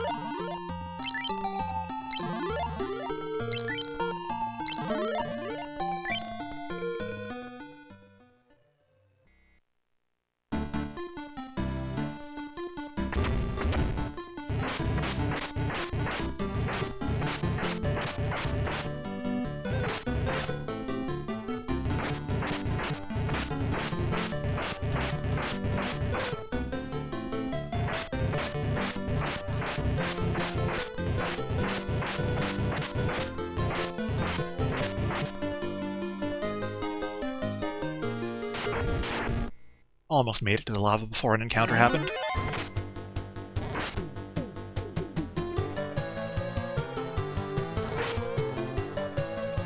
Again, I don't think this one is worth our time.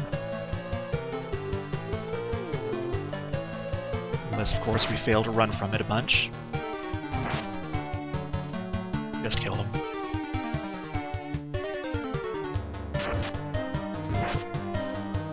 I don't know why I'm forgetting to use my gauntlet and healing staff now, though.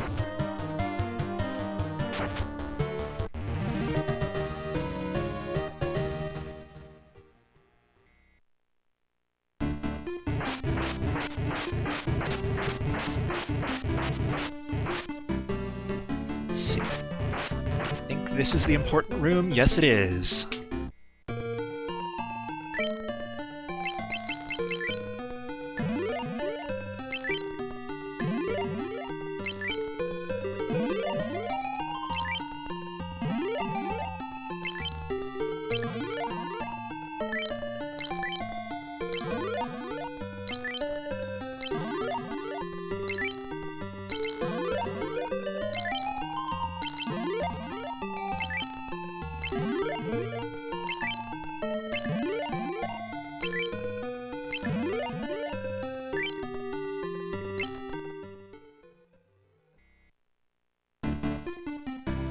everyone's favorite part of the run.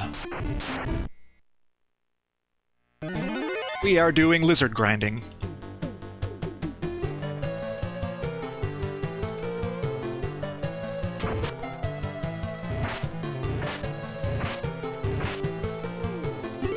Specifically fire lizard grinding.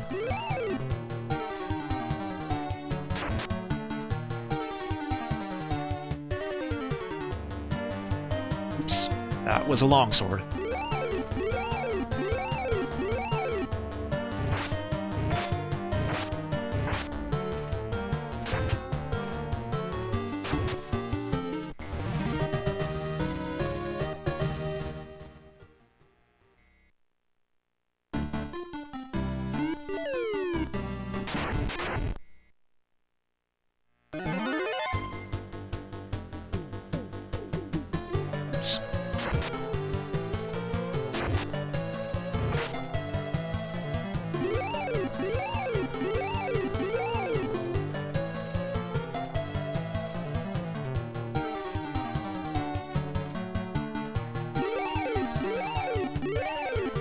It's been a while since I've practiced this, apparently. I am forgetting how to menu for my item use. But we are about to get plenty of practice with that.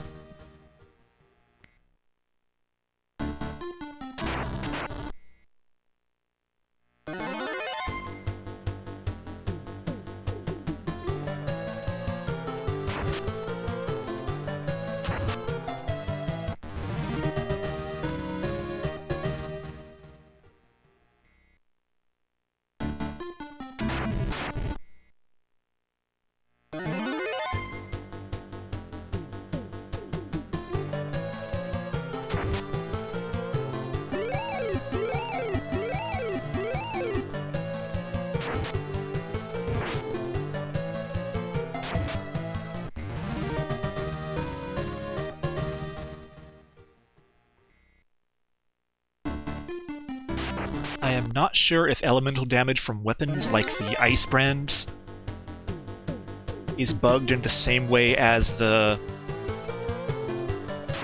spells or not.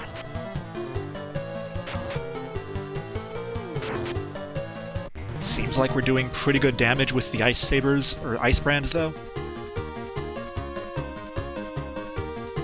There's our first level.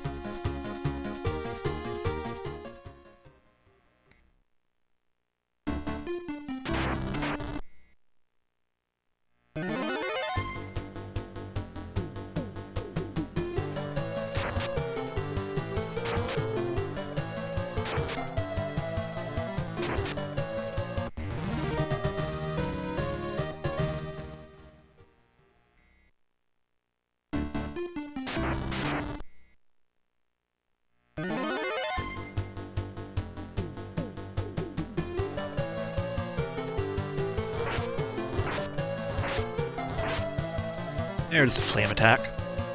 We're not doing very many of those yet.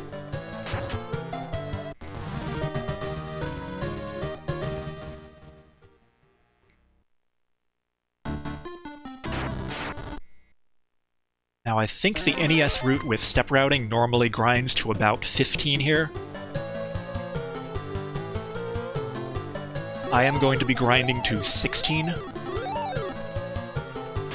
Since I don't have step routing, I need to be a little more prepared for bad encounters. And I want to make sure I enter the final dungeon with a pretty good level. Specifically, I would like to be 20 by the time I enter the final dungeon, so I can have a level 6 spell charge.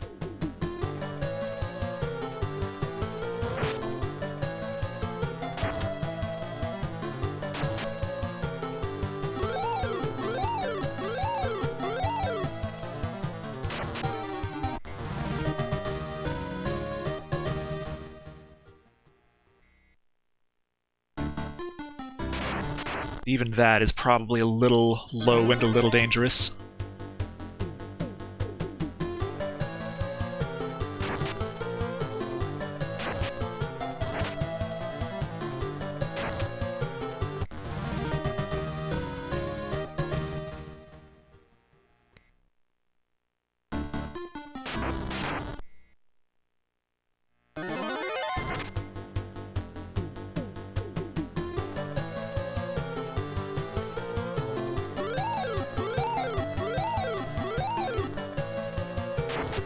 I did some testing of the route a while back, and it didn't feel like gaining a couple more levels beyond that made that much difference to my ability to survive the final dungeon, so I am going to go with 20 and see what happens.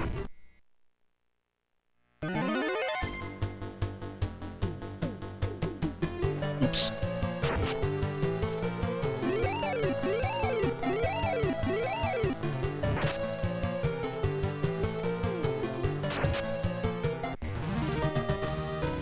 Either way, I think a couple of extra resets in the final dungeon is probably better viewing on a stream than another 2 levels of fire lizard grinding.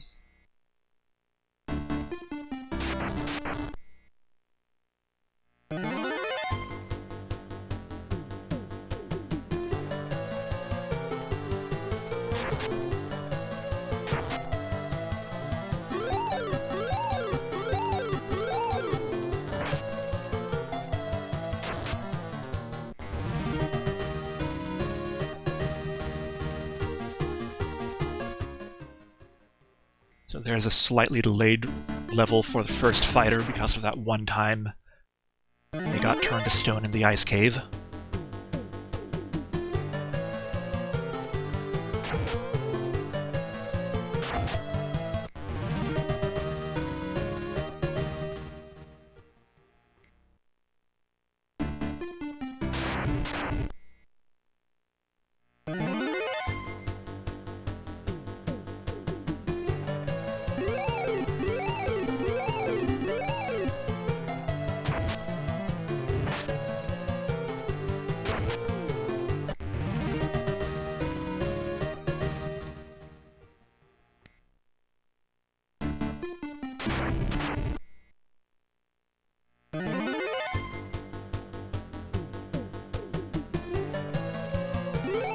Yeah, the biggest thing you're going to get from extra grinding, I think, is just a little bit of extra HP, which might marginally improve your ability to survive certain things that happen in the final dungeon, but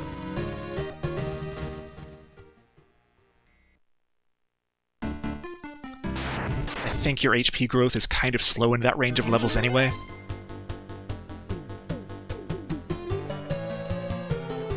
So at least in my testing, the difference didn't seem too dramatic.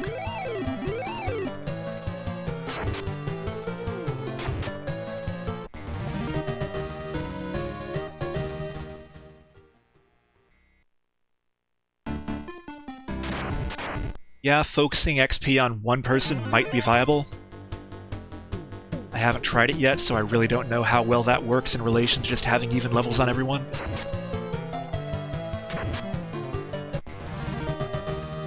Someone who knows the game mechanics better than I could probably experiment with that.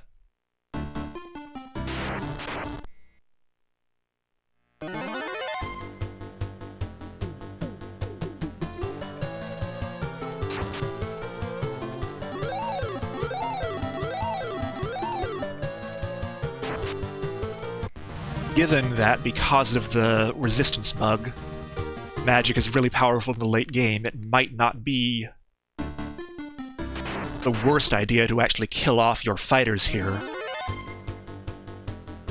and really grind up the levels of your mages so they have a lot of extra spell slots to use the high-level spell charges in the final bosses.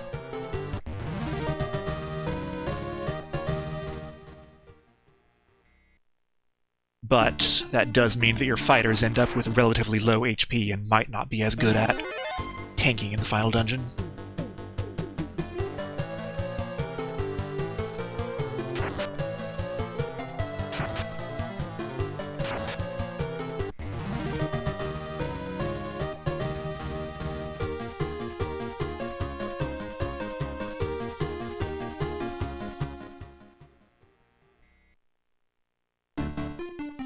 Yeah, and this is such a long run that it is pretty hard to devote time to testing a lot of different hypotheses, I think.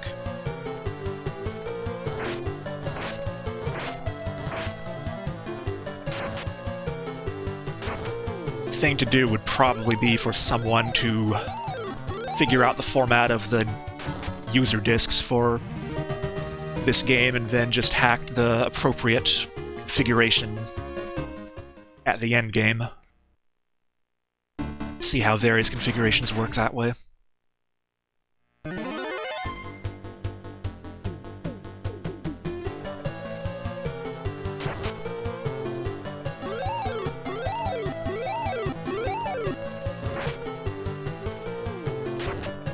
Yeah, I don't know if there are any safe strategies other than leveling all the way to 30.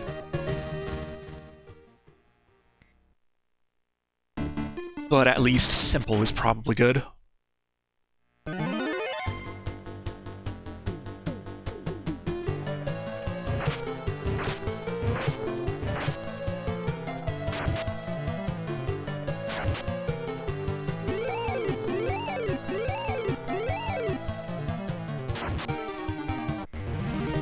I know at least that this approach can work given RNG in my favor.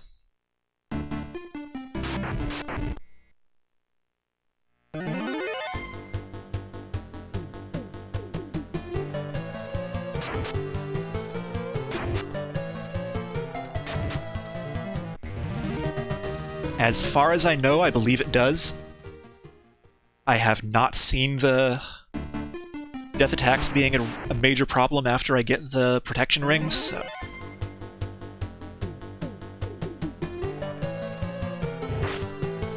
I'm not absolutely sure. It's not something I've paid attention to that much, but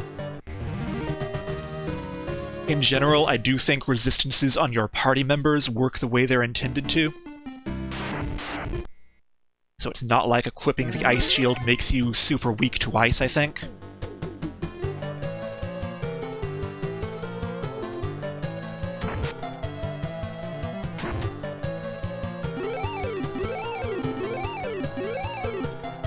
But I believe you're referring to there is a specific bug apart from resistances on the NES version that makes death resistance not apply to Mind Flayer or physical attacks or something like that, right?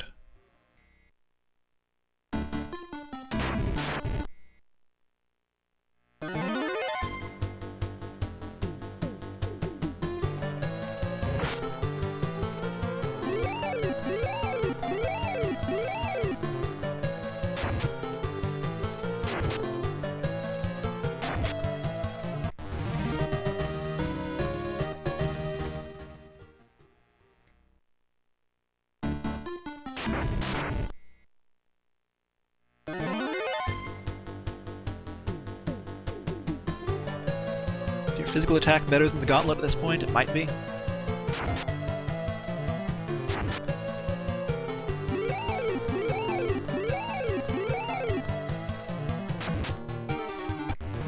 Poison Breath is absolutely the terrifying part of that dungeon, yes. Or at least the first terrifying part of that dungeon.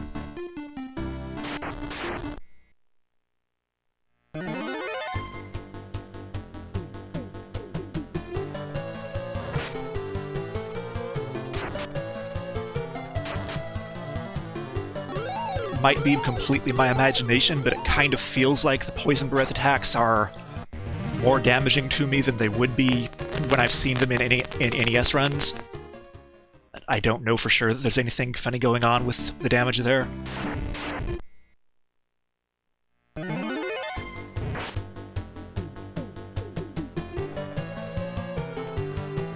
not use your steel armor. I was trying to have you do physical attacks for a while.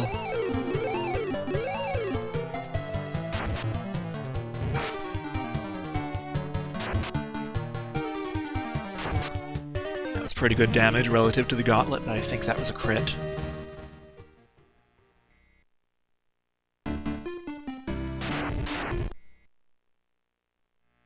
Yeah, they definitely do routinely around 100 to me in this version.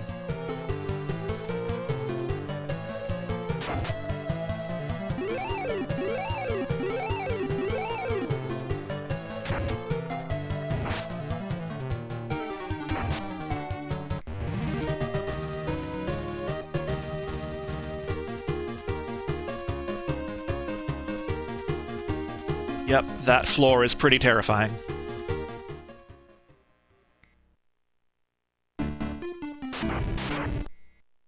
Okay, we're at 14 now.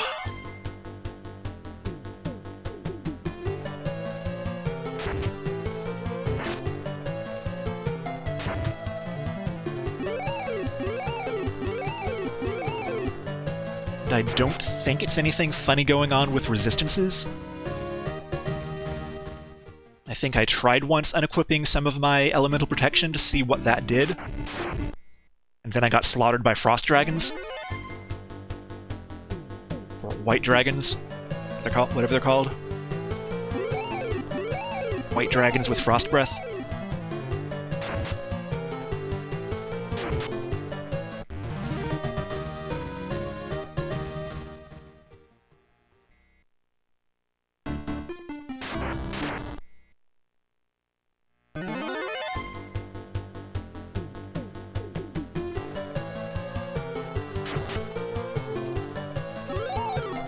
I don't recall if I actually made it to the floor with the poison attacks in that test or not. Unless there is some crazy difference between poison damage and ice damage, I am pretty sure that you are better off with elemental resistance than without it.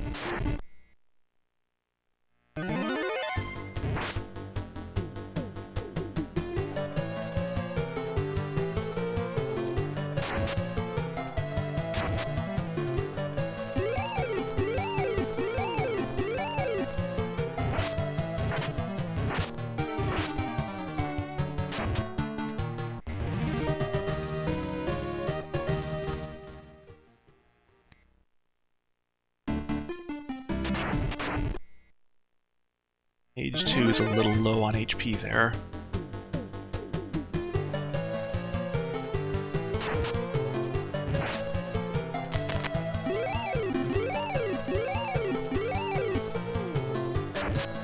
Might want to be a little cautious about that if I don't get a couple of good rolls from the healing staff quick here.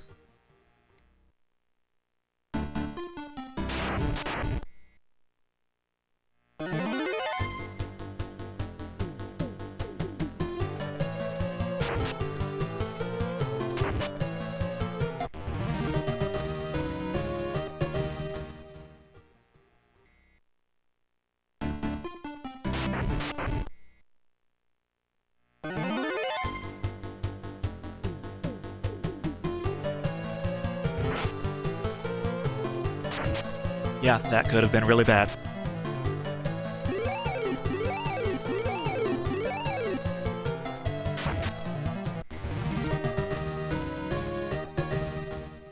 Okay, I cave. I'll do the menuing.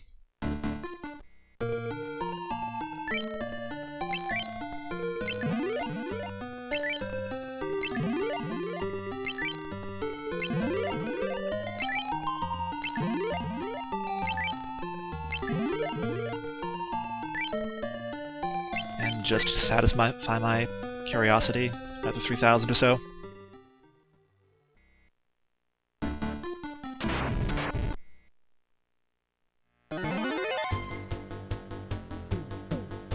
Oops.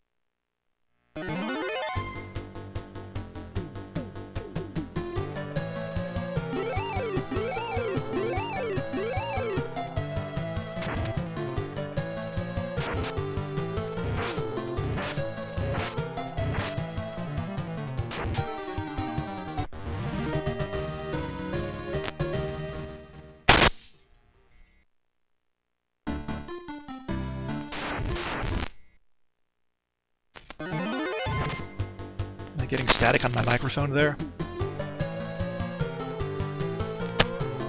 Not sure what's going on there.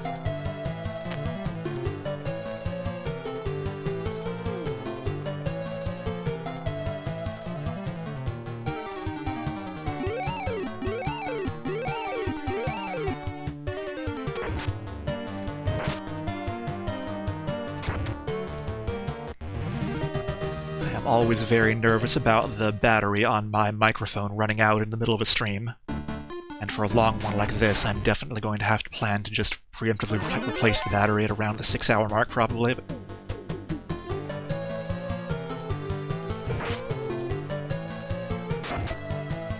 I think it's just getting static from the antenna being tangled in my hair or something, though. Hopefully. I'll try to keep an eye on it. Yay, 15.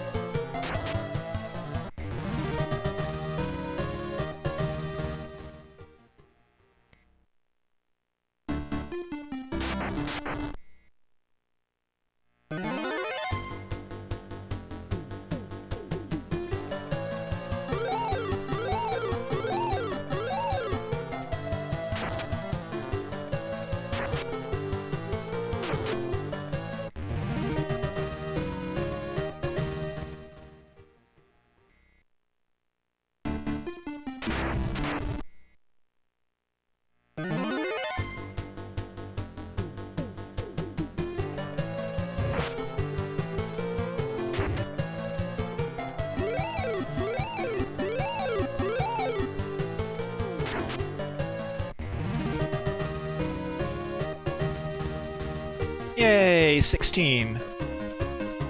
Did not include the first fighter, so we're going to need to fight one more of them.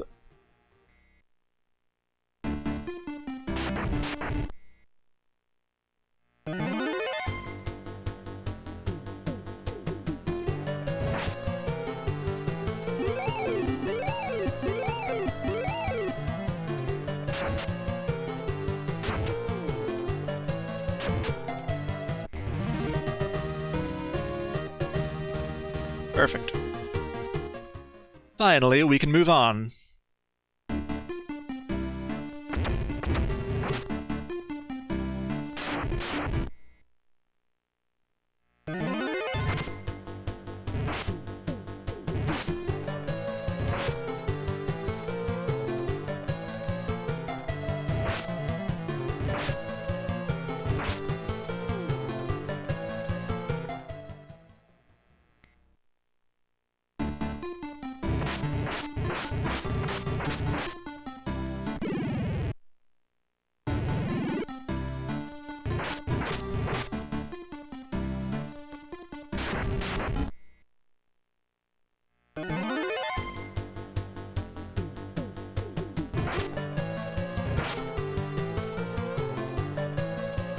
That was a lot of damage. Usually don't run into those fire gigases.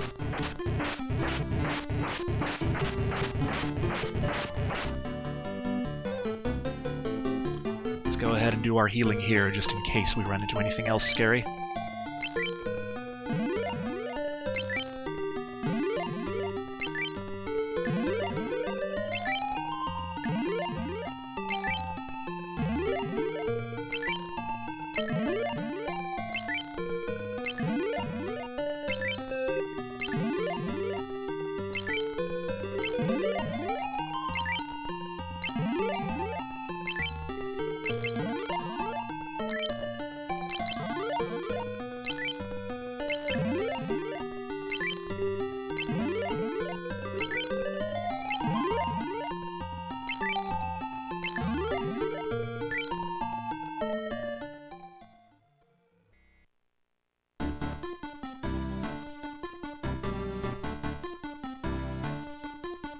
Make it? Hooray! So against Merilith, I'm just going to be using the most powerful spells I have, I believe. Not going to bother with haste or anything. In the intended data, in the intended data, Merilith is resistant to all elements, meaning that in this version she ends up being weak to all elements, as seen there.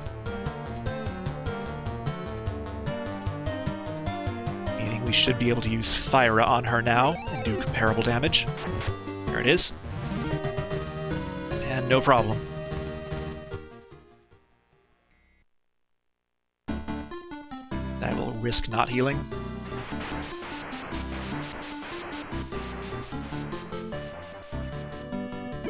Yay! 4.5 hours in, we finally get the second crystal lit.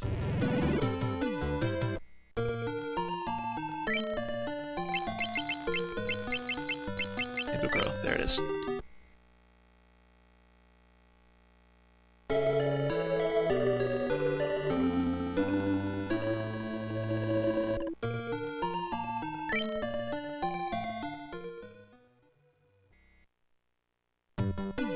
So...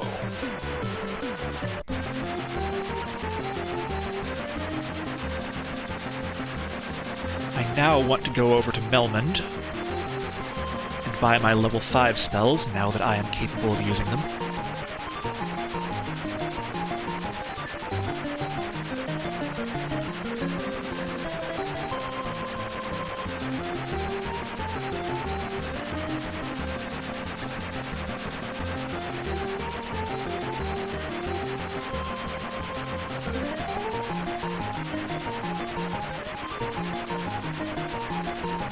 This is Melmond.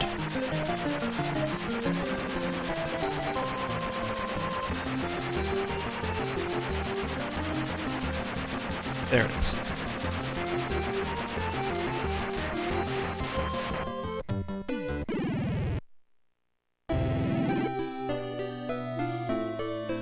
I would like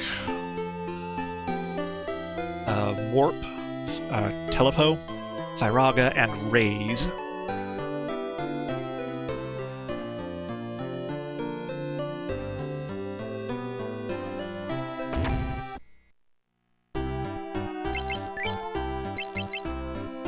We'll put Thyraga in the first slot, I think.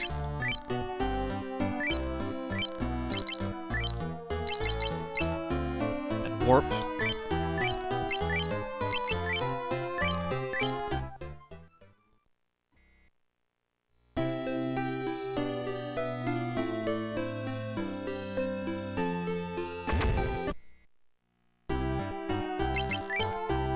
Raise here.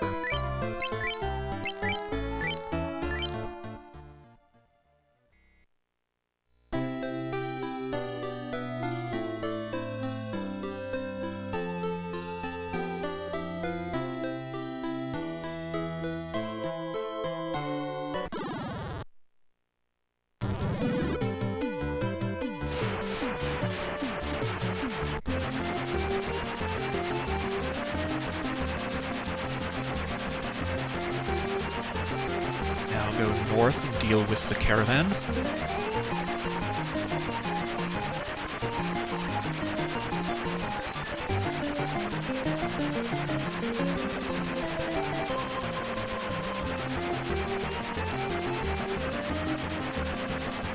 Come on, airship, you can do it. Where is that desert? You're too far north. There it is. So this bug exists in the MSX version as well. Airship can land right there.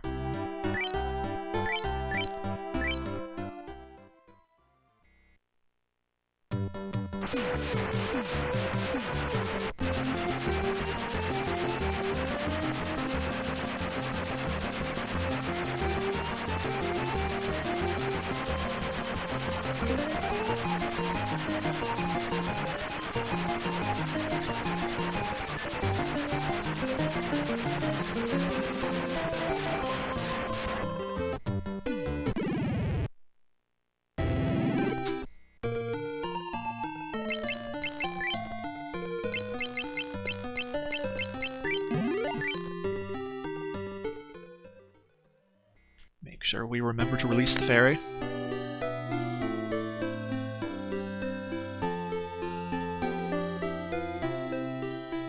So... then want to go to the armor shop.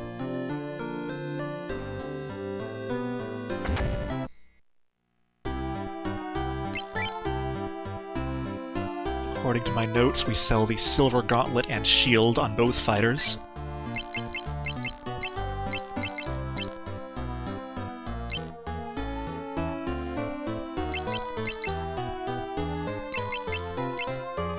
Oh right, because we replaced those.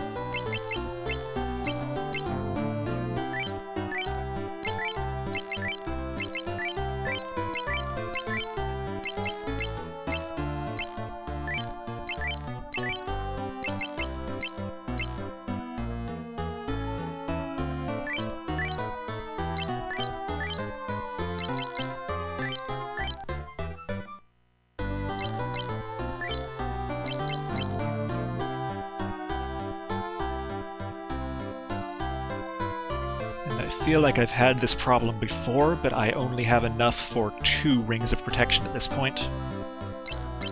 Should have enough for at least 3, so I'm not sure why. Maybe I just bought spells too aggressively at Melmond in my notes.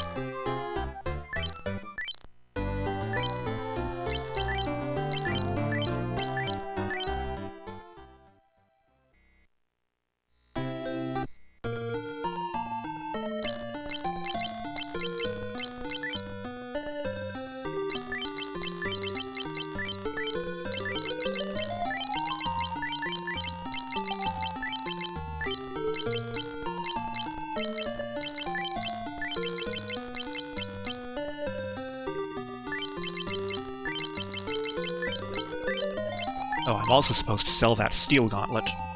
That's part of the problem.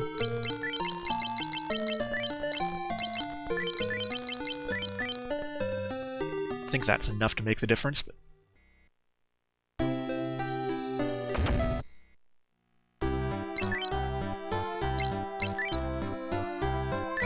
No, that's nowhere near enough.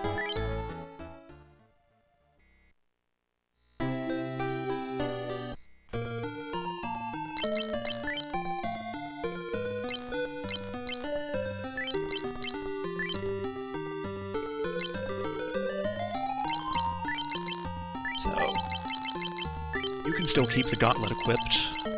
Some defense. Put one ring on you, one ring on you. I'll have to try to come back here once I get a little more money. Should happen pretty soon anyway.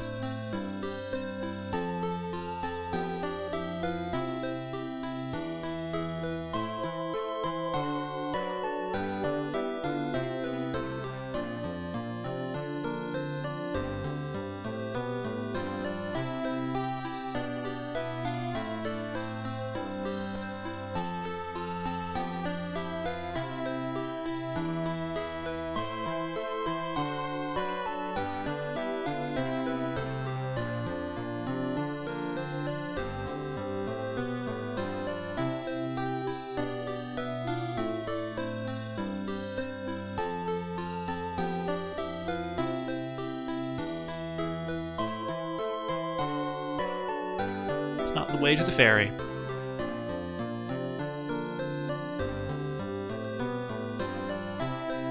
Does this ferry only have one eye? Is it like a Cyclops ferry or something? Whatever.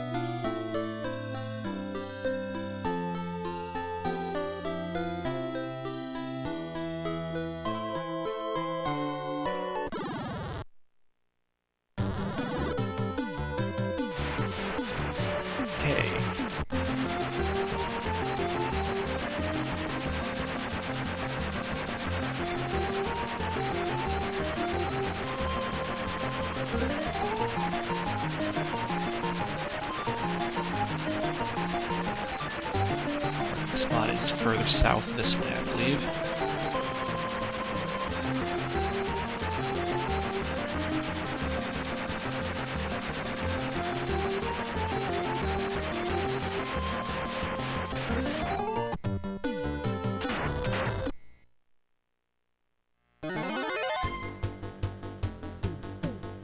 Would rather not deal with hellhounds, but there they are.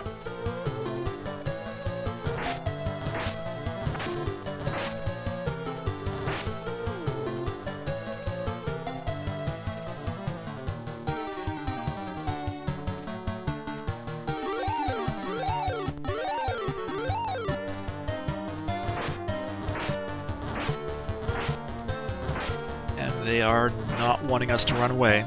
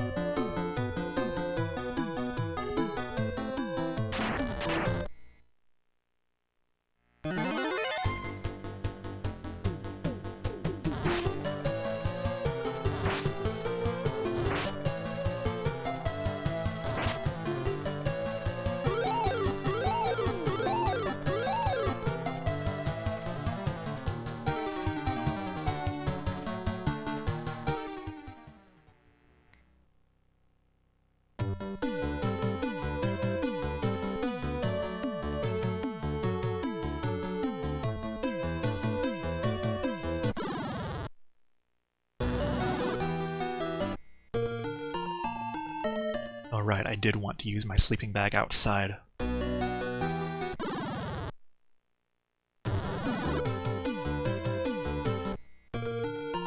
actually want to use a tent, in fact. I have been taking damage along the rivers.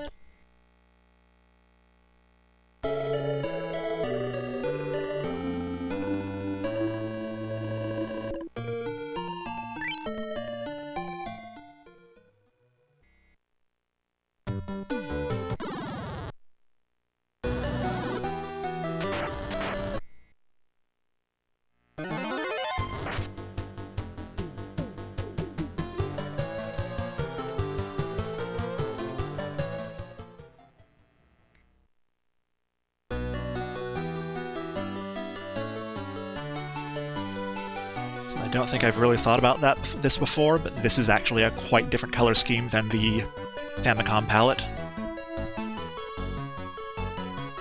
So it's kind of more of a blue and silvery white, I think, in Famicom graphics.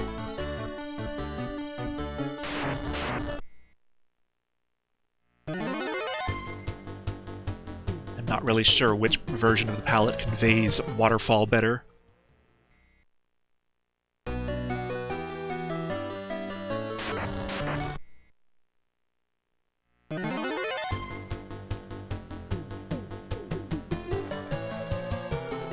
In the Famicom graphics, having that whitish palette they use in this thing kind of made it feel like a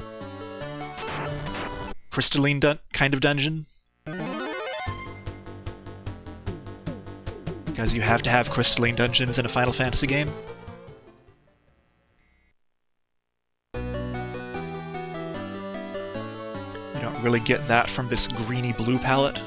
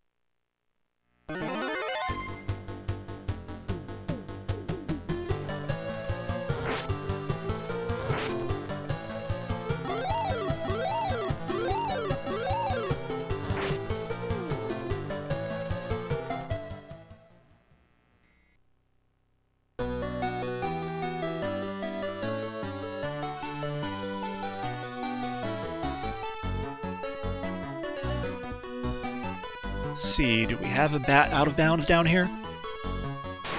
We do, I don't see it. I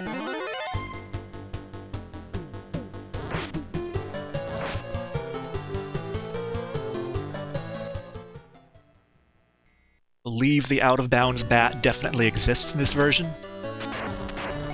I believe I've seen it.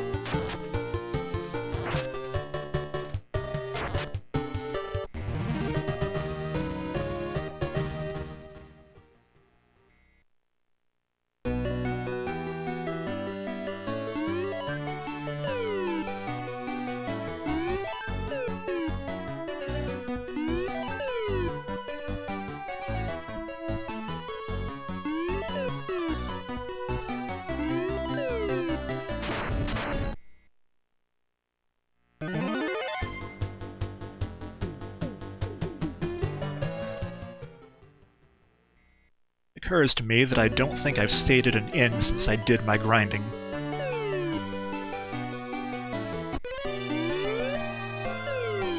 So I don't think I'd have the level 5 spell slot to cast Warp at this point. I do not. So that's kind of amazing. Let's see.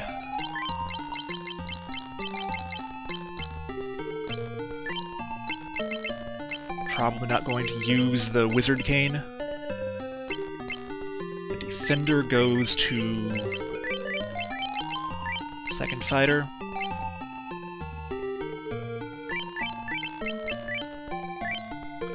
And down the Ice Brand to one of the mages. I don't think it matters which one.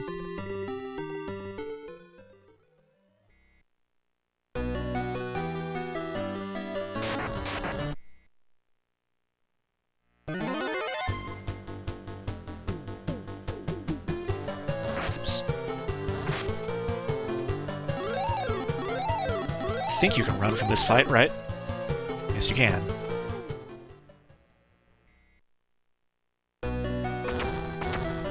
So, we are going to have to walk out of this cave.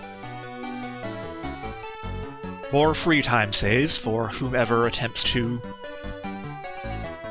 replicate this run. You're welcome.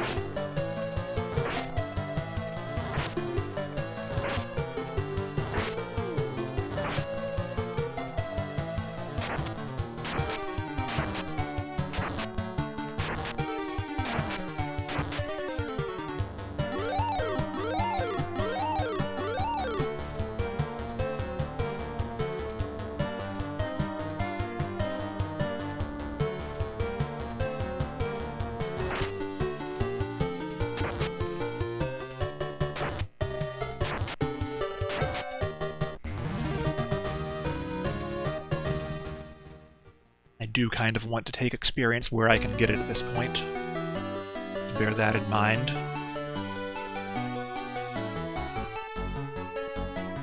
Because I do want to make it out of here, or make it into the final dungeon at 20. Down.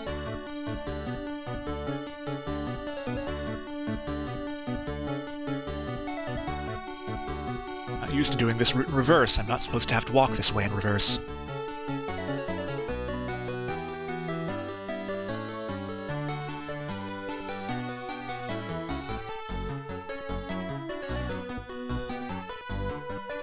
I think I keep going this way, right?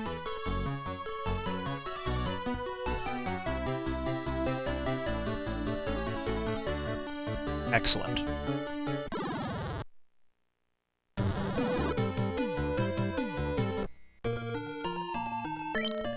Sleeping bag up again, just in case.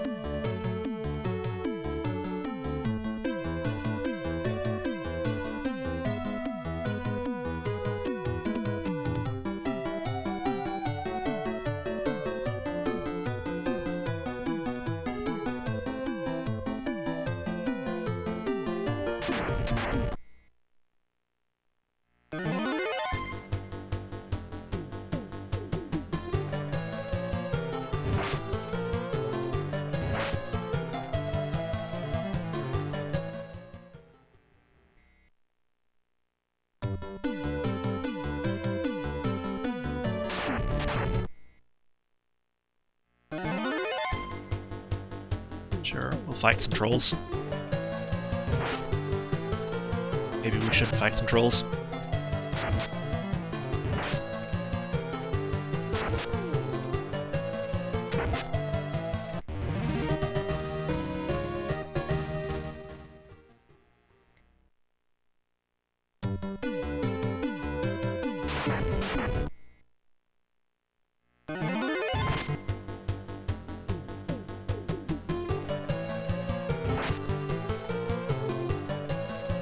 These things are called remorazes or something like that.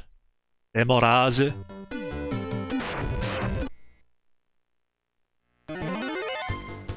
It's probably a D&D monster, but I don't recognize the name offhand.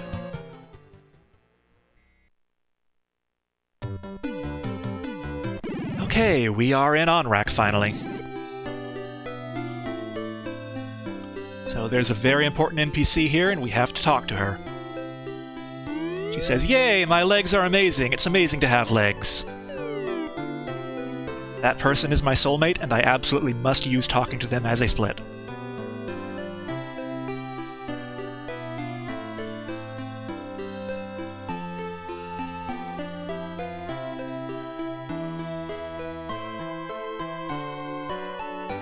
More importantly, I need to actually stay at an inn and get my level 4 and 5 spell charges finally.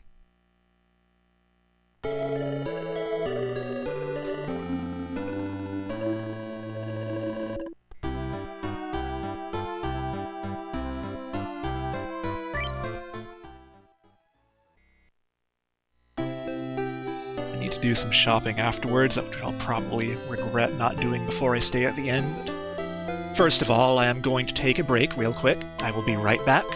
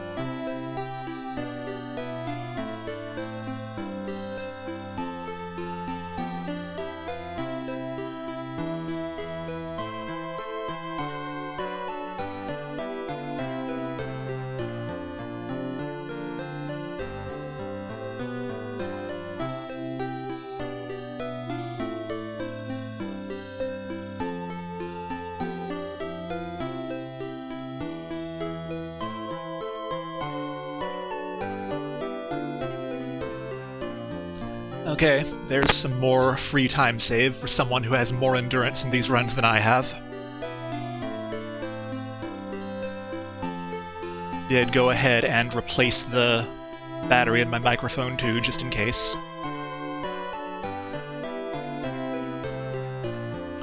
So if it had been glitching that I hadn't noticed, then hopefully it will do so no longer. Which one is the... That's the item shop.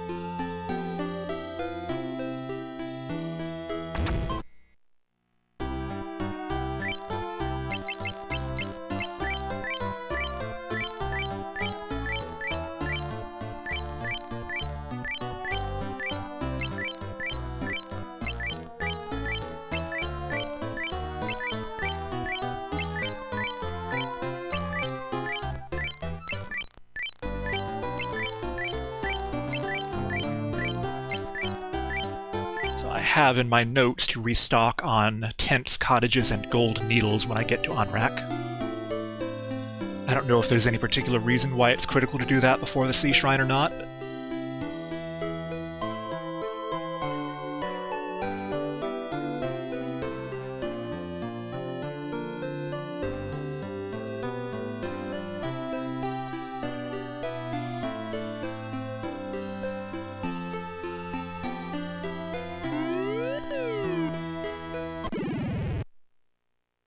Probably going to have to pull up a map here because I am really not comfortable with the route through the Sea Shrine yet. But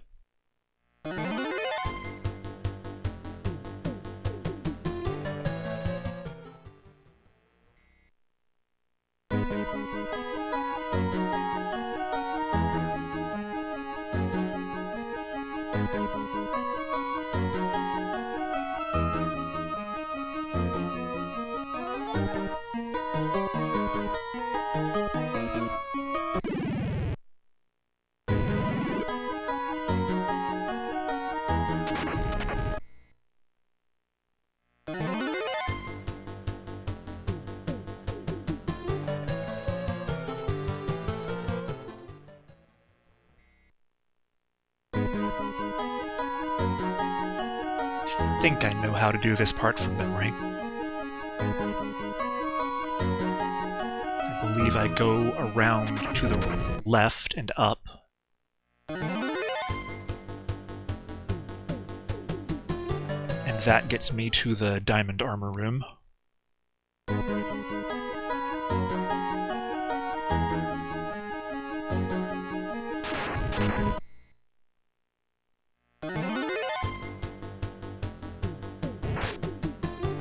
Ow. You can't run from these, can you?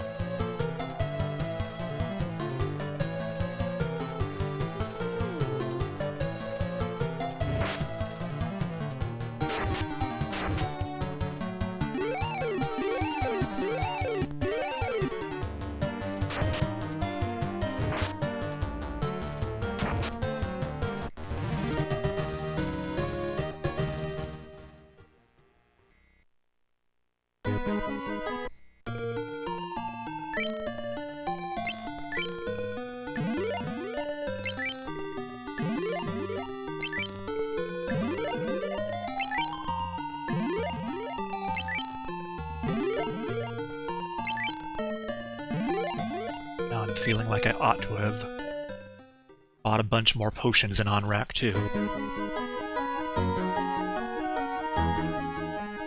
Let's see, do I keep going?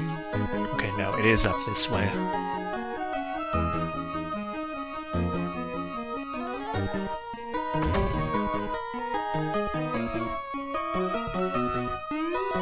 Yep, diamond armor.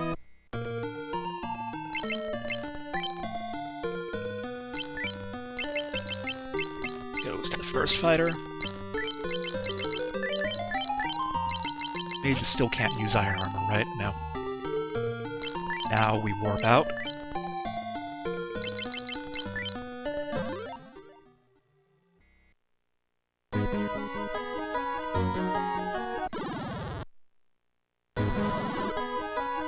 Now we go more or less straight down.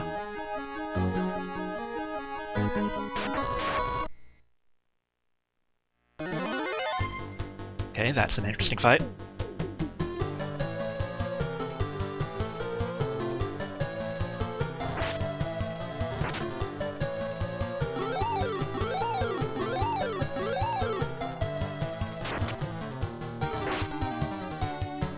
These white sharks are some of the best opportunities for XP grinding at this stage of the games.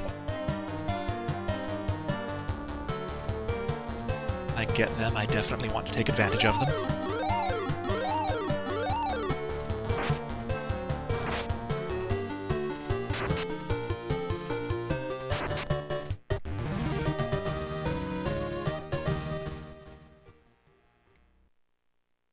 Getting an encounter with two of them is particularly excellent.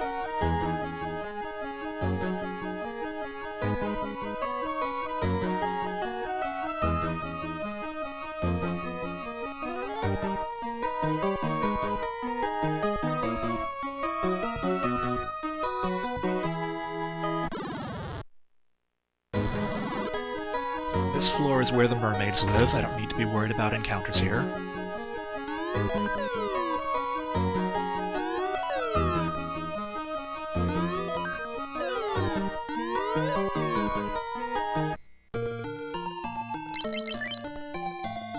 Suppose I could wait on this menu. I give that diamond bracelet to? Diamond bracelet goes to the first red mage.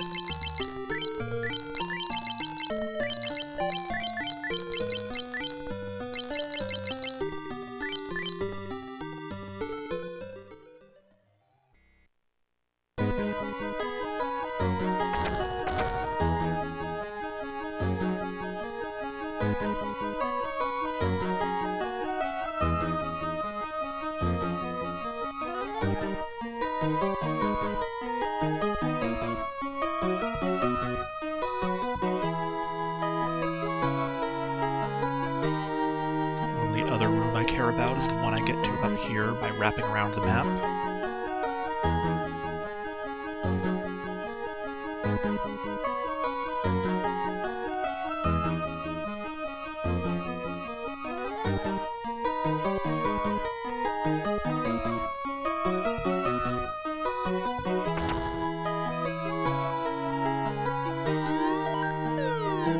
Helmet. Gauntlet. Rosetta Stone. I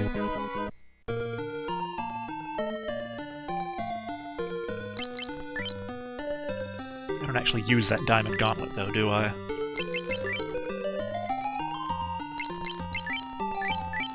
Should also equip that ribbon on someone. Who do I put that ribbon on? First red mage.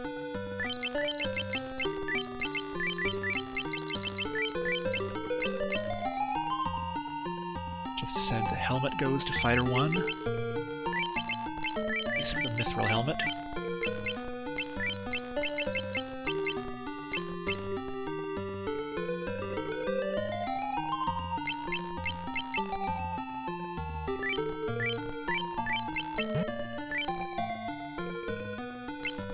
Okay, since I don't have a Ring of Protection for the second fighter yet, put the diamond gauntlet on them. Oh, and I want to warp out at this point.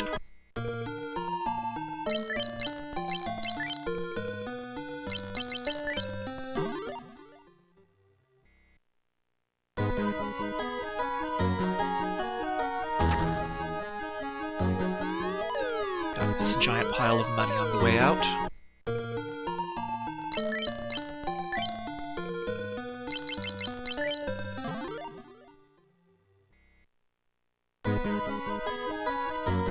For my sanity, I am going to choose to warp all the way out and save again at the end after taking care of that floor.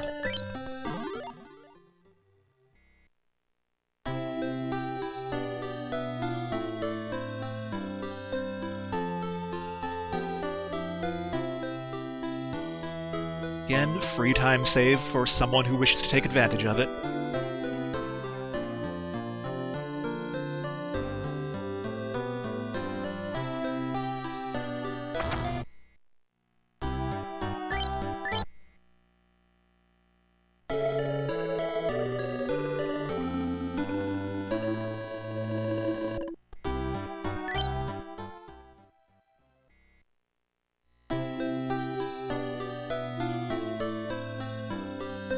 The rest of the Sea Shrine is not that scary, but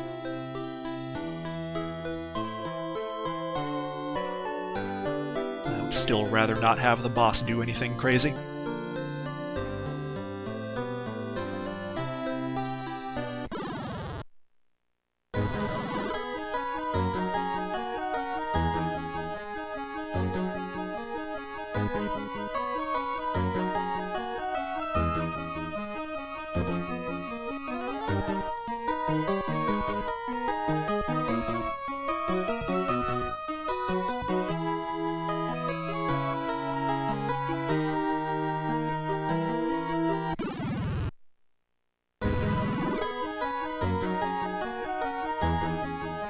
This is where I do need to start checking my maps.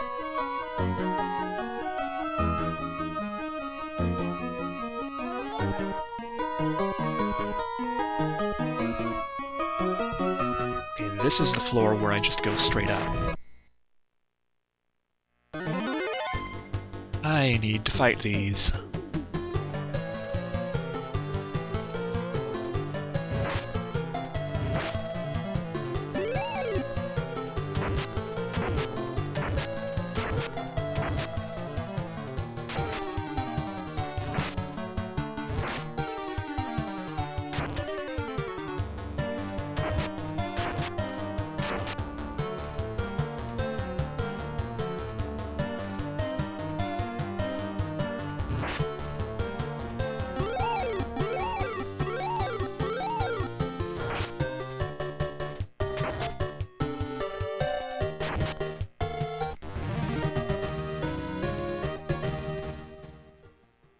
Pretty good experience, though. And I now have enough hit points that I can take that much damage into combat and still not be in immediate danger.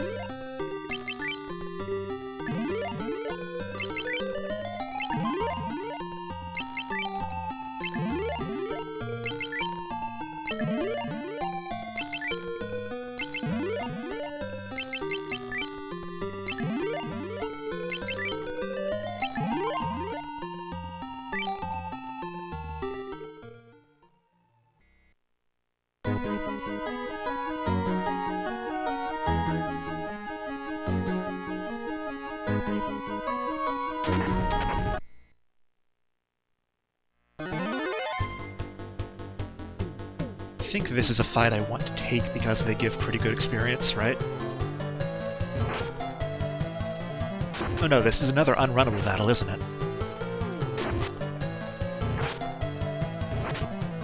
I believe the Sahagan Prince encounter is unrunnable.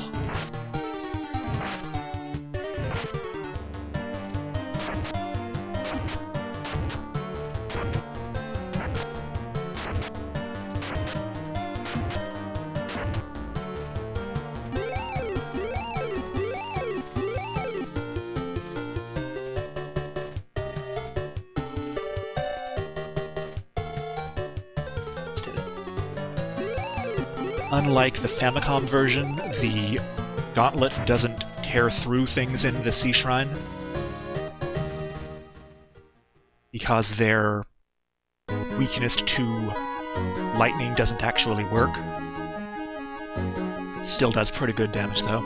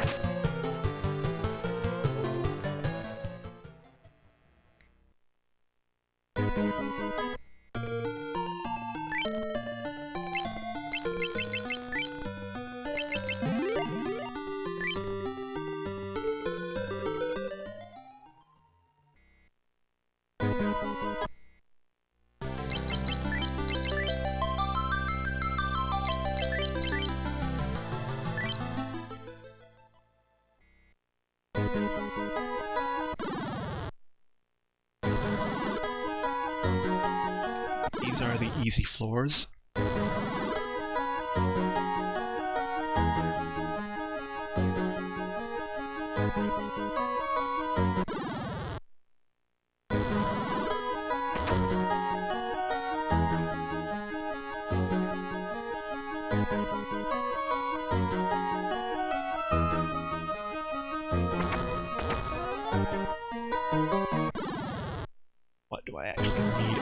4th floor here.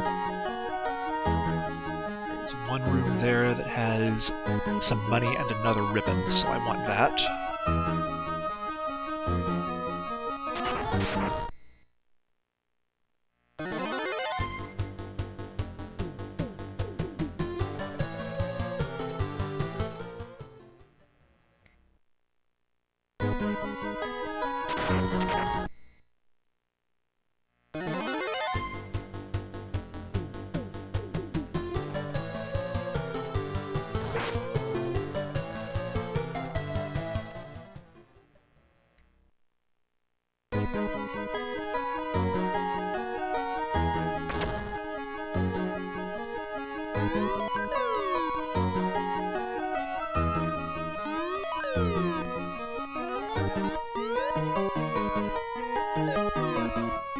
Drop something.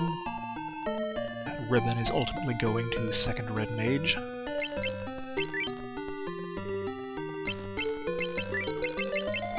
need this iron armor.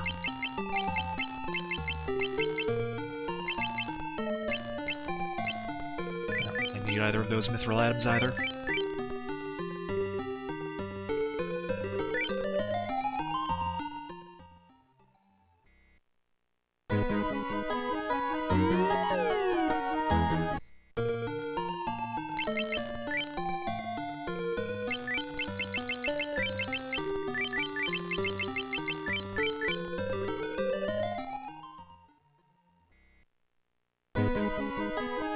There is a fixed encounter with white sharks in the middle of the treasure chest sub on the top right of that room.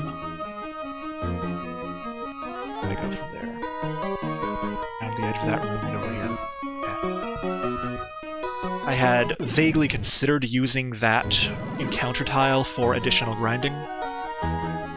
Where do I go on the bottom floor?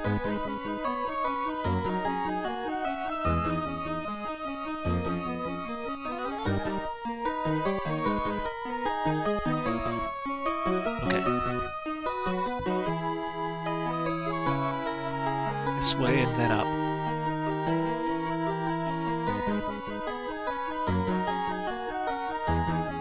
As I discussed earlier, though, I don't think grinding any higher than 20 for entering the final dungeon is all that useful relative to the time you have to spend on it. Even if you did want to do additional grinding, I think the fire lizards in the volcano are still a more efficient way of doing it than the shark encounter.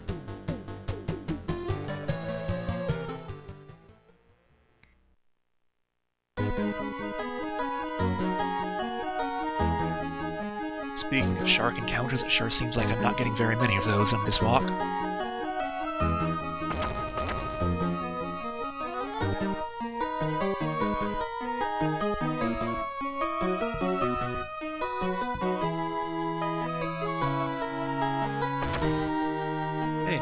Are.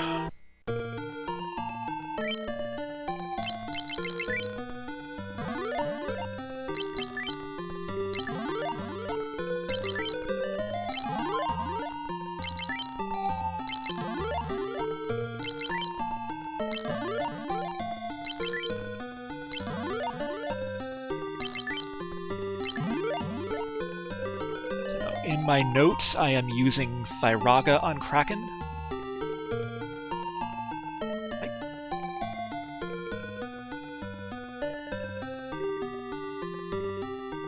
I neglected to get the magic staff on the 2nd floor. I'll have to go back and do that.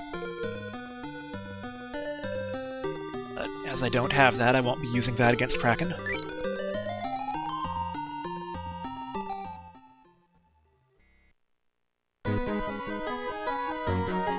Kraken is normally strong against fire, so on MSX, fire is what you want to use against it.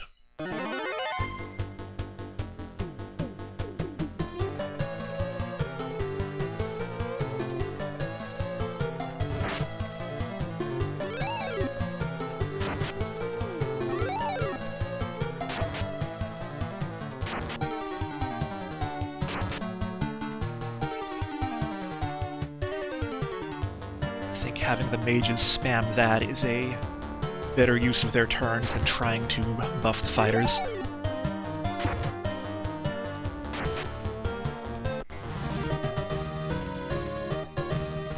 Go, we did it.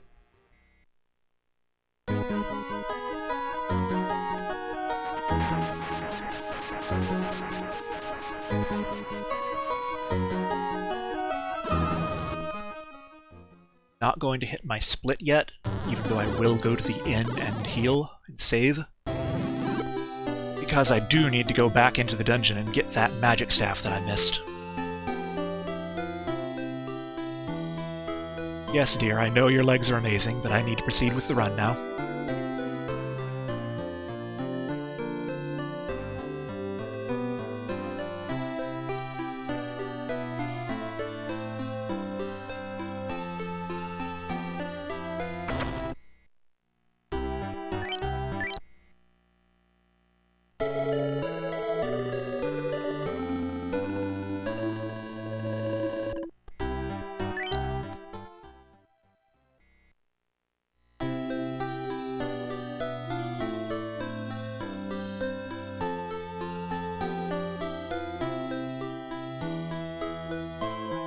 Thought that seemed a little too short for the Sea Shrine.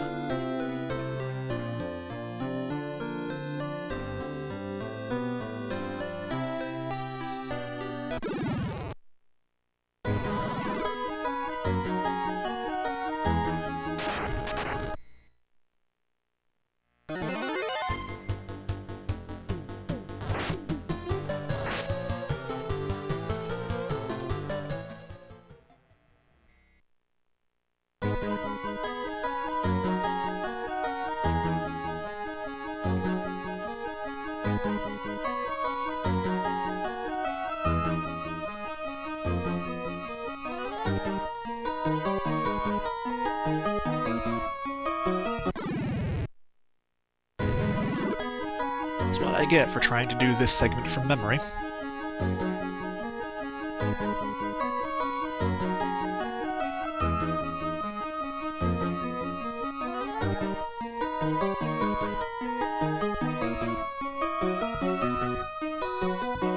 this is the magic staff room.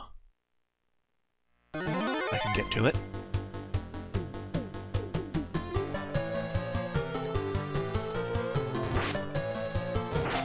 We'll take this encounter, though. I need the experience.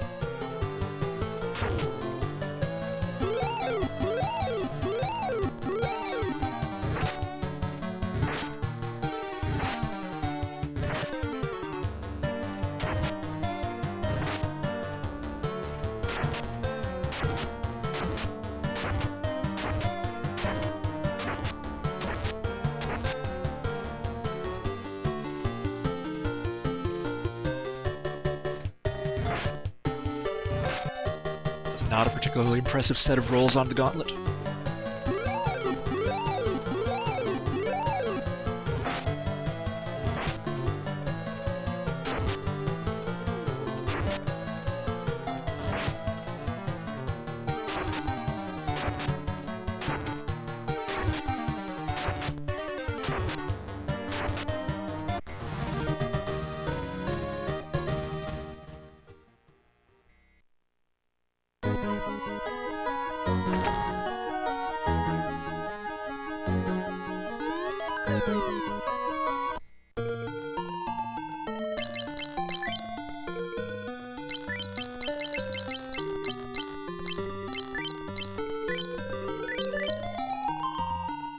Like that for now. And I want to warp out.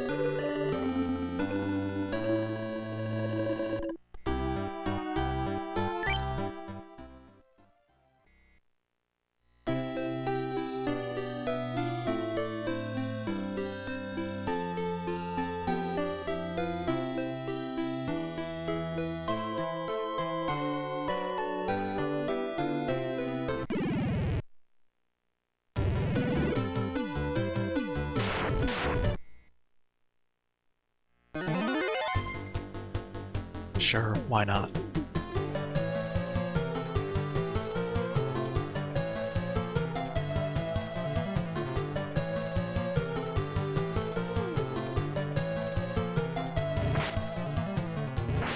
I think I did that backwards. Meant to have one of the damaging items on each of the mages. Oh, interesting. Are trolls actually immune to... Oh no, I'm using the wrong staff. I'm using the mage staff, not the sorcery staff.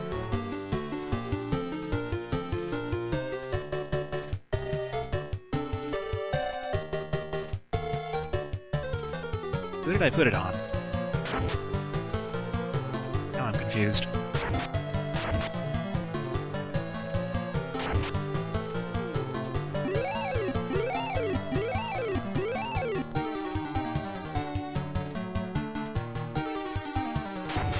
I think you did see that troll use fire on itself, though, because that is what the magic staff or sorcery staff does. I think I took the encounter, though, because I definitely want to hit 17 eventually.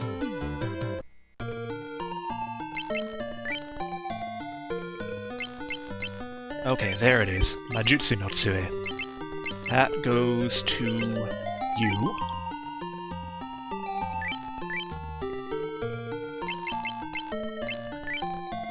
And to reflect that, I want to move the gauntlet. You.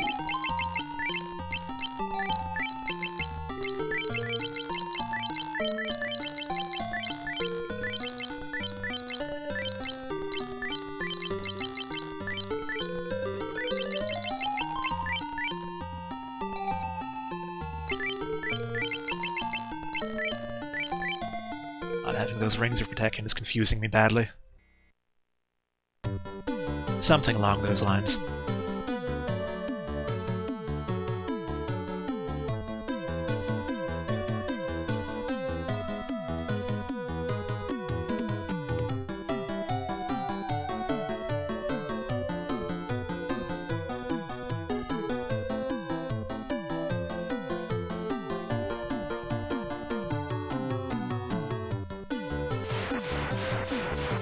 Okay, so I want to go straight south, more or less, to Melmond.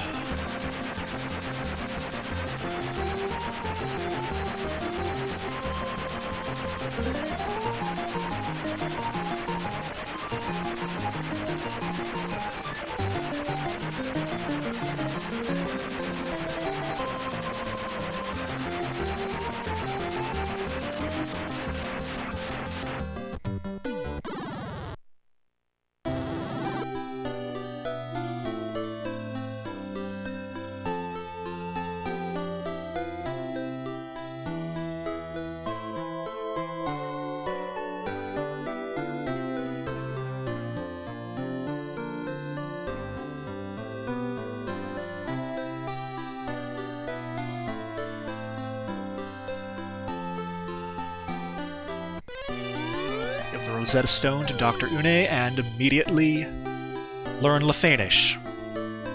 Aren't modern language learning apps amazing?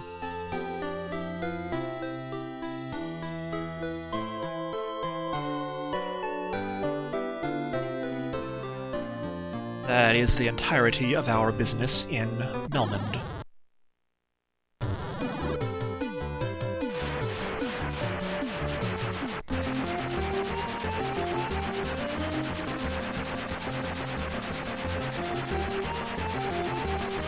Now I want to go back west to Crescent Lake.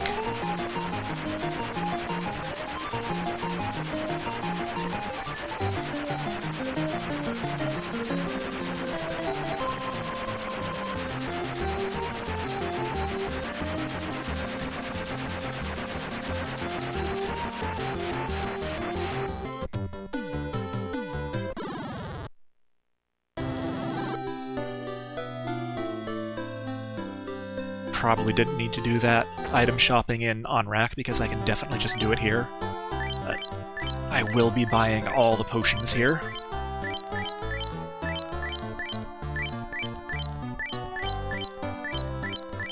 And I know this is everyone's favorite part of the run.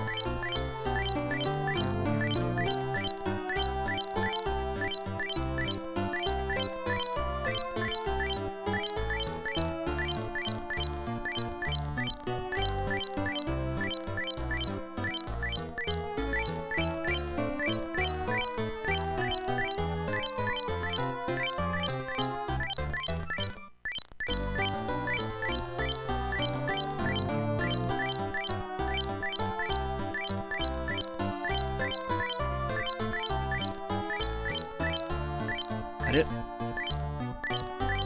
Nope, not yet. Thought I saw my money total stop changing. Wishful thinking.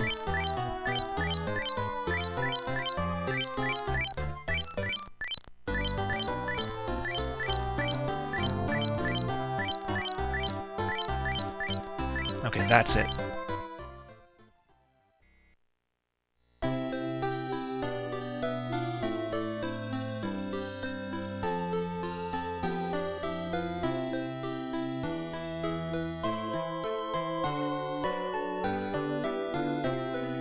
Now I want to come up to the magic shops,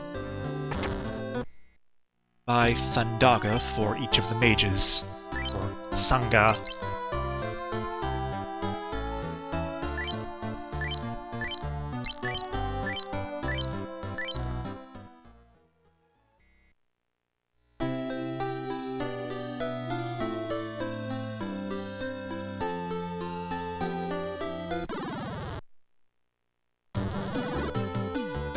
Principle, they should each get one charge of that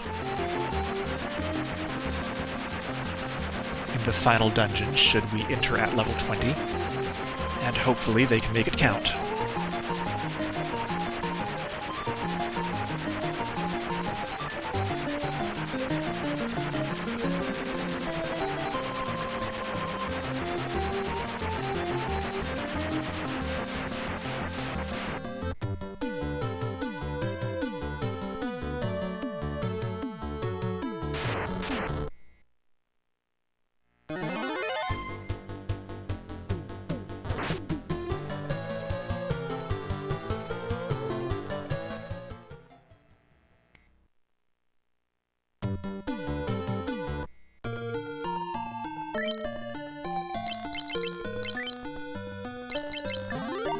Probably shouldn't bother trying to do the safe square stuff in that pond there, because I don't think it actually works in MSX versions, and it puts me at risk of running into Otyugs.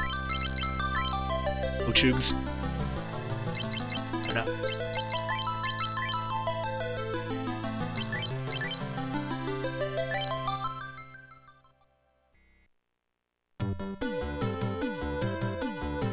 And I would much rather run into Allosaurs at this point. Let's not so much.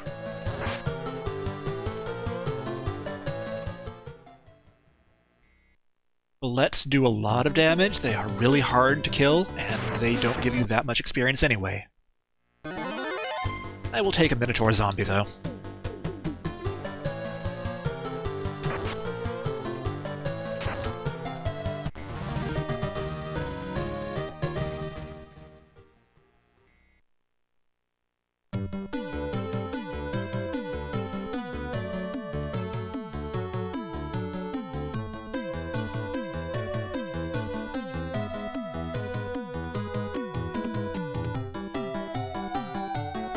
Still concerned that I'm a bit behind on levels, so I'm really hoping these overworld sections give me some good encounters.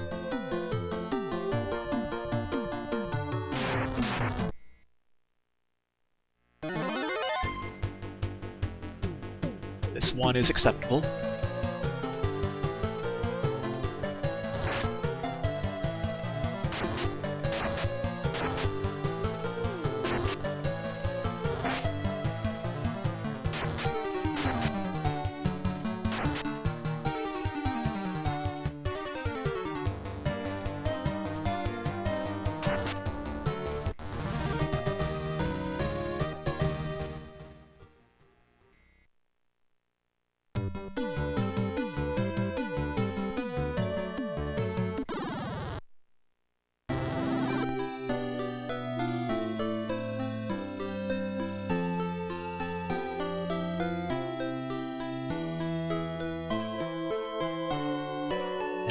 all the way to this incredibly advanced town, and they don't even have an inn.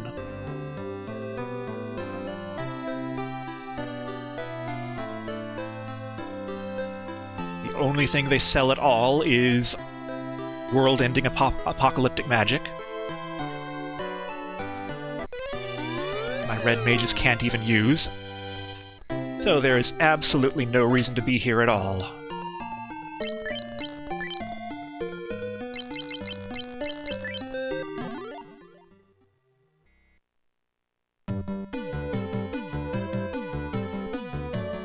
We got our chime, so we can move on.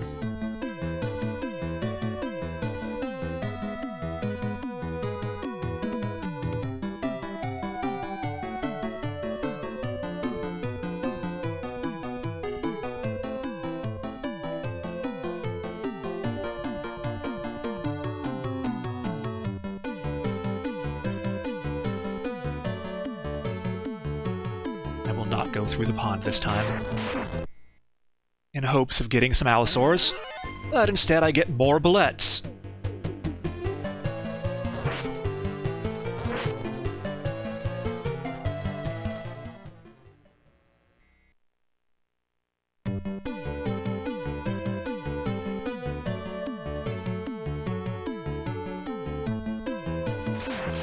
So that was a disappointing Lethane walk. Probably going to have to do some extra grinding at some point.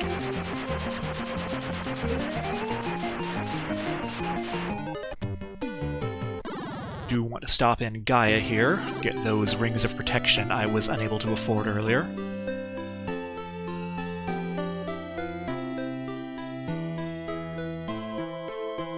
I think the reason I was low on money is because the NES routes that I based this on do not buy Provoca in Melmond. Armor shop is what I want.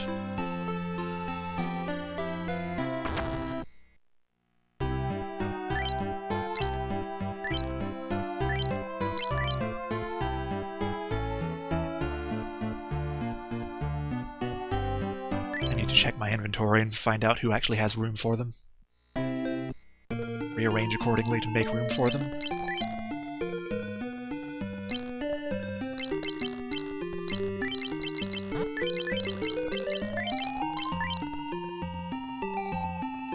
Okay.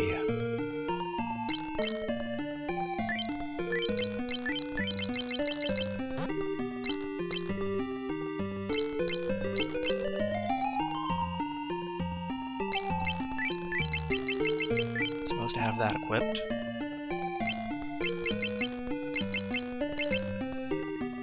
Okay, so we need it for Fighter 2, Mage 2. And we want to sell the Diamond Gauntlet on Mage 1. Got it.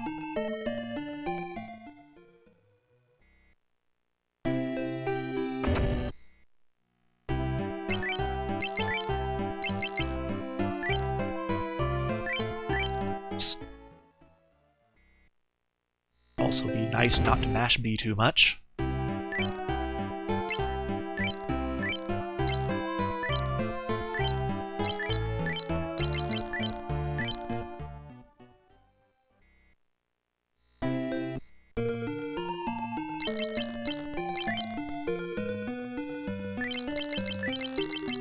Okay, Rings of Protection acquired. There's also a ruby bracelet on Mage 2 I should sell. Or I could just drop it, I guess. Drop it later. At this point, I have no further need for money, I believe.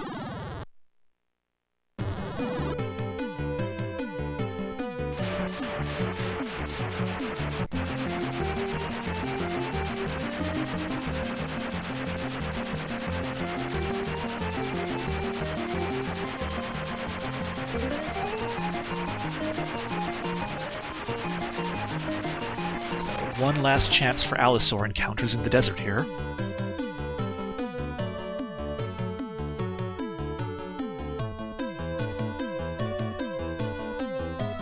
But it is not to be.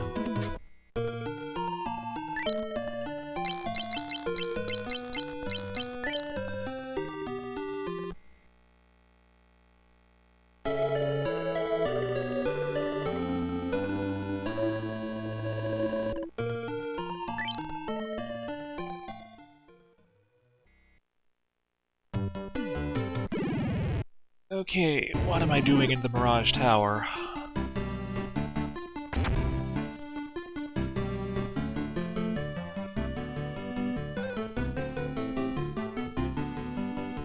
First thing is come around here and get the Aegis shield.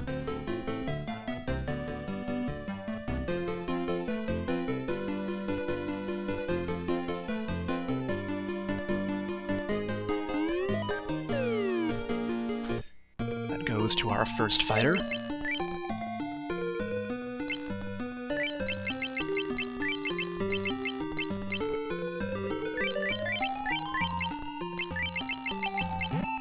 We just can't use the shields.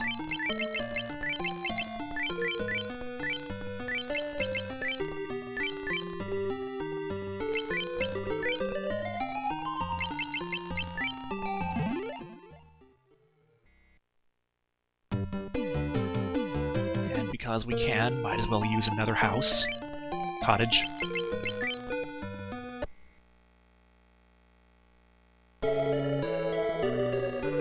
Let's get that spell slot back.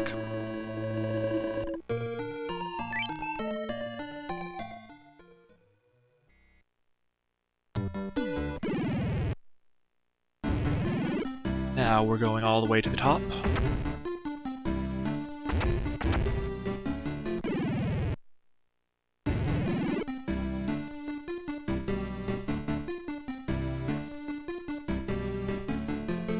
Before I forget about it, let me drop some of this unnecessary armor. Not need the flame shield, do not need the ruby bracelet.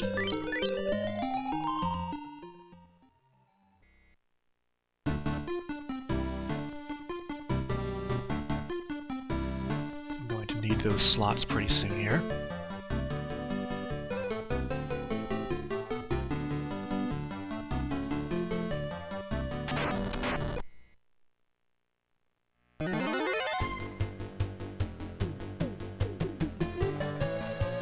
To try to fight these just to try to make up my missing experience. Not sure offhand what they're weak to.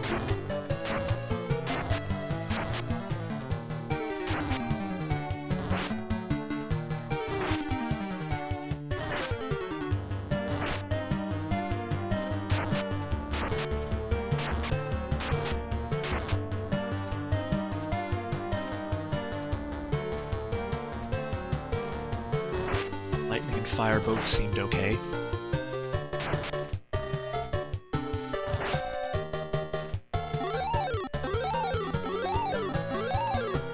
Let's see if I can find them in my list here.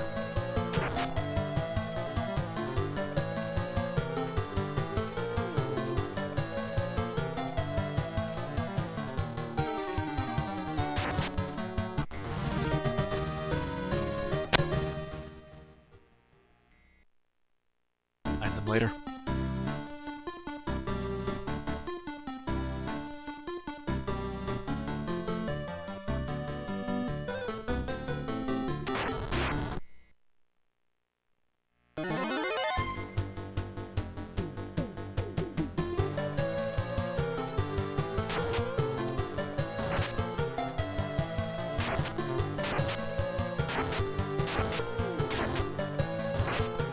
Either they're supposed to be resistant to everything as robots, which makes them weak to everything, or they don't have any particular weaknesses or resistances, and are just very low magic defense, maybe?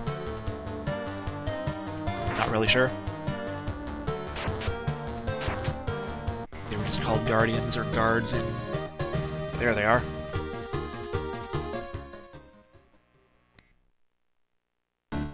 They're supposed to be weak to lightning, they're not. They have resistances to death, poison, and status, which would become weaknesses in this version. I don't really have any useful way of exploiting that, so it doesn't matter.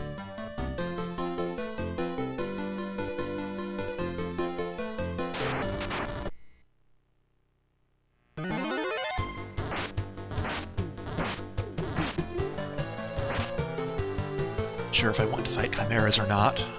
Try it though.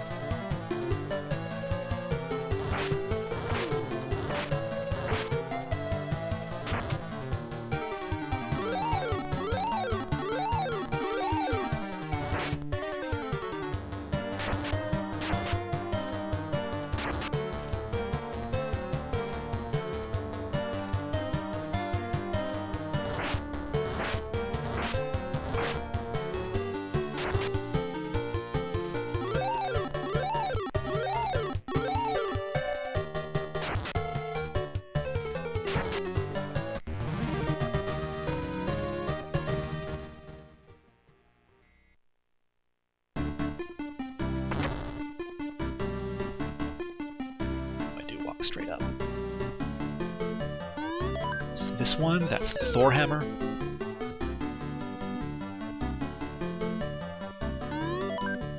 That's the Dragon Mail. It's an encounter. I think you could run from these if you really wanted to.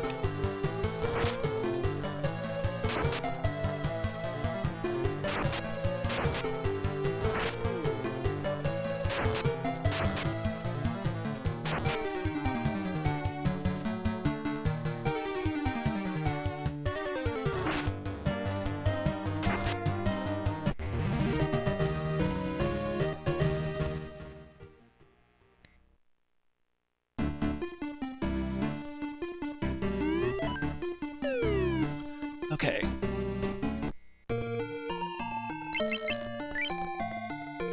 So that Dragon Mail goes to my first fighter, I believe.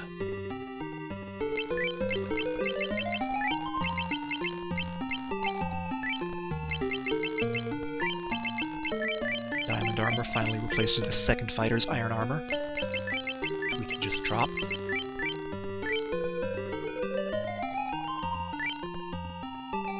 Weapons. Sunblade goes to you. Fender goes to you.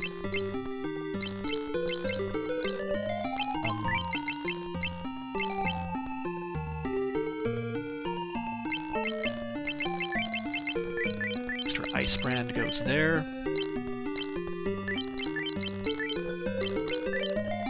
I don't think it matters dramatically who gets the Thor hammer.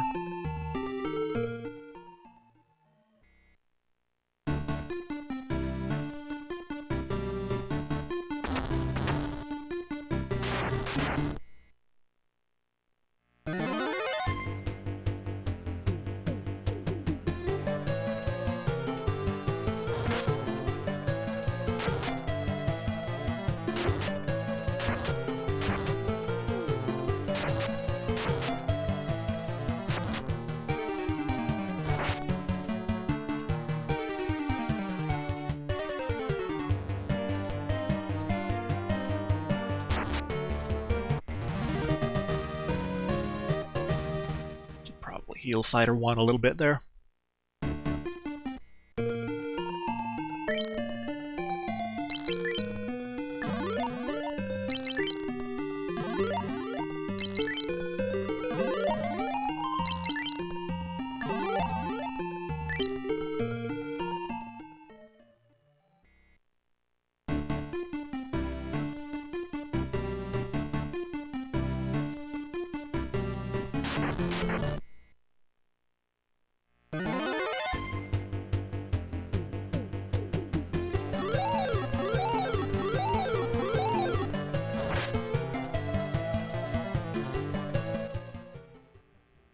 Didn't note in that last fight with Chimeras how much experience they gave me, but... Oh dear. Are we gonna have to wait on Robot Friend? Ink Robot Friend?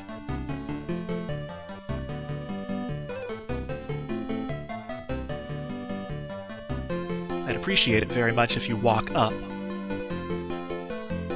Walk up, please? You didn't walk up, did you?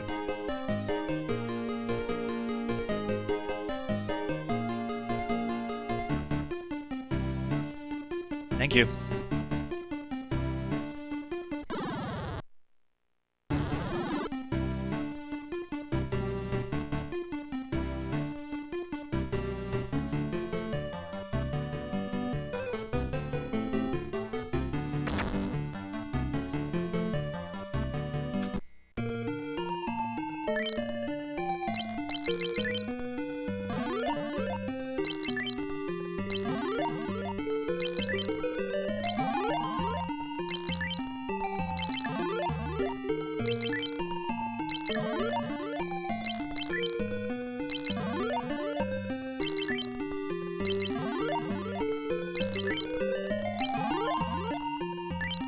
I don't think I do anything too special against the blue dragon here.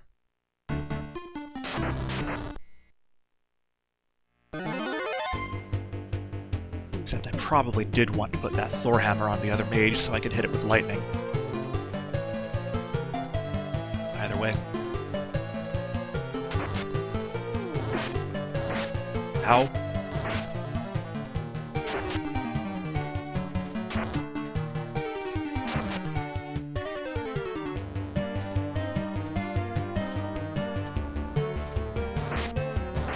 And again, ow.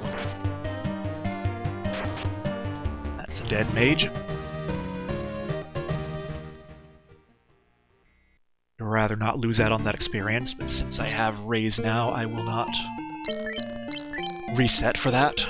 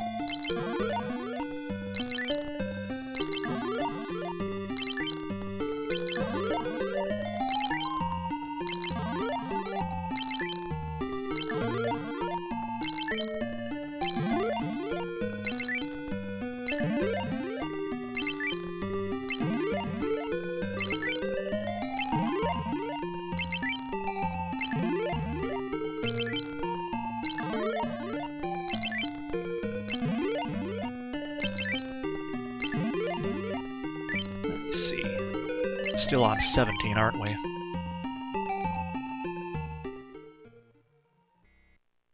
About 3,000 left until 18, which we should be able to get no problem here.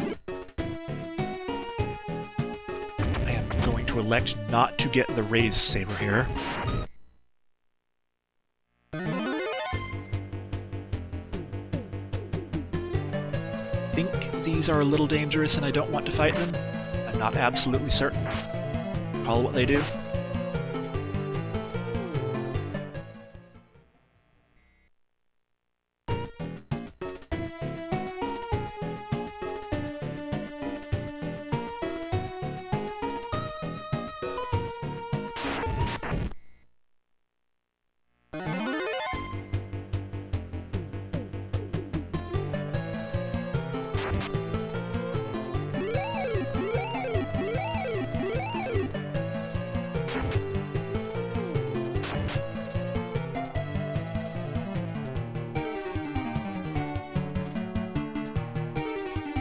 Spirit Nagas don't do anything terrible until pretty far down in their spell list, so I can pretty safely use them for grinding.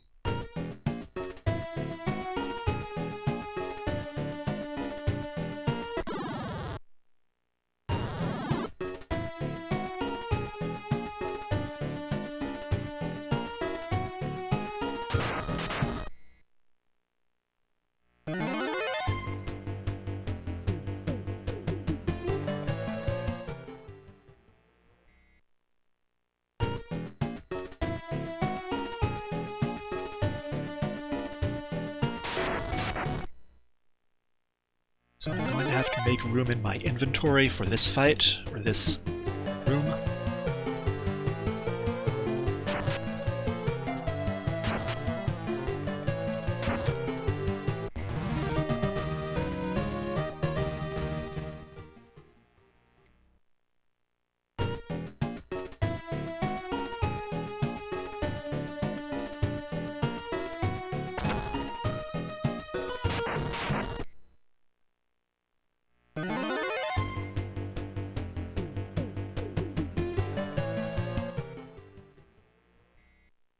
Chimeras seem far more common in this run than I would like. These are manticores, not chimeras, never mind.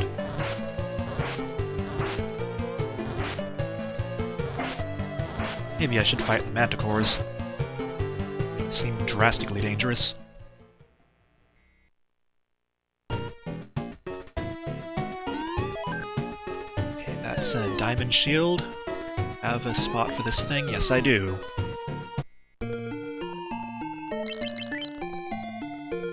So the diamond shield goes to Fighter 2, I think. Yes. Replaced with the ice shield, which we no longer need.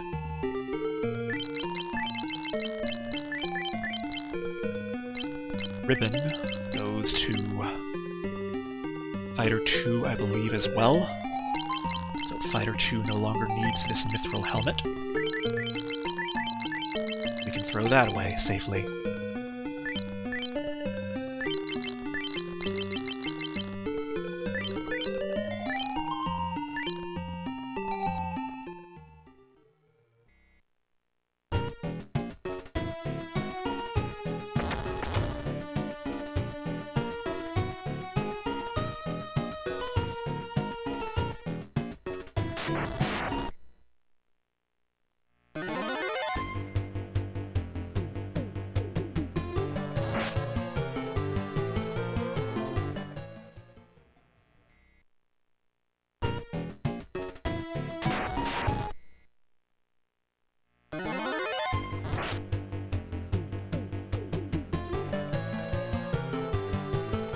I think I've just not been aggressive enough in taking fights in this run.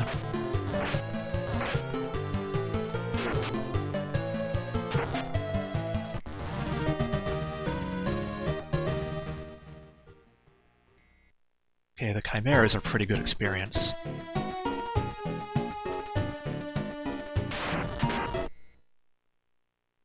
I think these things are pretty good, right? This is a black pudding?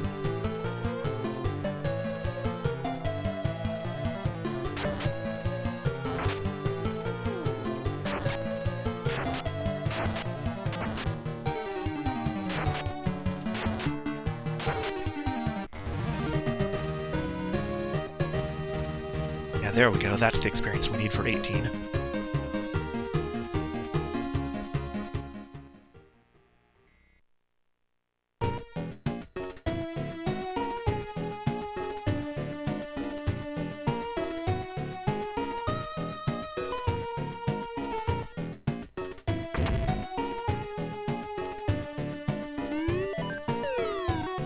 Not sure if I'm supposed to, but I think I have an extra slot for the white robe too.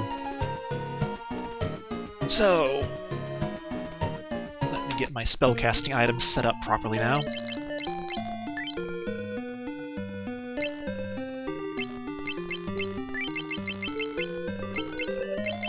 I want the black robe on second mage, since they're not going to be healing very much, and that's the most powerful one. I'll leave that there.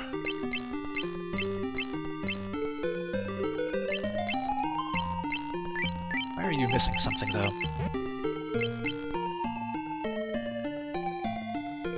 You don't have body armor. Did I discard a mithril vest or something that I shouldn't have? I'll have to figure that out.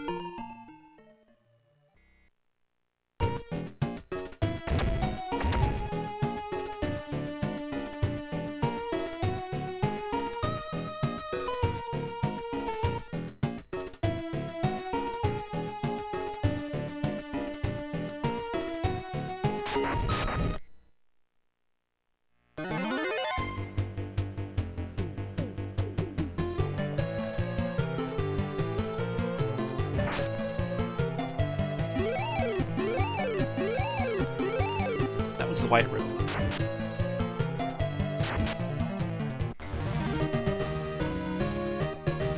Thought I put that on the right mage.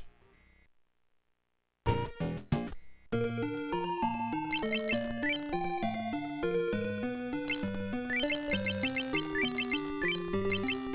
don't know if I misread or if I accidentally swapped them or something, but that's where they're supposed to be.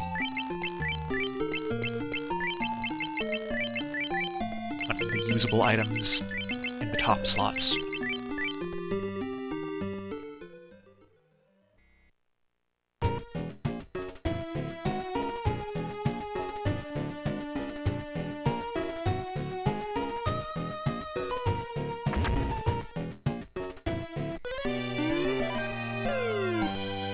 There's our adamantite.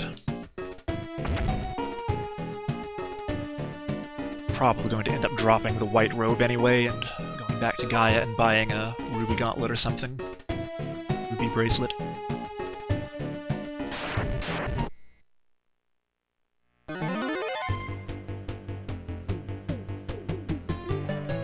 Because it is probably not a very good idea to have no body armor on one of my mages.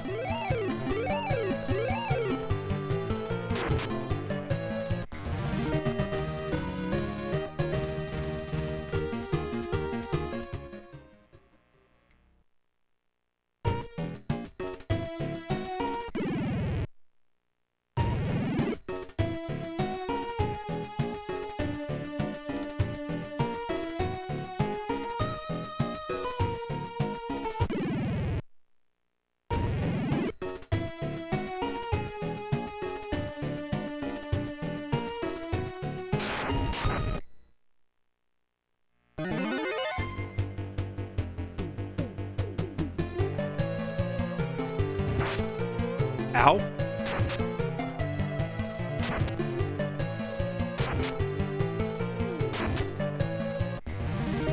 Okay, apparently soldiers are dangerous.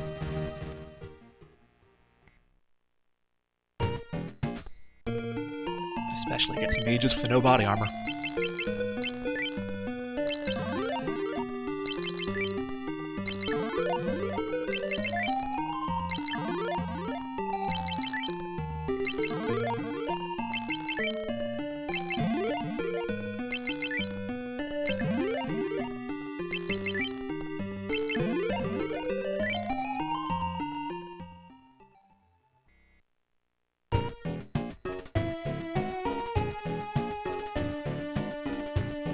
Two.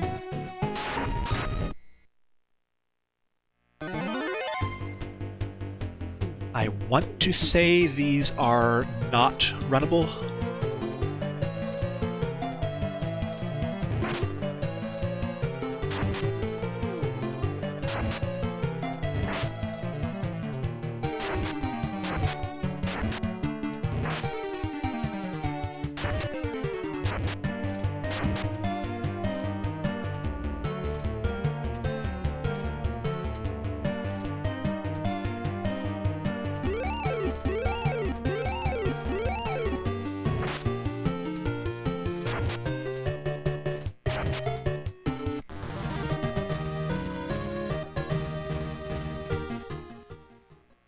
Air elementals do not have any weaknesses that I would be exploiting there, so I guess I just got good rolls on them with the items.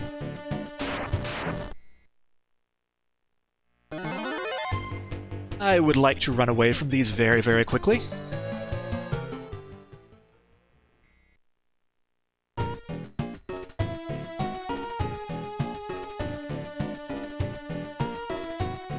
All the way through Ordeals without any Rakshasas showing up, so of course they have to make an appearance now. So, how is this floor going to work for us?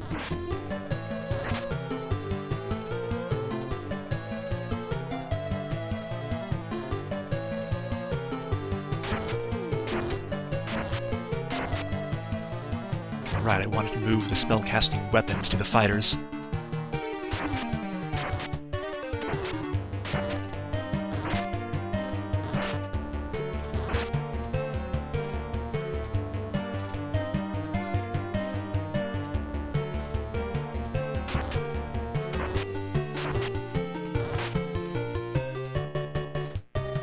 So far, I have not actually encountered the death machine in a test run on this floor. It's definitely here somewhere, lurking.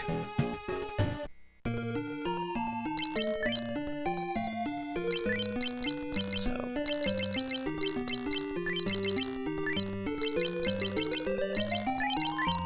Horse Hammer's on Fighter 1, Magic Staff's on Fighter 2. That's good.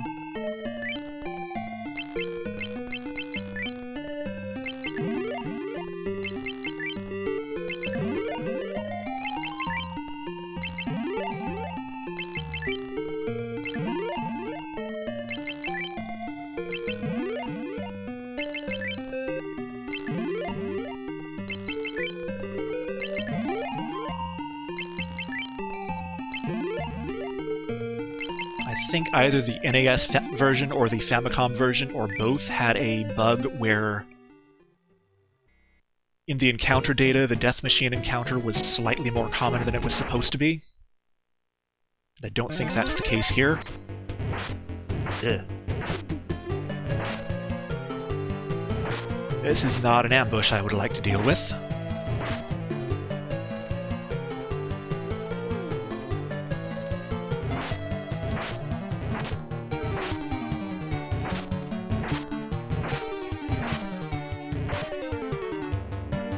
Thank you.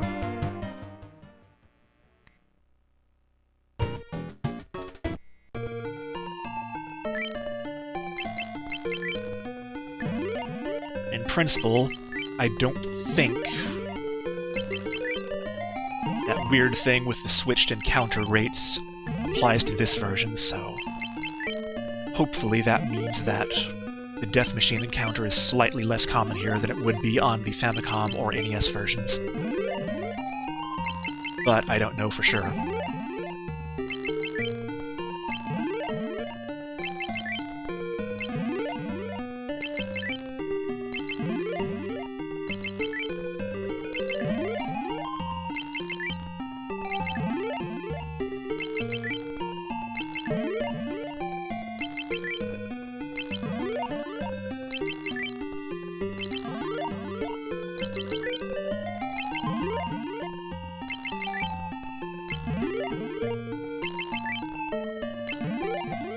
I have gotten the Tyrannosaurus encounter, which is rare in the desert around the tower here, which I spent hours looking for on the NES version growing up.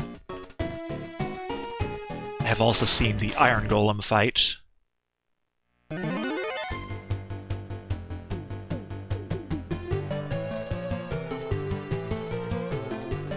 Which you can find on the air floor of the final dungeon. That's also a pretty rare encounter, I believe.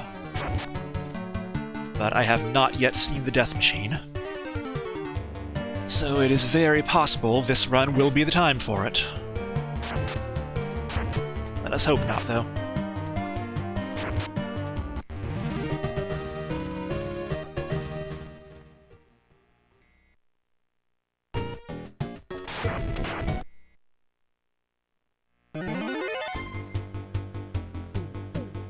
You use your items.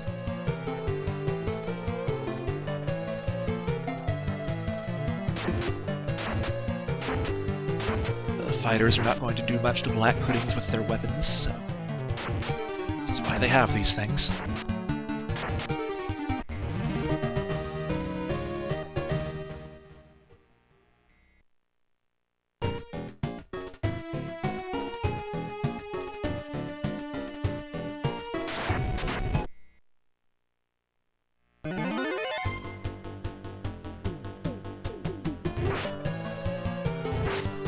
Please run away quickly.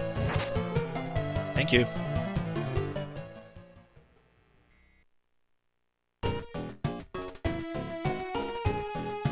Okay, I think we are safe.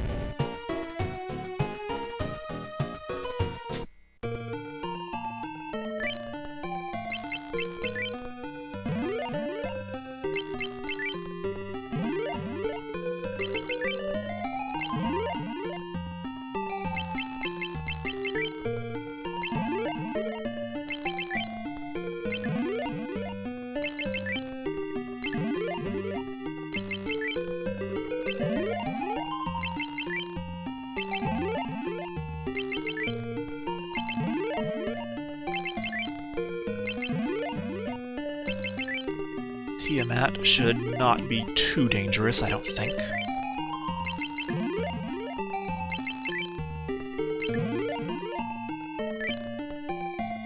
According to my notes, I just use magic as best I can on it.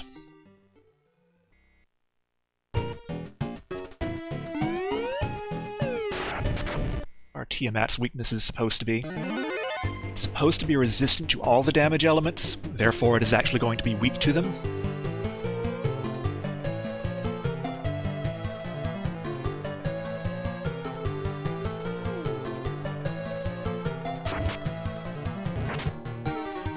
Should probably just use the magic items with the fighters too. They're not doing a whole lot with their weapons.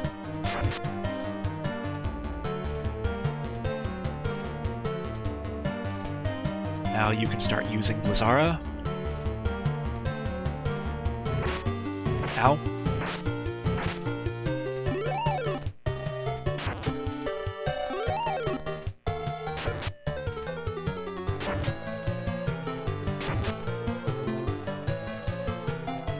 I think we are better off spamming as much damage as we can still, rather than trying to recover with healing.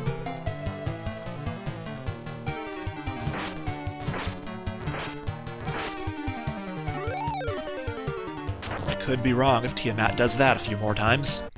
Okay, we got it.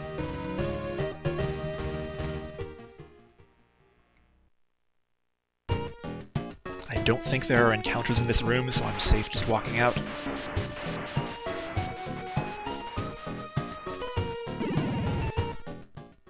Okay, we made it through that.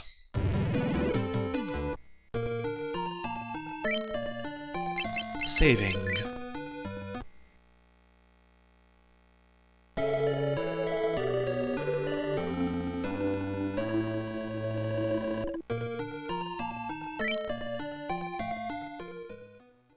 We are still level 18, and I want to be level 20.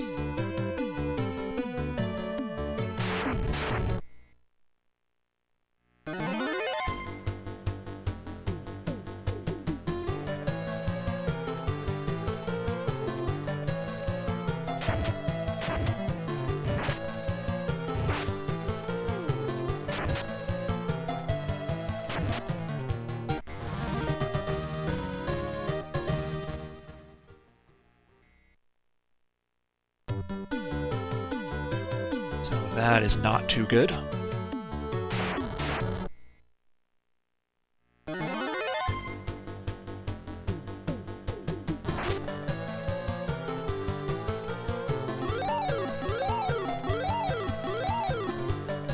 This is also not too good.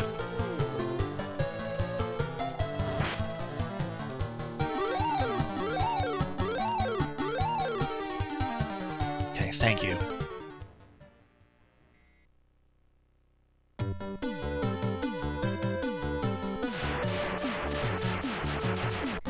I am going to go up to Gaia, buy another Ruby Gauntlet for my first mage.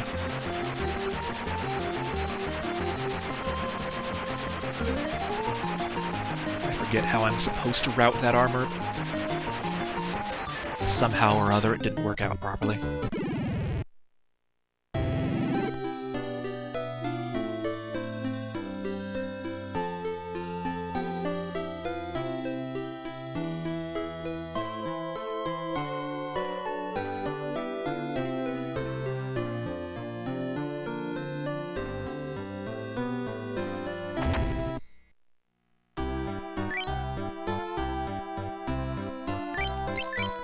Sell the white robe first.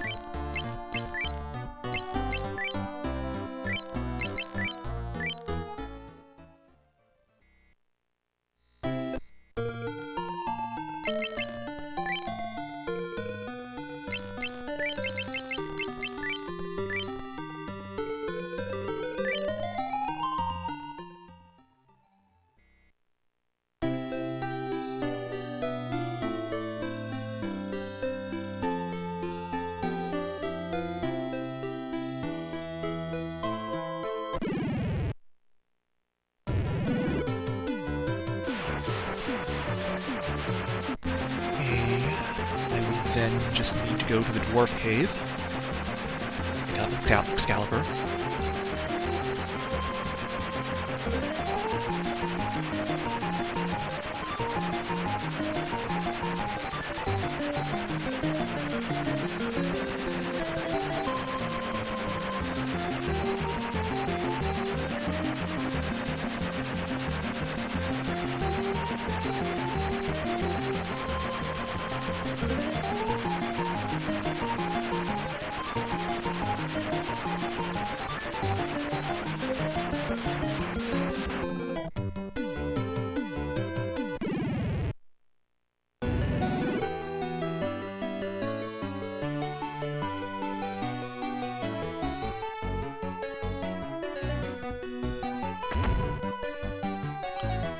and Smith the blacksmith.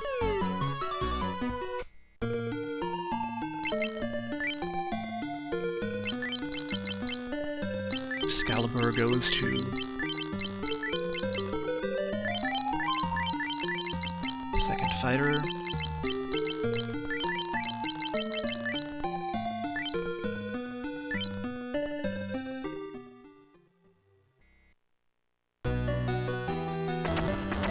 It's also going to check, while I had the menu open, how far am I from 19?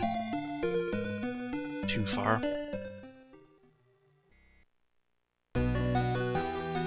So I think what I'm going to need to do some extra grinding to get up to 20, probably in the first floor of the Temple of Fiends.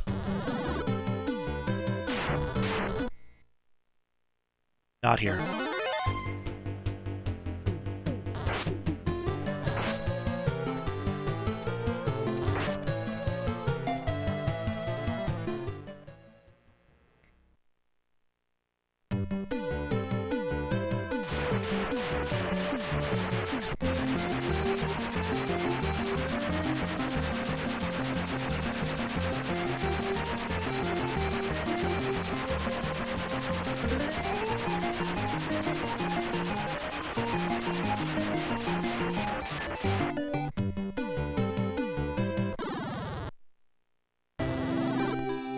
So, in preparation for that, we are going to refill our potions and stay at the inn in Conaria.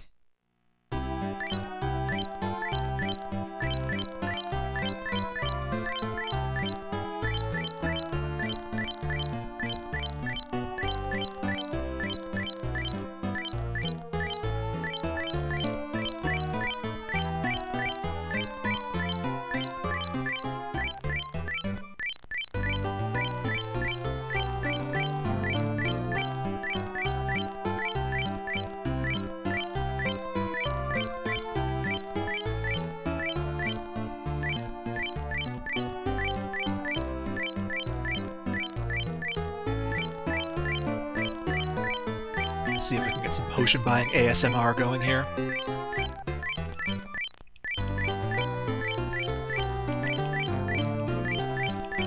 Microphone might be picking that up, I'm not sure.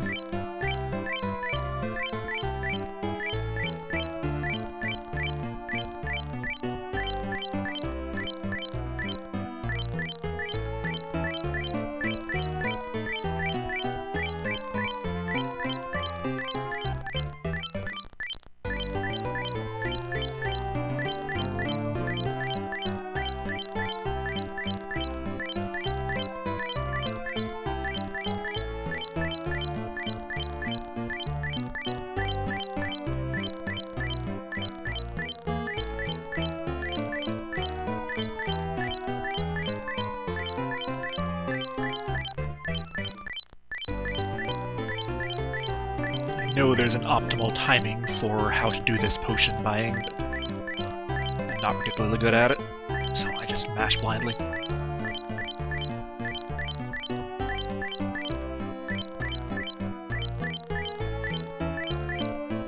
Okay, I think that's all.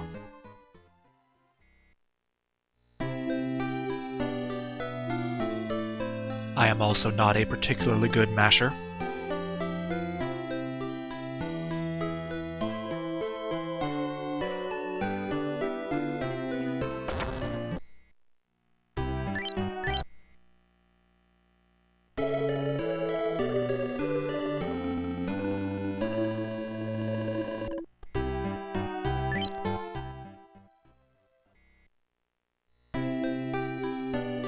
So, grinding.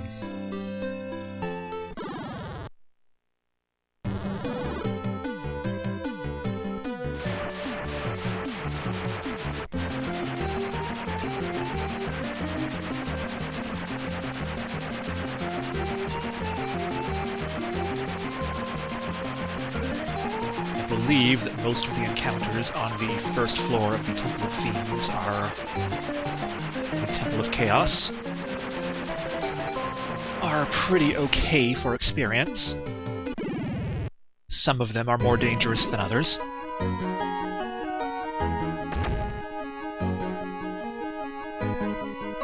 Move, please, bats. No, you are desperate to talk to me now after hundreds of years, but there's my loot.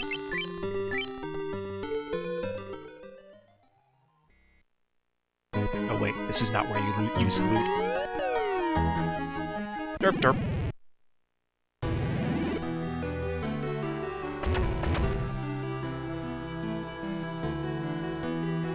Okay, let the grinding commence. Should get 19 after just a couple battles here.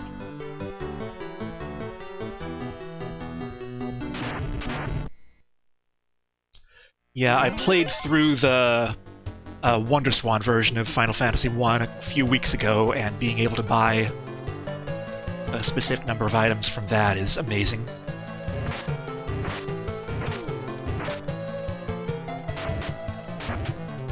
So, Black Robe should be pretty good against these dragons.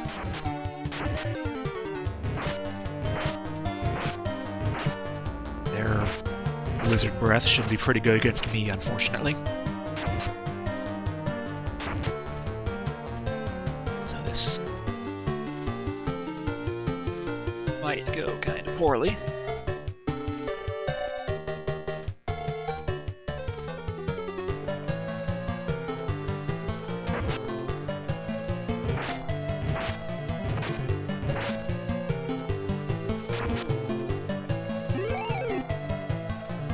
Okay, that does not bode well for grinding here.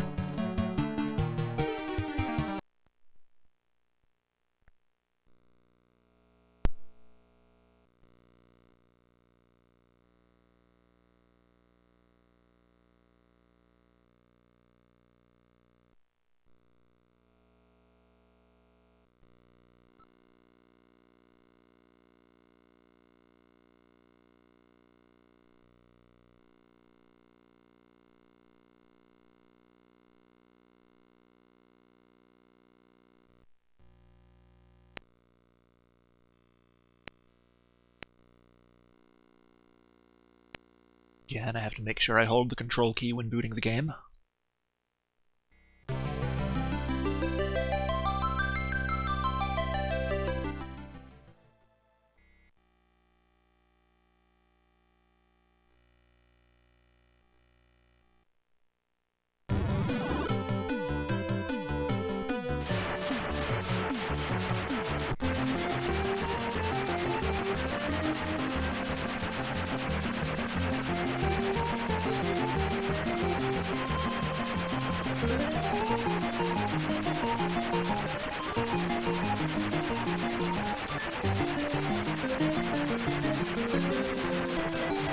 The way the grinding is going to work, I should probably drop a tent outside here.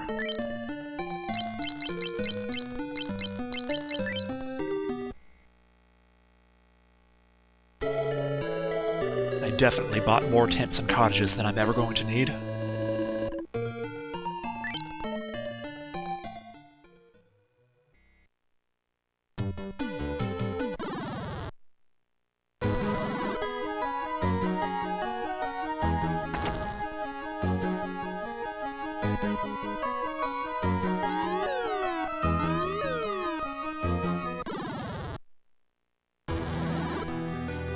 Yeah, I have not yet tried the Final Fantasy I randomizer. I have seen it played. I am definitely interested in it.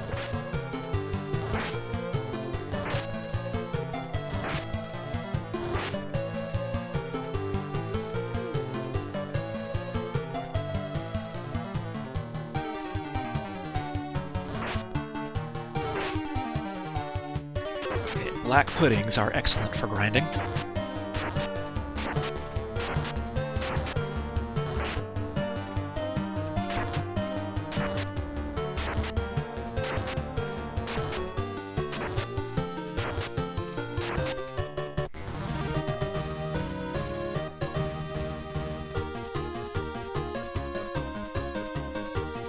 That actually gets us most of the way to 19 on its own. Let's try to get one more encounter that doesn't kill us. I'll go back out and cover my spell slots.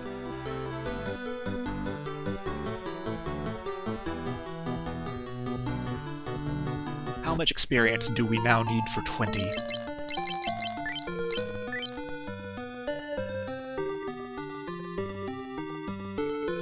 13k-ish. Probably 6 or 7 fights-ish. Depending on what I get. Yeah, I'll keep that in mind. One of these days I should probably start using Discord.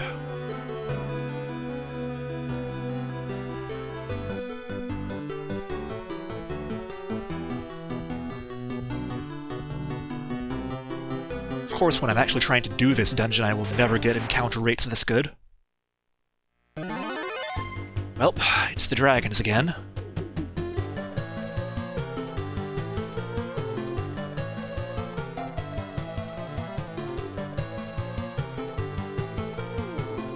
I use Provoca for the extra damage, maybe? Do their weaknesses actually work?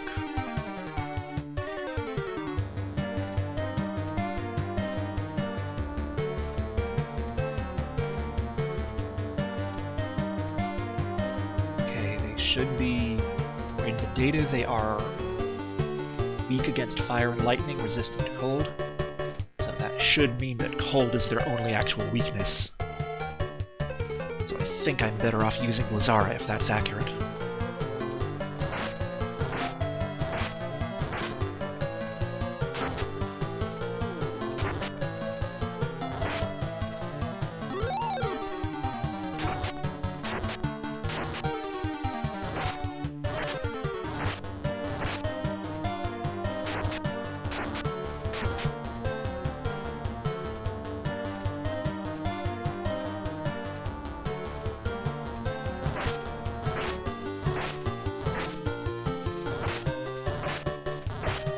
We're probably going to lose some mages here.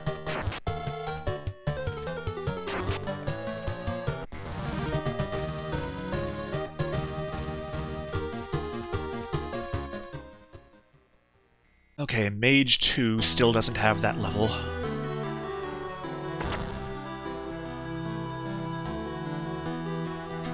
I actually need to warp out, don't I?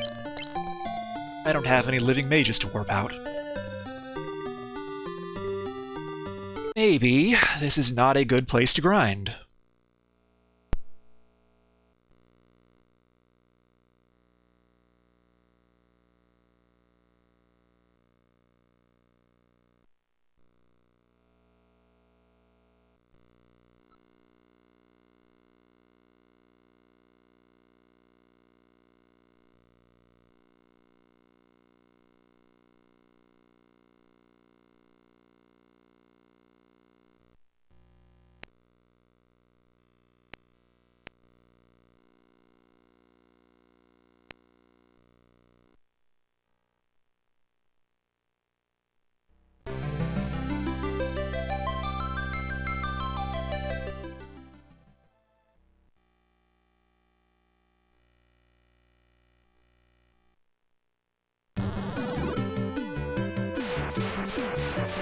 So the area around the Mirage Tower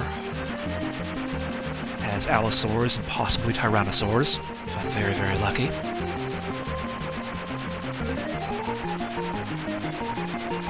Also has a bunch of worthless encounters with bullets and stuff.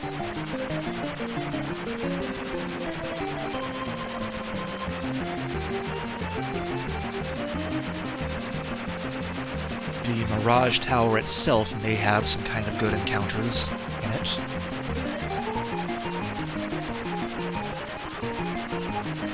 The Sky Castle has some pretty good encounters, but it's definitely a long walk up there.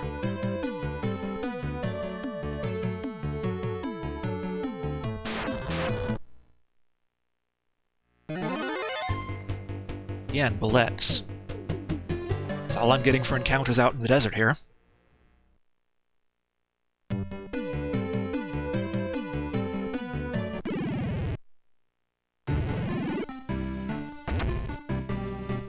I guess it probably makes more sense to walk up the tower to get to the better encounters in the Sky Castle, rather than just walking in circles down here. I'm going to be walking around in the Mirage Tower, it might as well be in the direction of the Sky Castle.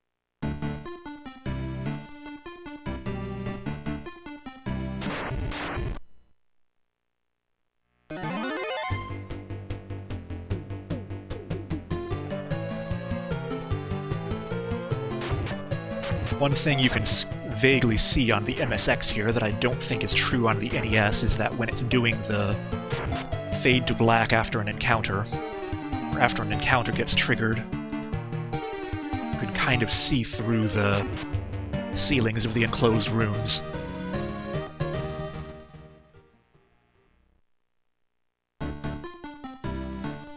Like a split second there. I don't think that happens on the NES version, but I'm not absolutely certain.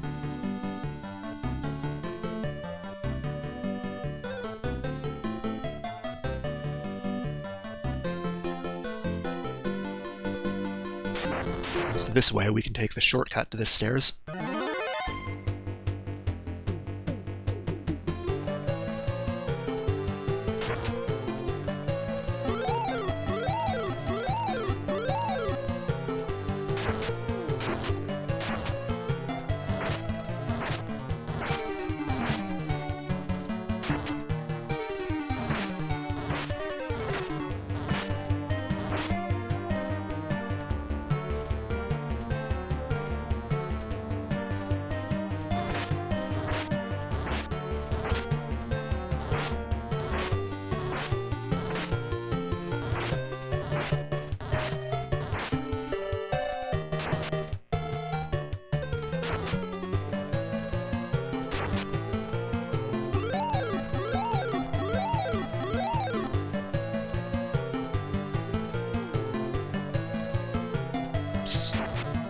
It's not the item I wanted to use, but oh well.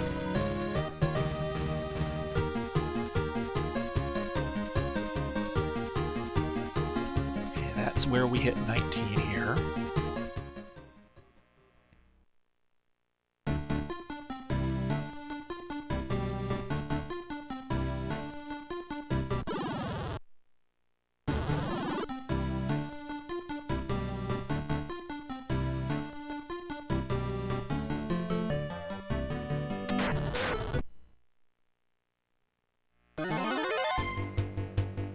Sure.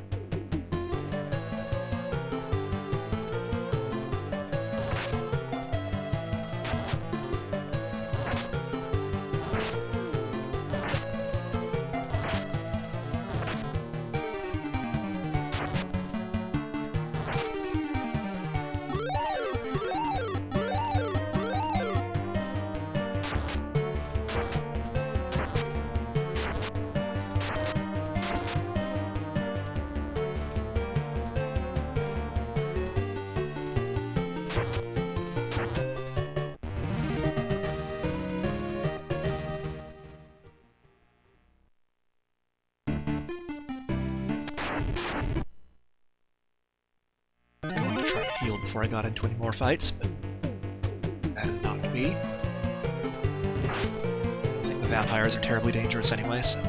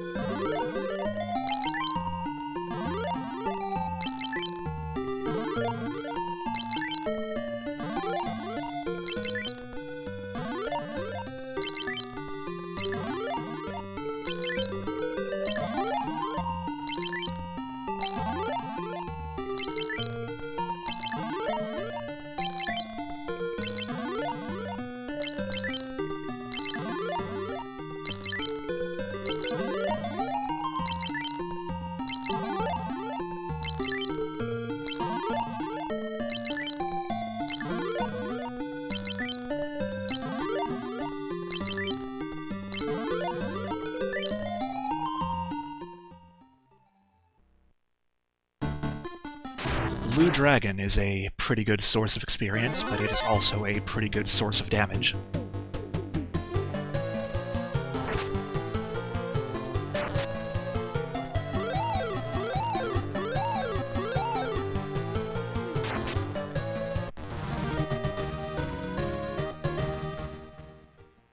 It's probably less dangerous than trying to farm Frost Dragons.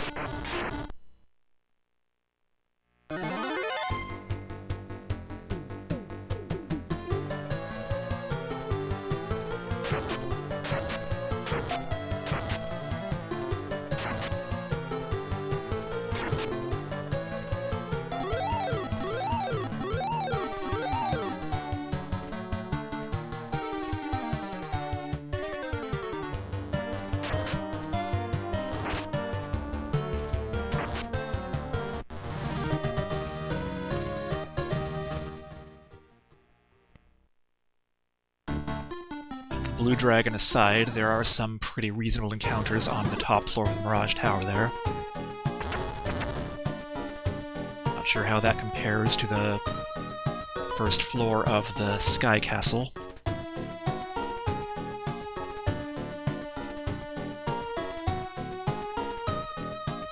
Guess I could be nuts and grab the Raise Saber, as long as I'm here.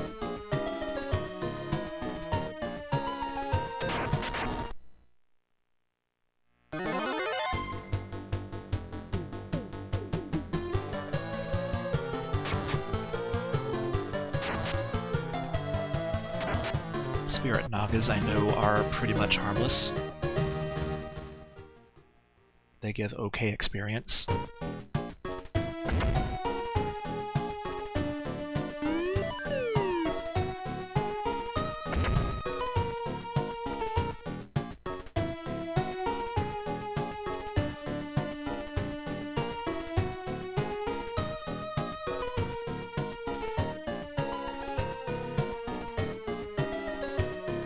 We can run into beholders on this floor. I think they are relatively not dangerous now that we all have protection rings.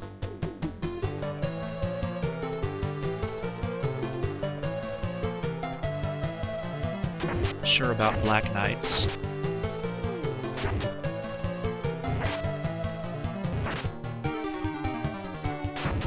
Not doing much so far.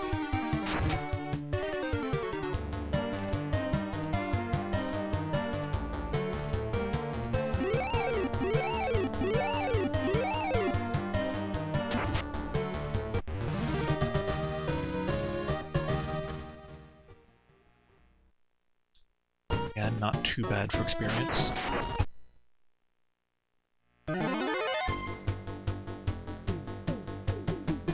Death Knights and Nightmares. I don't know about either.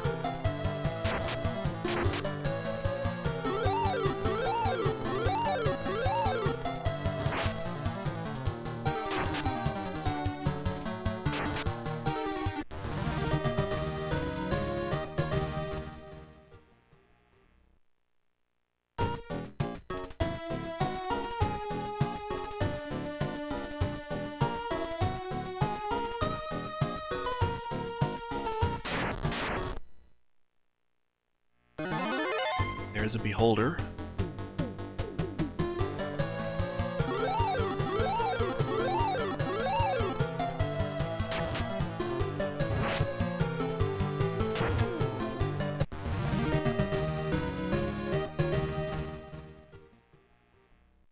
It's actually one of the less valuable encounters on this floor, interestingly.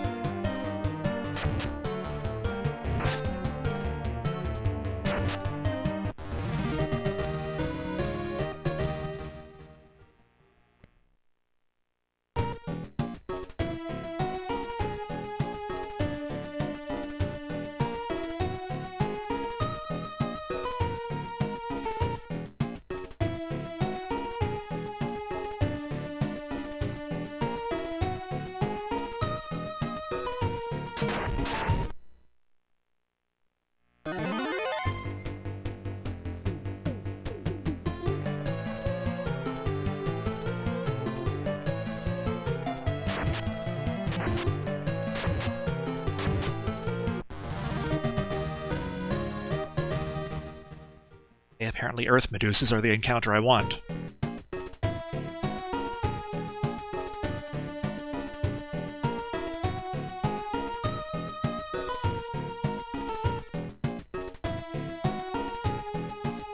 I don't know what Earth Medusas are doing in a sky castle, but there they are.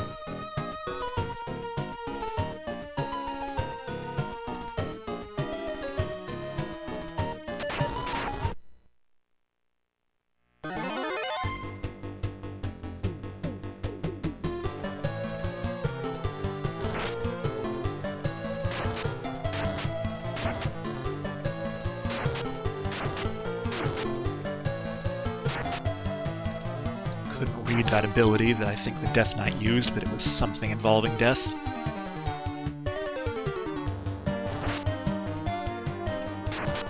Which I don't think we should need to be concerned about.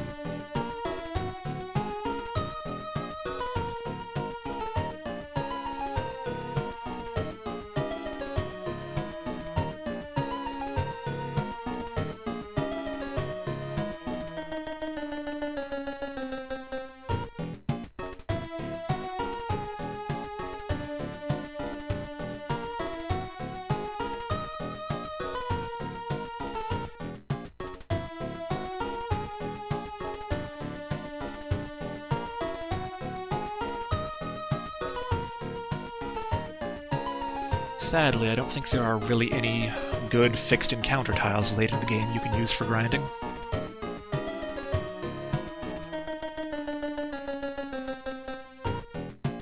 Blue Dragon is about the best one I'm aware of. About the only one I'm aware of, really. That's a pretty dangerous fight to do over and over. There's the one I mentioned earlier with the white sharks in the Undersea Palace.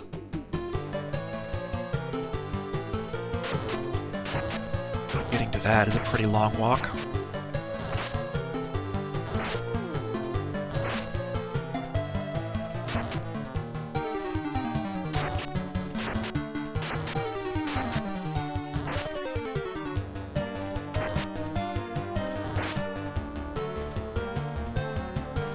If I ever were to do this run again, though, I should probably make a point of ensuring that I am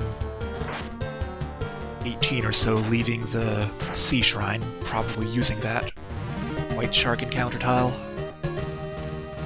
Okay, there's 20. Is that everyone?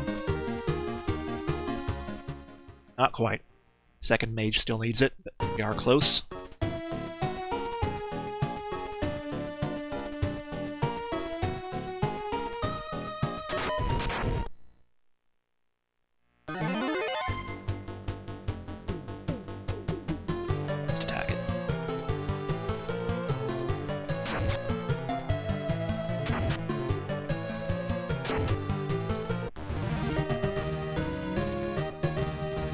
There we go, level 20 for second mage. Let's get out of here.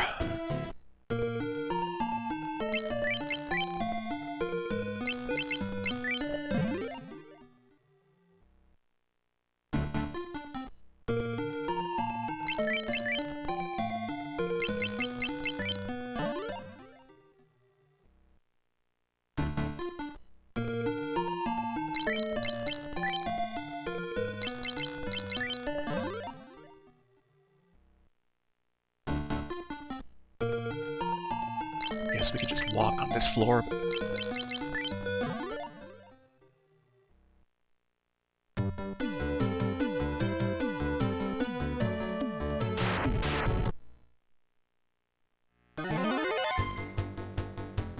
Yet again, the only thing we find in the desert is bullets.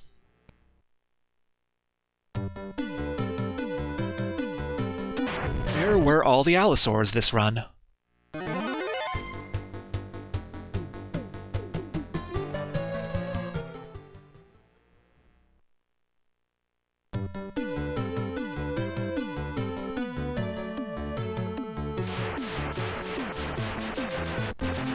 do I get back to Carnivore from here?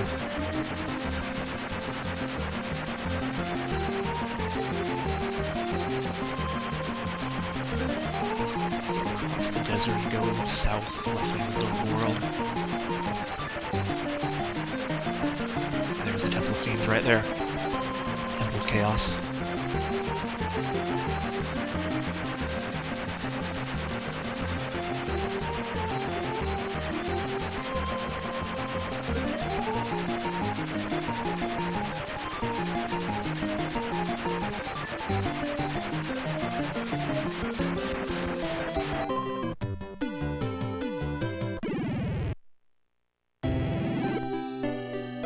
Also need to restock on potions, and then I will...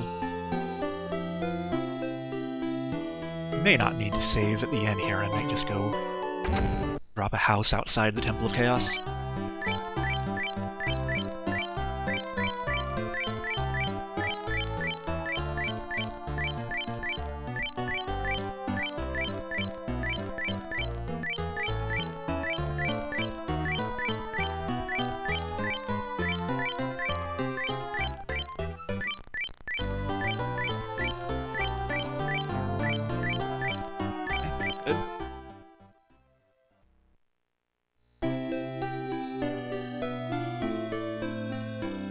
Any chance you let me out this exit?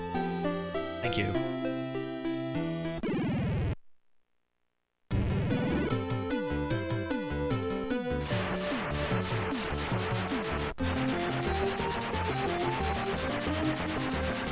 This has been a very long day of streaming.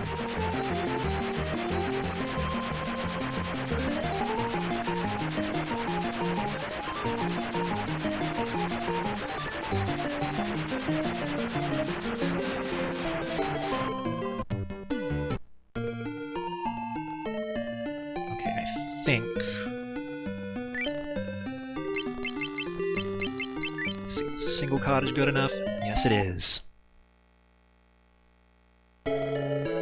Hopefully, that is the last time we'll need to save here, because we're going to get this run through the final dungeon first try, no issues. Right?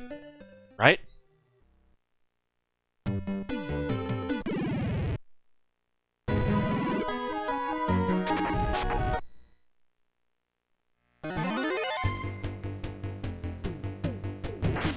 Black Widows are confident.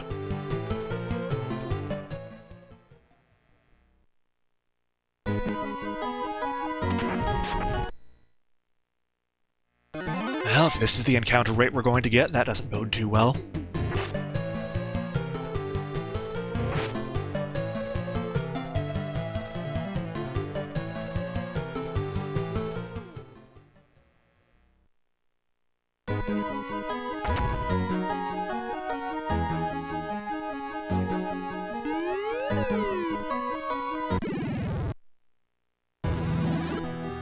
Note that Fighter 1 is only at 399 HP.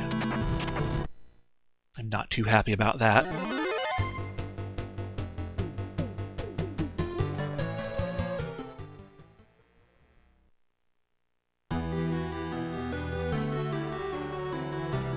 Hopefully I remember properly what I can and can't run from on each floor. White dragons are definitely runnable happily.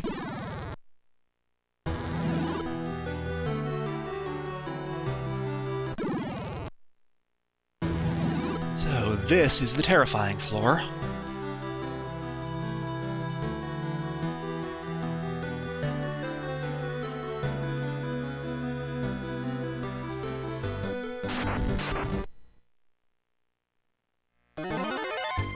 Okay, I will take that encounter, especially with the preemptive.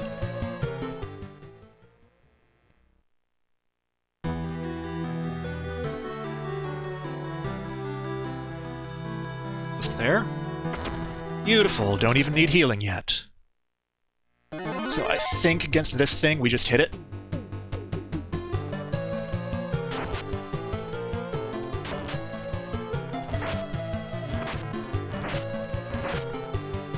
Probably haste the fighters if we really wanted to. Yeah, the mages should probably use their spellcasting items.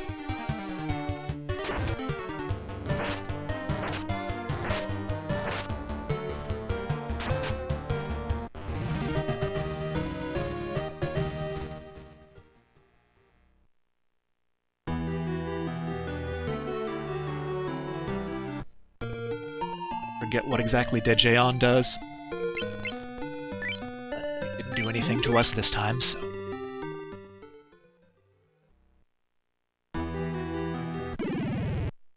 Okay, we are through the first problem here.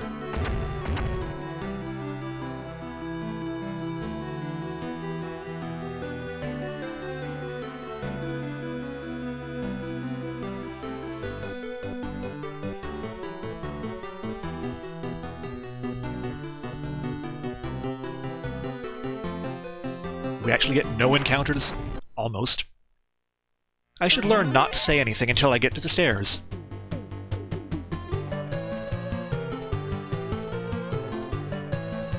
We'll go ahead and do some damage.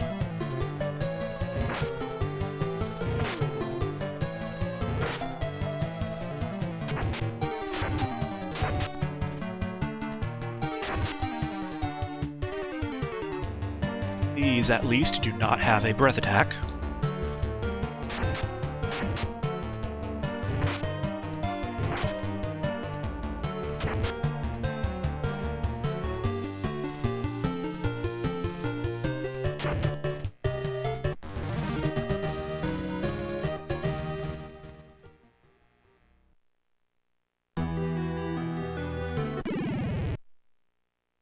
In fact, maybe what I should have done for leveling is run straight to the second floor of the temple. Because this first floor that I am now on is pretty dangerous, hence why I'm now healing before I walk across it.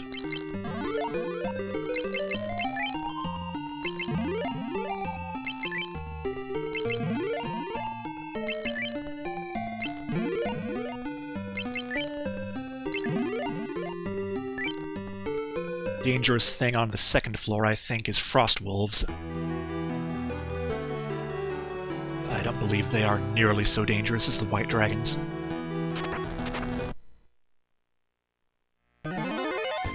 Yep, those white dragons are the ones I'm talking about.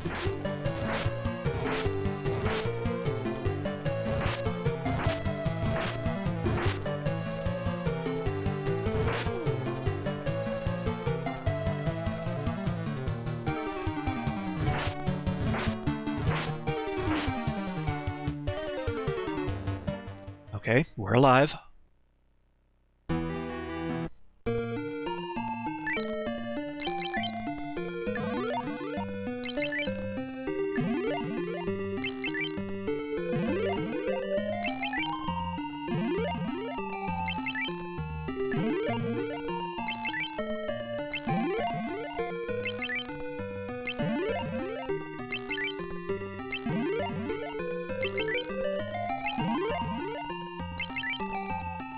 Okay, Fighter 1 does have 402. It's just to have taken a couple points of damage somewhere. Saw that 399.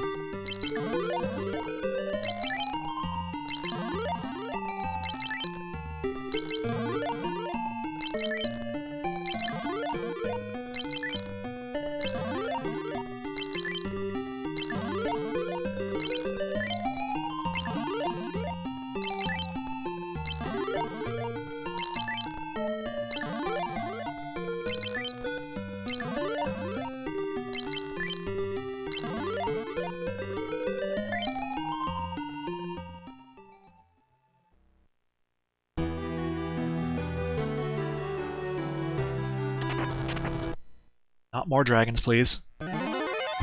Okay, I am happy with this encounter.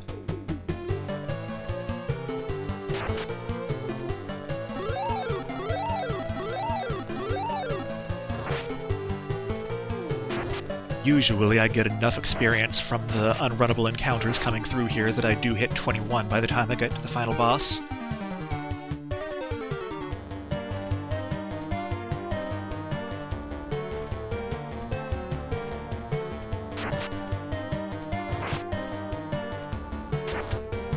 So if that happens, that will be nice. For that little bit of extra hit points.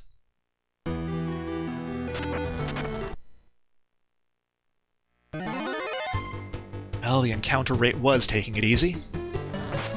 A couple blissful floors.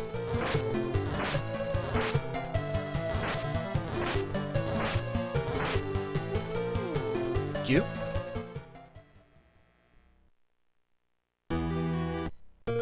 Now we drop another 30 potions.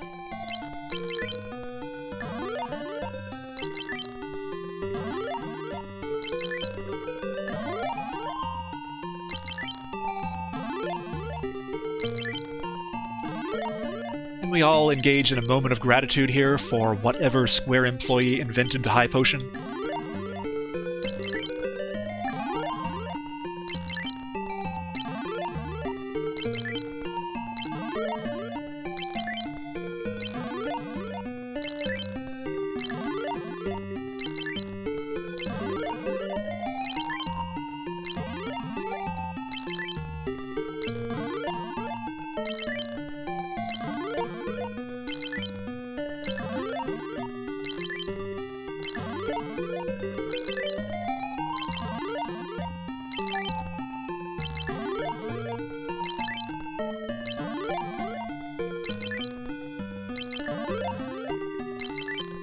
So down half my potions before I even get into the elemental floors.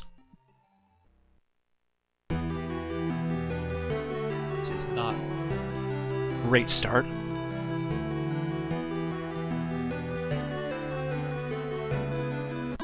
On the other hand, no green dragons.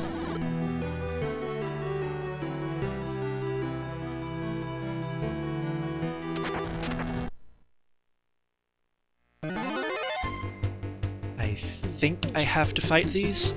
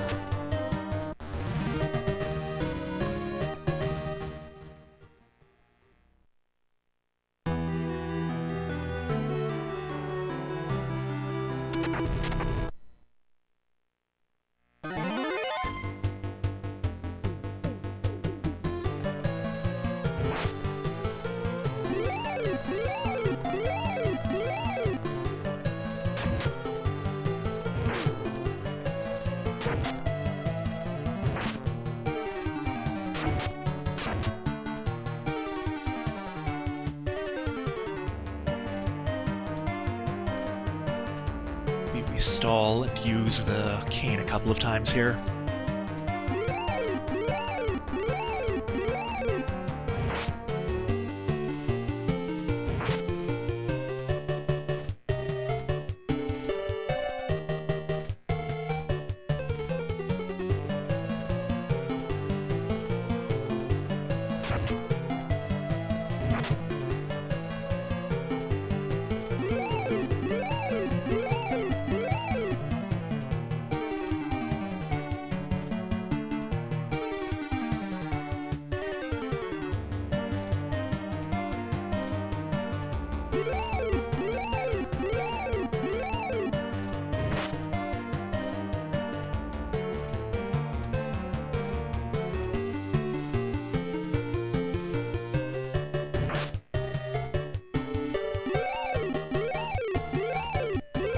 Based on what is coming, I am definitely going to want to be full health, and if I can achieve that without burning through my already low potion supply, that will help a lot.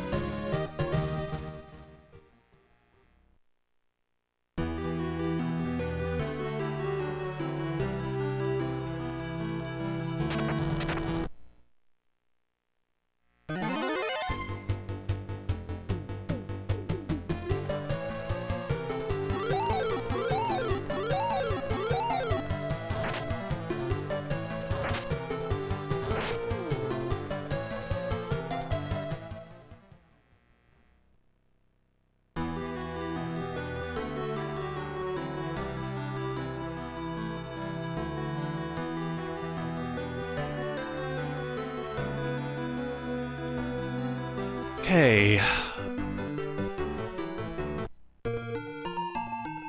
All the healing I can possibly do, let us do.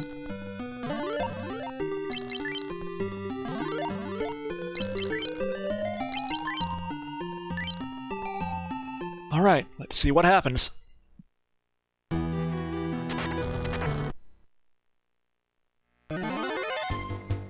So I think against Lich, I just basically want to hit it and use the best spells I can.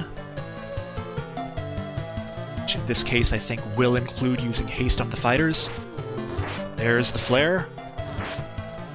One mage is down.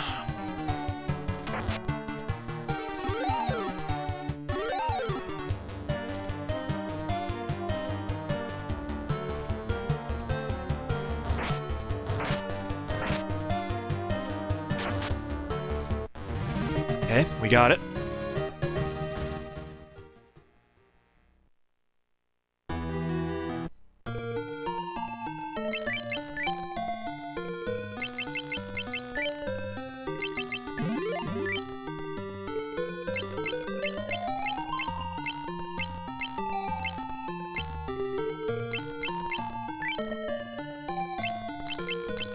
Looking for Cura, that one.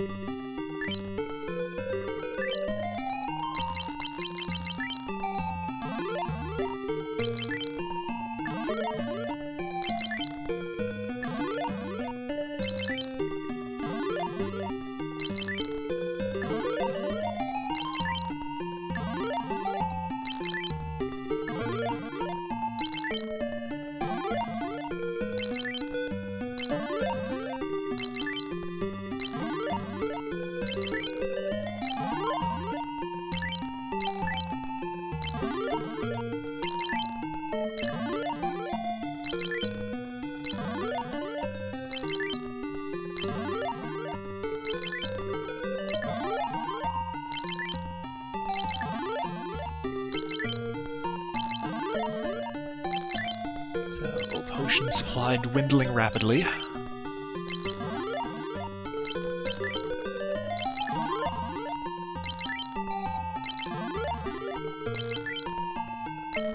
Now I'm just going to get the mages above 200 and hope that's enough to get through the next floor.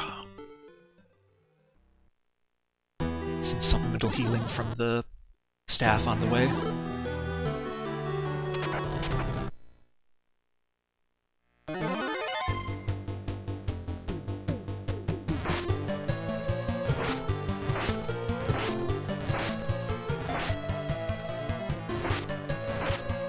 Fire lizards are back for vengeance now.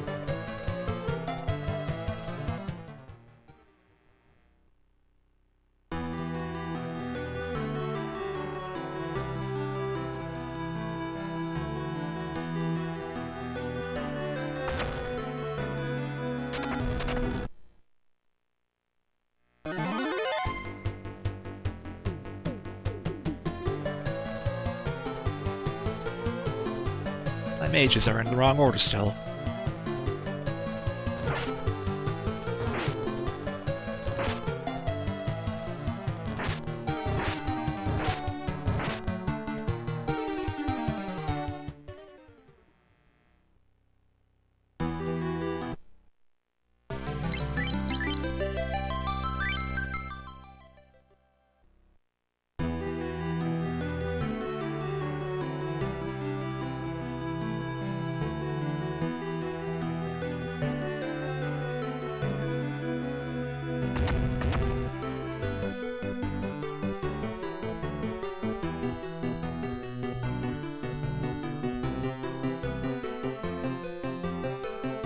Really get any encounters we could use to heal up.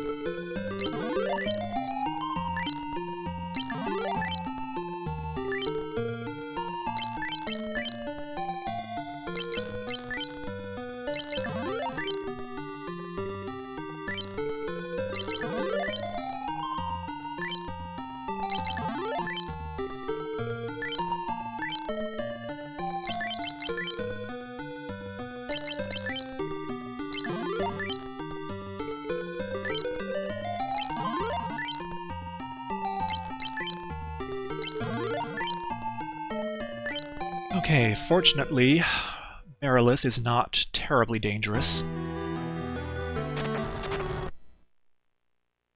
I believe we want to spam our magic abilities on her.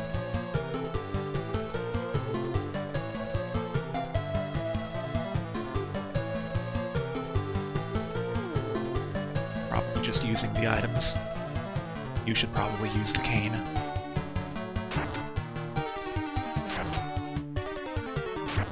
Merilith is supposed to be strong against all damaging elements, so instead it is weak to them in the MSX version.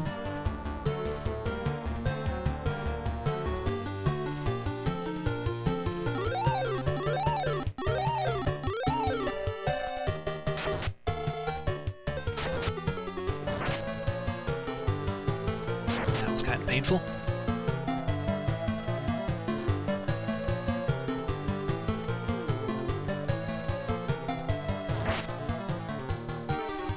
One.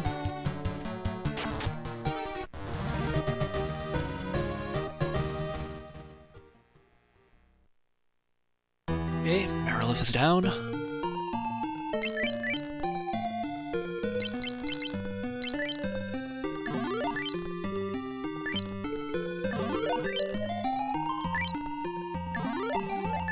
Want that HP on the tanks, so dump some resources into that.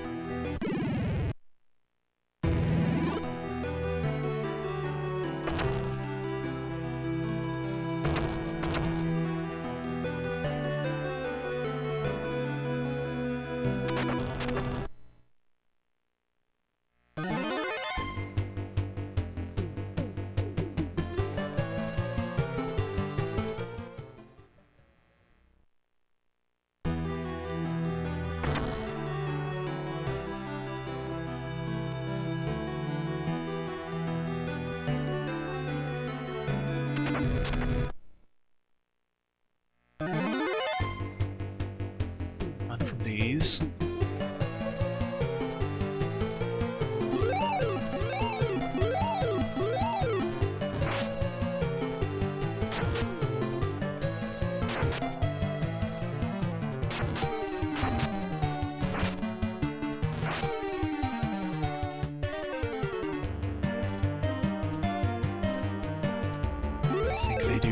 Damage for me to want to sit here and use the cane on them.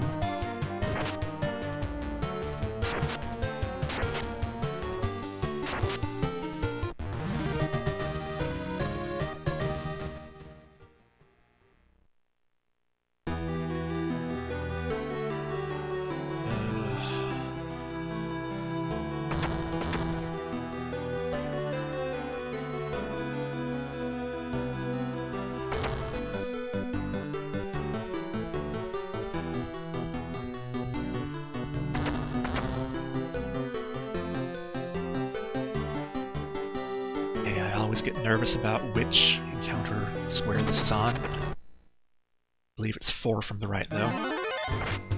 Now the white sharks show up, of course.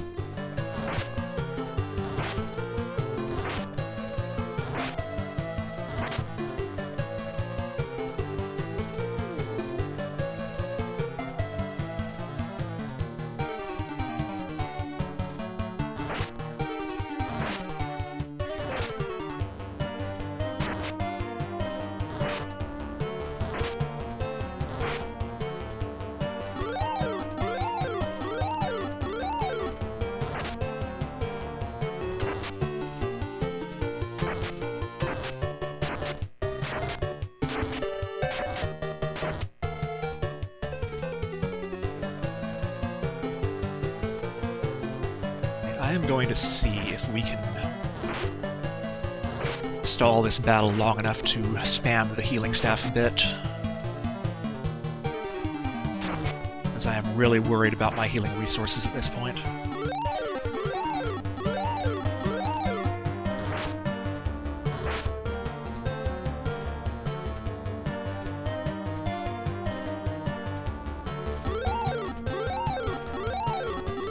I don't think the Sahagin princes are too terribly dangerous.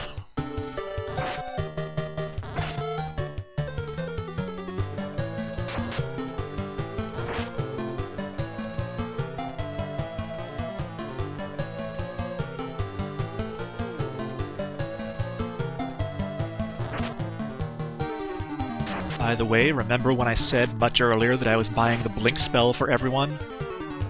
Including the fighters? Just in case I needed to use it later?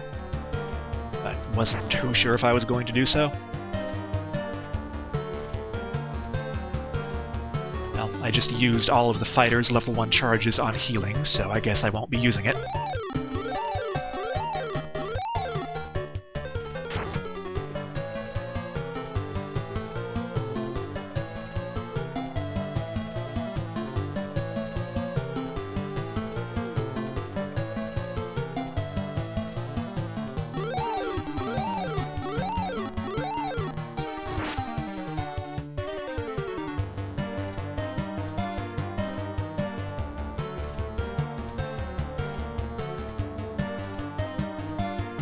Might be futile because the Sahagin Prince there is at least capable of damaging the tank just as quickly as we can heal him.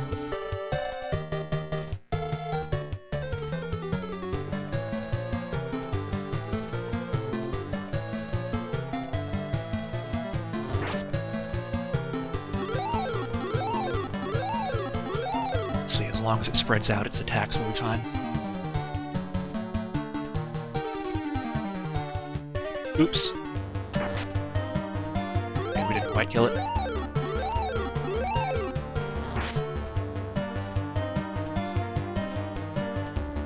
As long as it only does 1 damage, we're fine.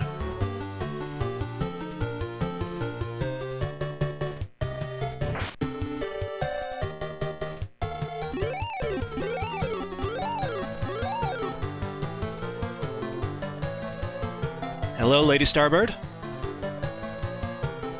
Yeah, it is very similar to the NES version.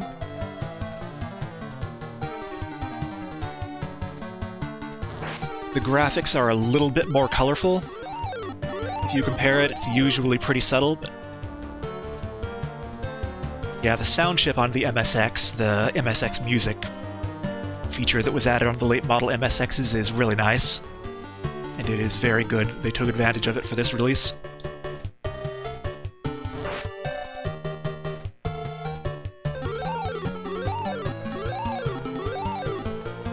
Like Dragon Slayer 4 on the MSX and MSX2 just used the basic BP chip, so it doesn't sound that great.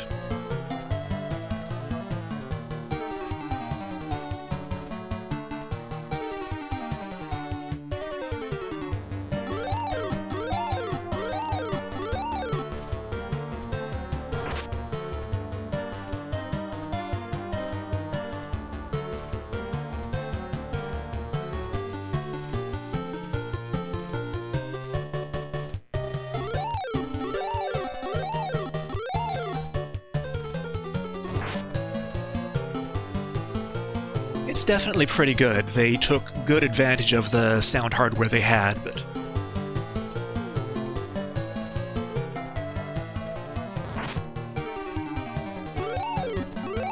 it would have been even better, probably, had they used the more modern MSX Music chip for it.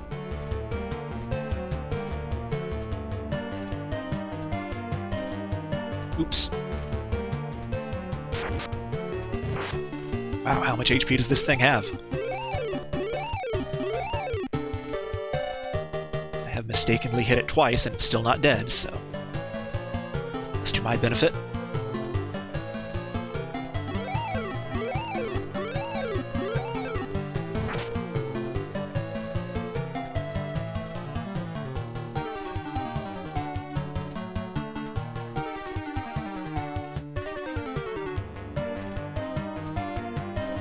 But there are some differences mechanically with the NES version.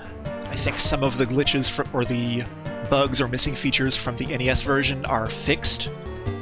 But on the other hand, there is a critical new bug in the MSX version that I have been exploiting throughout this run, where elemental weaknesses in the data are ignored, and elemental resistances are treated as weaknesses. Meaning that you end up with a bunch of late-game bosses that are very vulnerable to magic when they're not supposed to be.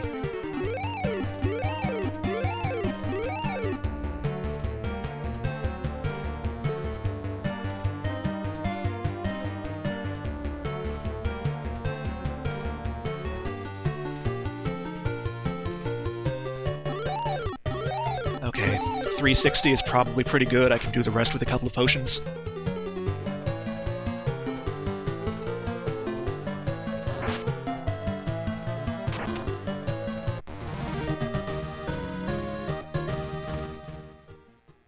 Okay. I think one more step and I'm safe, and then I need to fully heal.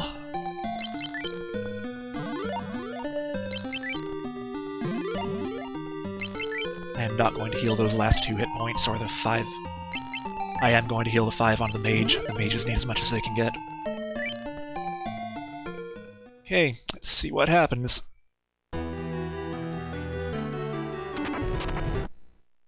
So despite what I said about weaknesses, I have not been able to get magic damage to really work very well against Kraken. Was haste, right? Haste.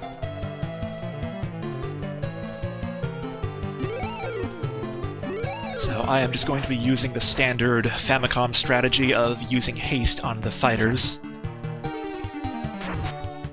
Hitting it with as much physical damage as I can initially.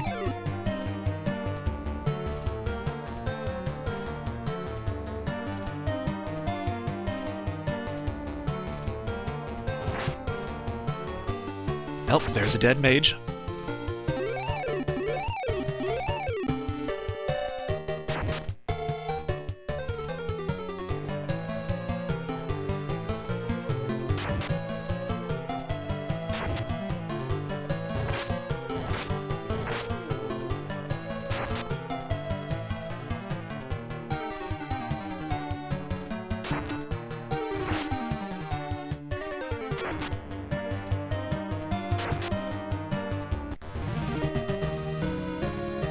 Well, we got him, but... Oh, and there's our level 21.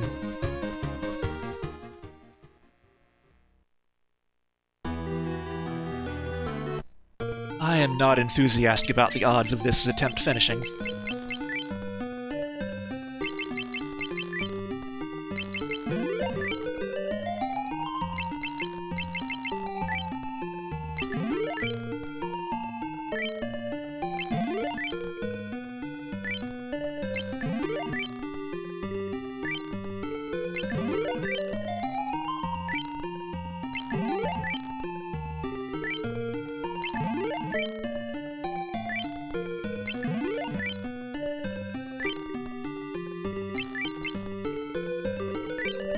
Sources do we still have? Their mage still has cure spells.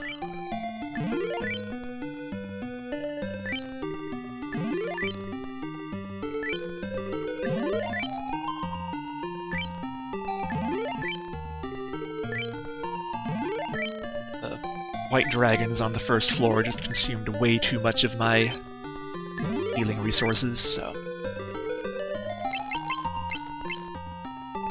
any cure spells left on either mage or... Okay, this knight still has some cures.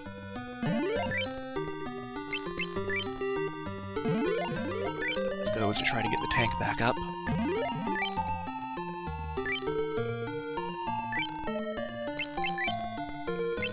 Got some potions left.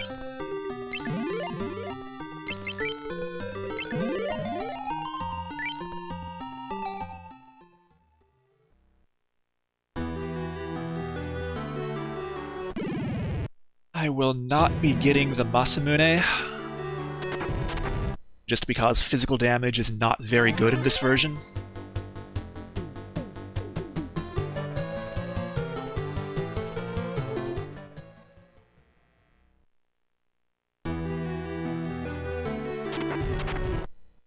And even getting the Masamune and using haste and everything, I have not been able to make it really do significant damage to Chaos.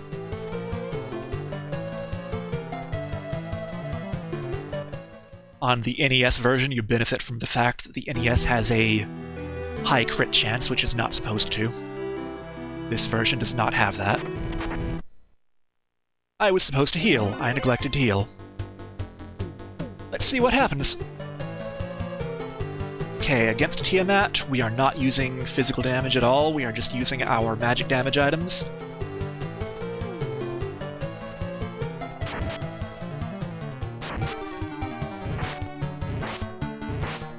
Flauta should be irrelevant.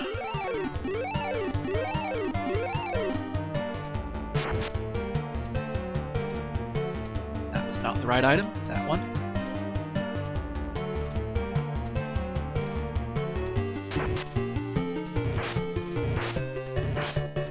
I'd rather not have Blizzara draining life from me, but I will take it.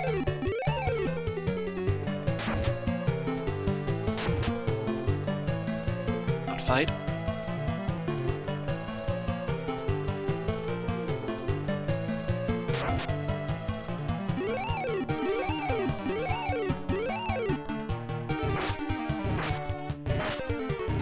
Thundara damage.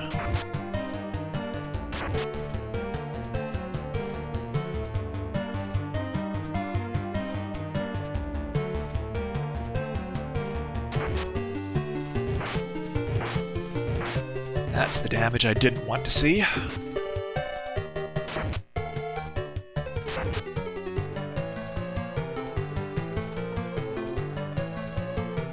Not think Tiamat had this much HP. There it goes.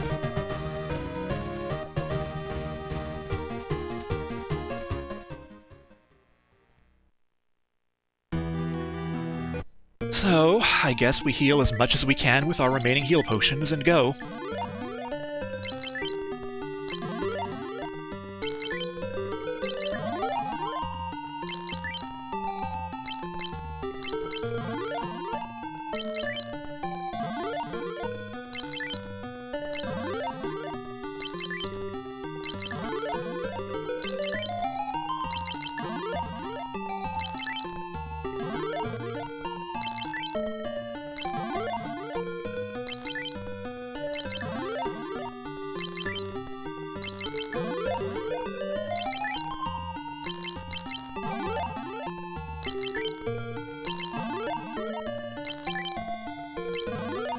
This is terrible.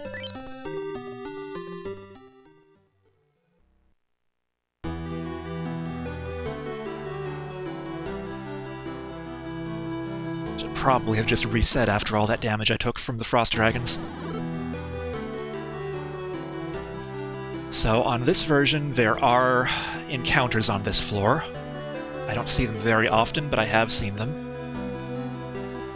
Hopefully I will not see them this time, but we shall see.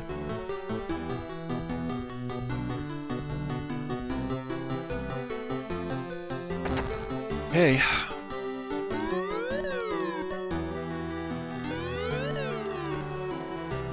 Let's see what happens.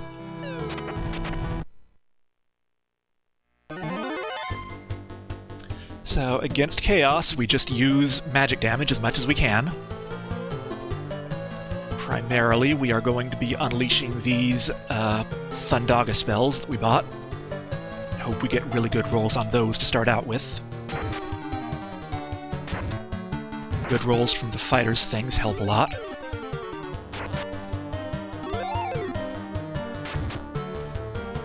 Okay, that was an excellent start.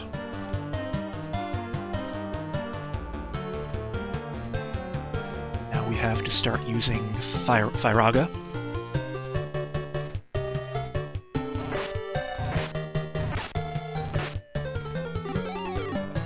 That was Blizzaga, that hurt, and that advances his magic script a little bit.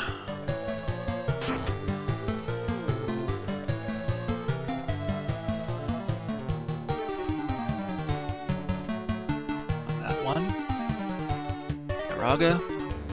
You have a Firaga left? Yes, you do. Great rolls from those.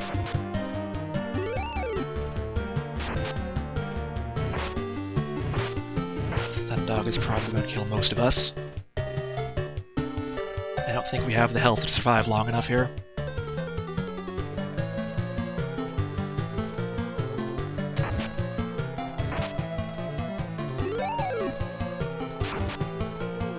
That was 3 spells. He is probably going to use his Kiraga next anyway.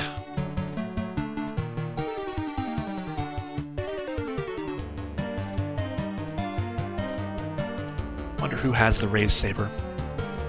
Either of my living characters? Let's try it.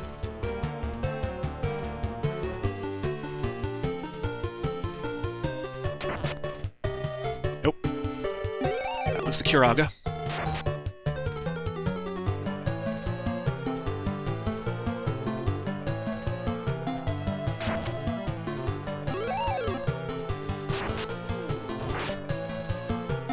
Okay, no more chance for Raise Saber. So I think we lose. Yep.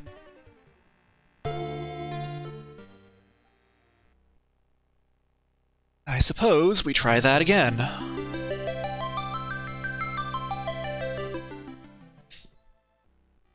Less ice damage this time. Thank you for the follow, Neo Mayo.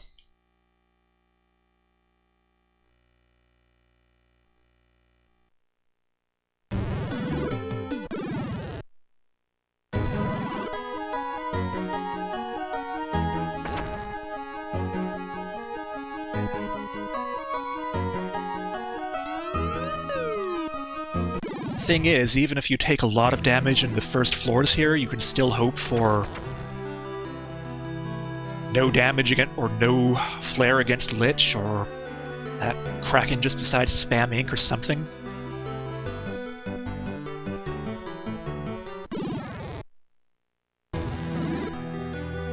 There's always some chance the RNG will be kind to you, e.g. by letting you get through the first floor with no Frost Dragons.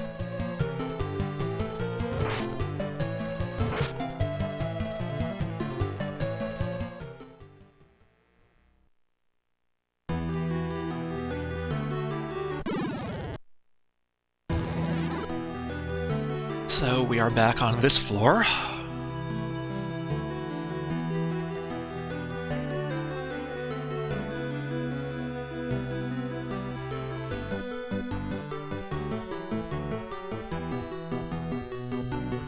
Take it? No?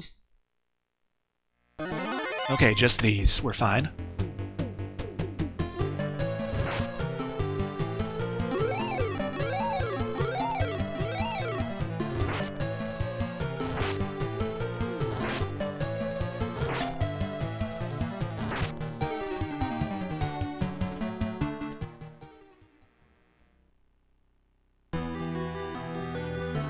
Okay, Death Beholder, I'm not too worried about.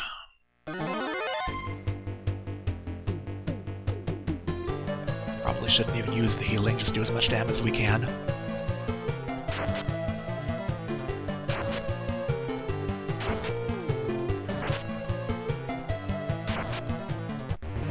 He does have a pretty good physical attack. Whatever.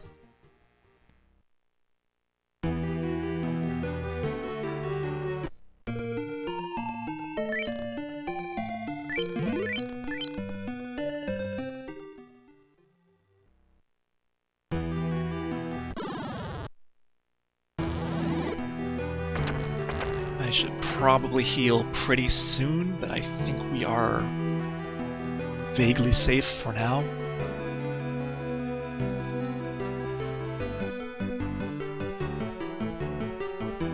Not overly worried about second floor encounters. This is where we definitely need to heal.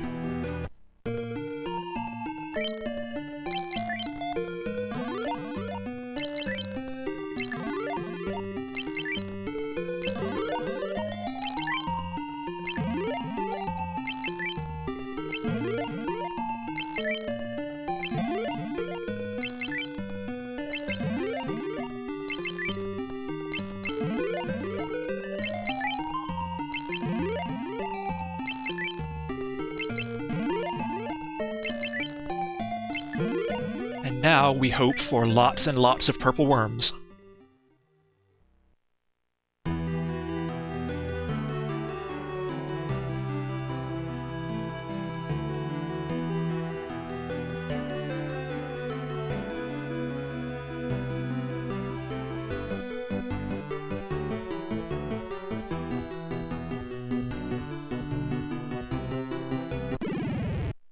Okay, I am in awe. That is the RNG on MSX working in my favor for once. It is extremely unpredictable. Sometimes it does that for you. Sometimes you get an encounter every step.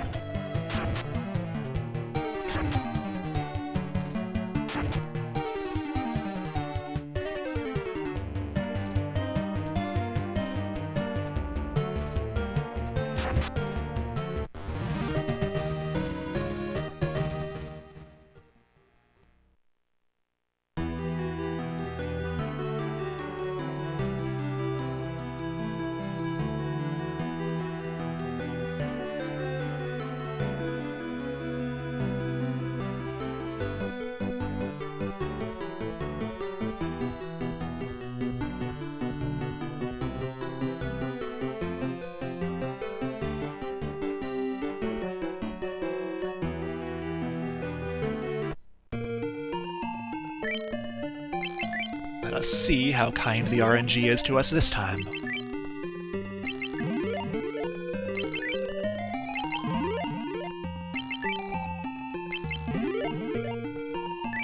On Famicom, what you want to do is use an encounter with Earth Medusas to get the two mages turned to stone before you start this fight. It's just a lot harder to manipulate that on MSX, so I am not attempting to do it.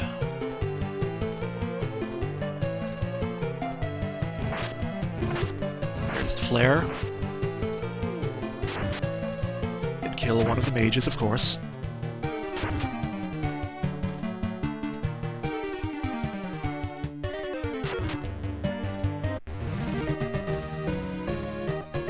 Did get him with no further disasters. Or whatever Lich's preferred personal pronoun is.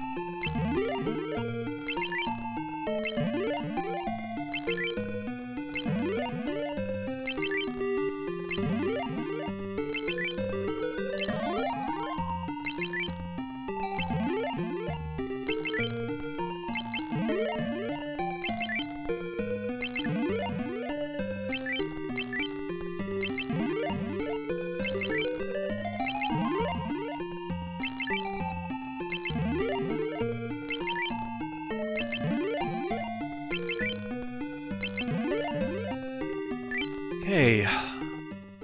Nearly half our potions left after Lich. We are in a much better position than we were on that last attempt.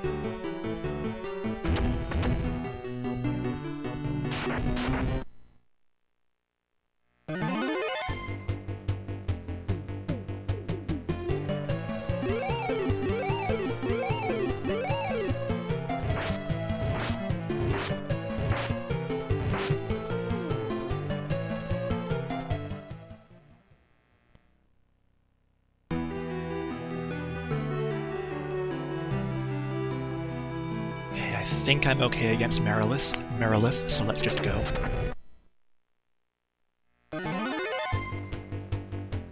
Once again, against Merilith, we use all our magic damage, including the healers. Excellent damage rolls.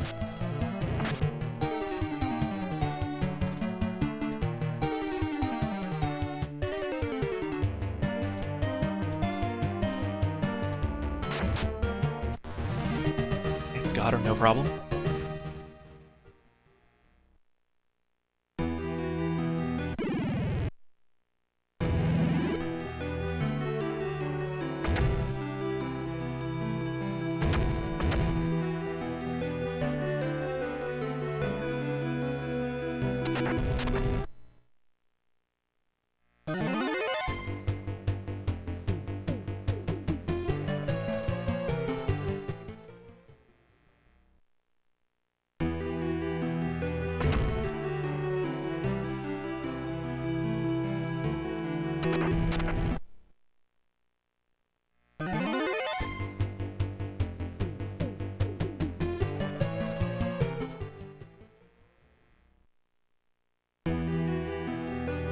Unfortunately, no matter how well the temple overall goes, it is entirely possible at any time for Chaos to completely destroy you with bad RNG. This group I have to fight.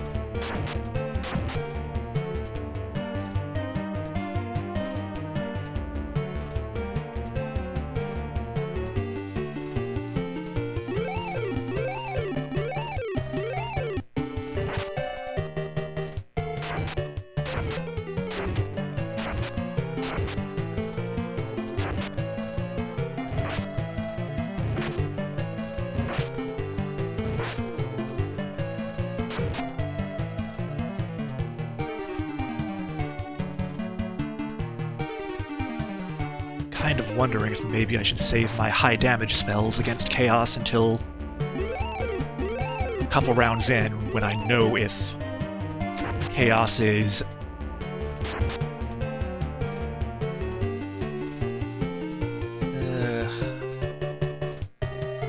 give it a couple of rounds of healing here, maybe.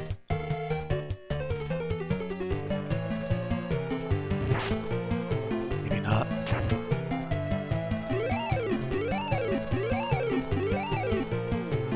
Yeah, these things do way too much damage to rely on that. I wonder if maybe I should see what Chaos's first couple of actions are so I can get a guess of how many rounds I have before the Curaga happens.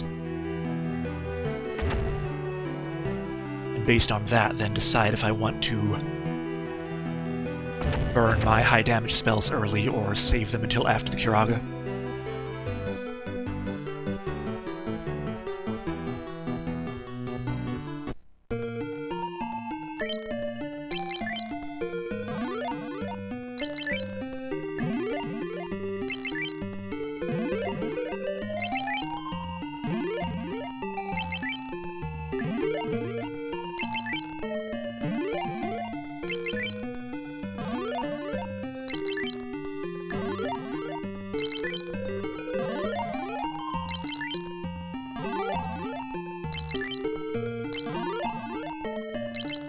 Because if Chaos's first two actions are spells the way they were in that last attempt, there's basically no way I am going to do enough damage to kill it before the Curaga. I should be fully healed. Kraken is just that dangerous.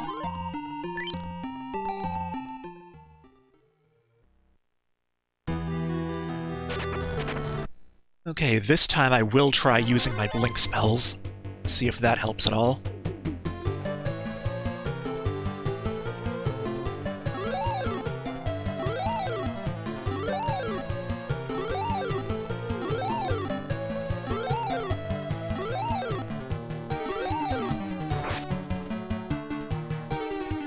I don't know, maybe that helped.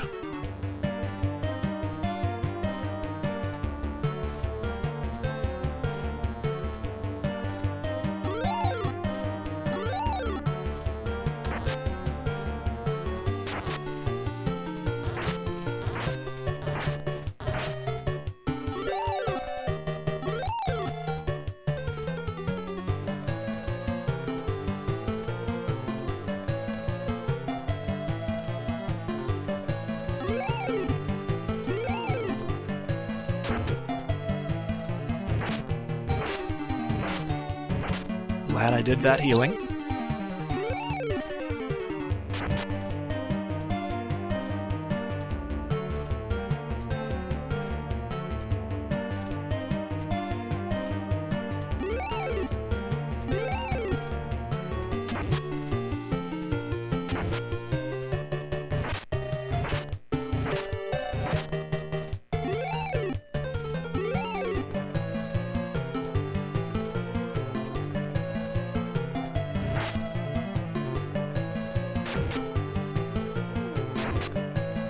Dwarf, but I think I'm safe. He kills a random mage on his last action.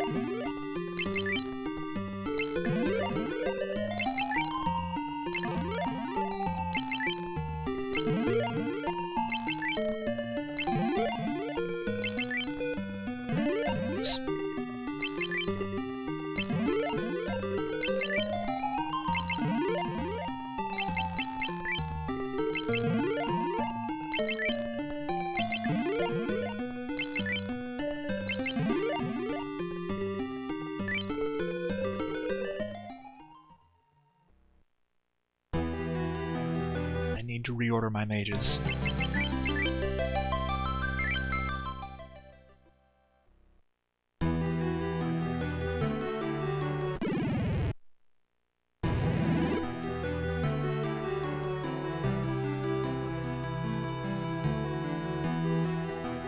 Okay, I am just going to hope the amount of healing I have is good enough for Tiamat.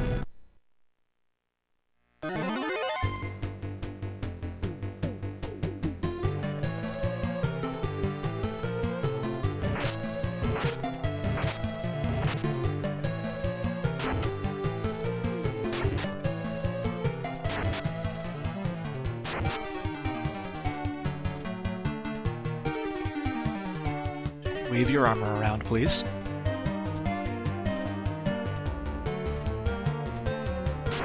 Only the mages are allowed to wave their armor around and do damage. Okay, I will take a physical attack.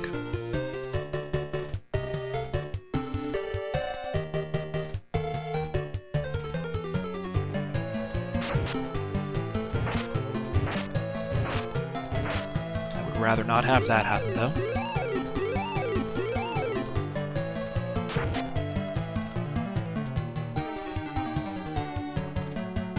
I still used the armor.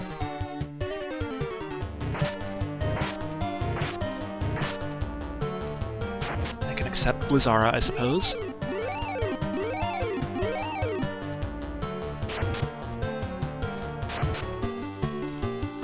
Not fight.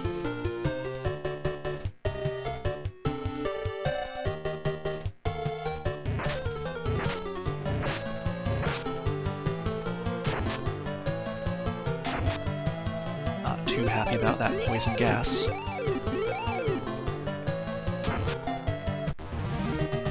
we got it.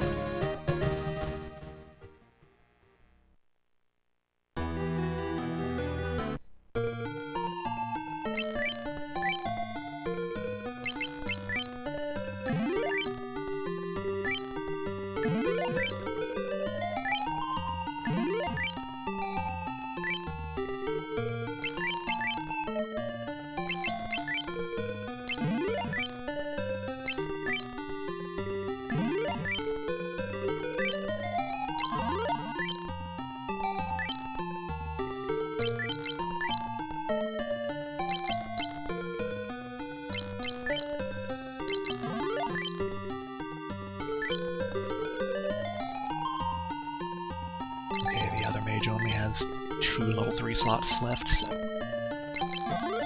let's use yours.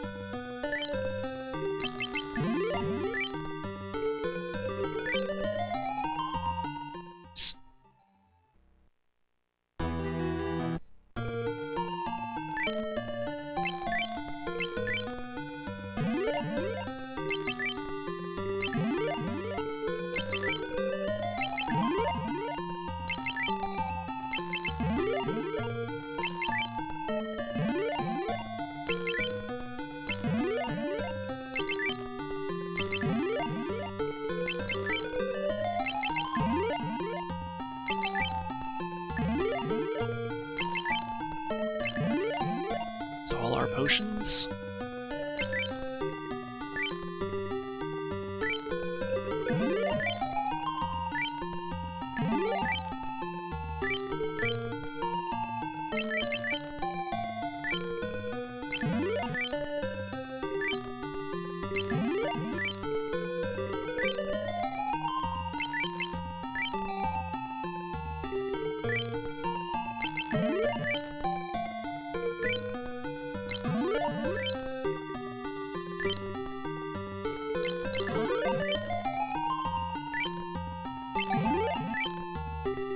Okay, we'll leave that good enough for now and hope we don't get encounters on the way.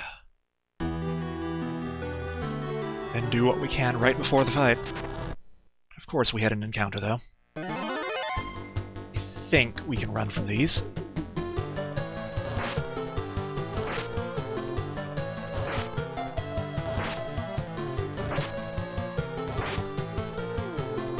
Yes, we can.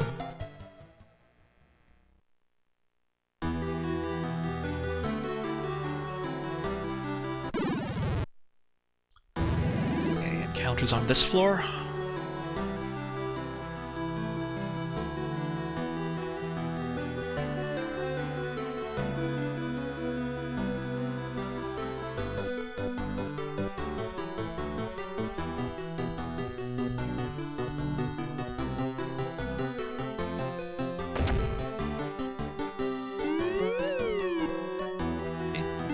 Made it.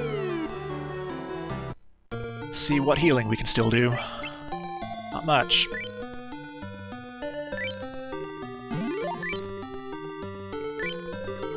Should be able to get both fighters up to full.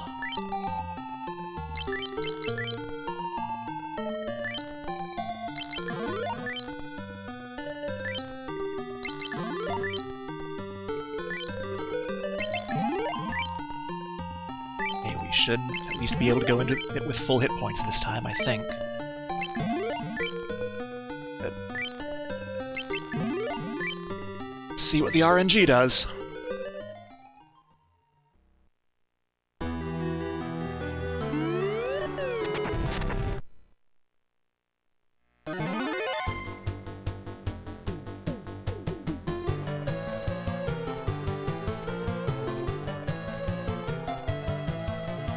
Said, I am going to save my spell charges until I see a couple rounds and see what Chaos is actually doing. So that's pretty good damage so far. Have absolutely... Oh no, we still have one cure we can drop on him. Have any cures left? Do. Go ahead and do that. Why not?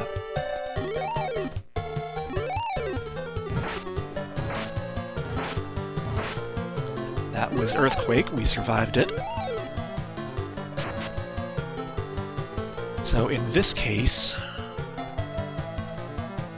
we're doing pretty good damage. He hasn't used a spell yet, so I think we are okay moving on to our high-level spells.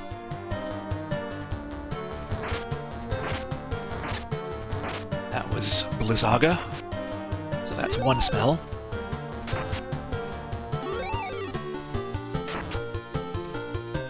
And we roll kind of low for our Thundaga.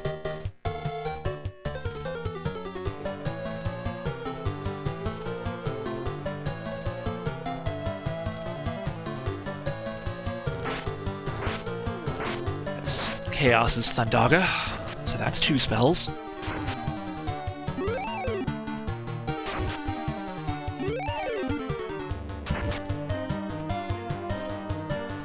There's a pretty good chance that whatever he does next turn is going to kill a couple of us, so...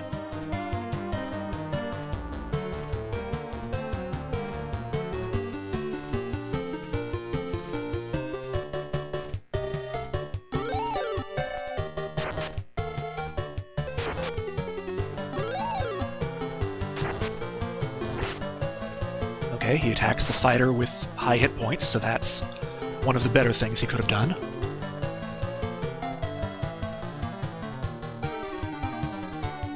Okay. You can use your Blizzara. We're out as well, right? I have nothing better to do now than use your Black Robe.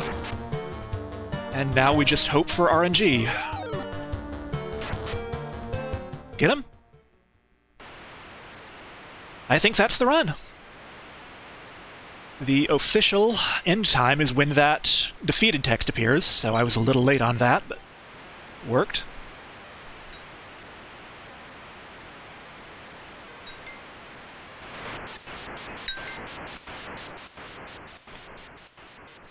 Sorry, that was just Scam Likely calling to congratulate me.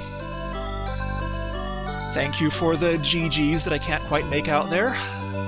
Thank you for staying around and watching through that kind of painful couple of resets, but I am very happy. I was concerned about that.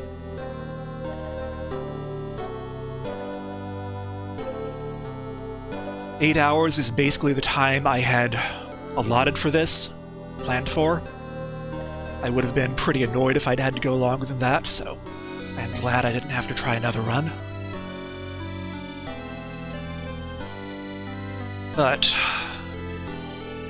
to recap, just in case anyone is tuning in who didn't see my discussion on this earlier, the MSX version of the game has a major bug that I believe is unique to this version, where elemental resistances or elemental weaknesses on enemies are ignored.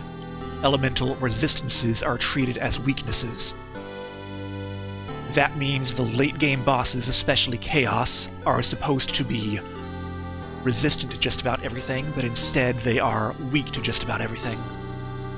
That means that spamming magic damage is far more effective in the MSX version than it is in the Famicom version or any other version. Hence the strategy you saw there, where I basically spammed the spellcasting items and as many spell slots as I had. An alternative strategy would be to buy Clouda for the two mages, and then spam Clouda plus the Bane Sword or Raise Saber, and hope that you can get instant death from poison on Chaos, which Chaos is also weak to.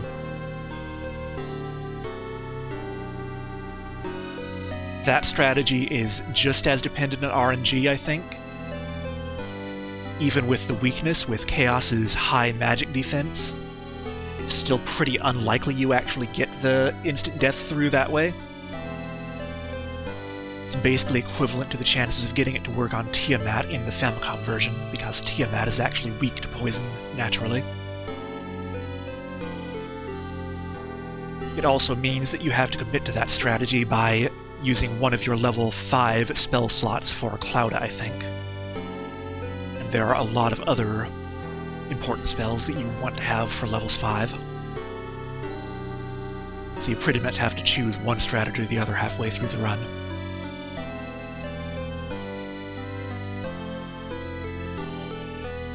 Doing it that way and relying on instant death RNG does mean you don't really care when Chaos uses Curaga. If you are using magic damage, if you aren't able to get a late Curaga and get all your magic damage in before that happens, you are pretty much stuck. So I really don't know which is the more effective strategy there. I am probably not going to do too many more experiments to try to figure it out. I think one run of this is more than enough for me. I will be very interested to see if anyone else tries to run the game. Ever. I think even a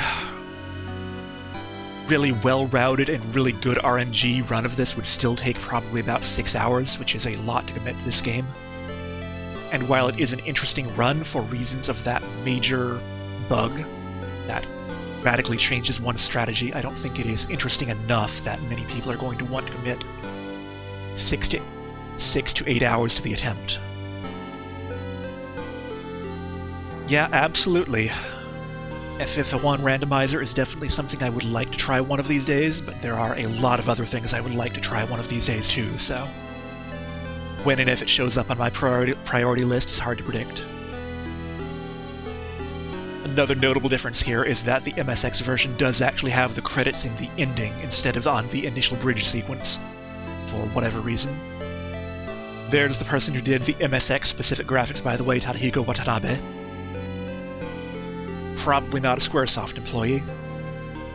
There's the composer for the MSX version.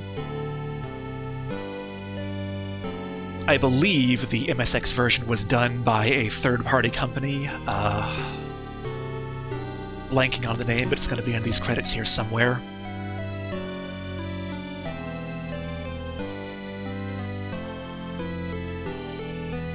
Yeah, I forget. So whatever differences there are here, Squaresoft probably wasn't directly responsible for. Microcabin is the name of the developer who did this version, I think, so I don't know how much involvement directly anyone from Square had.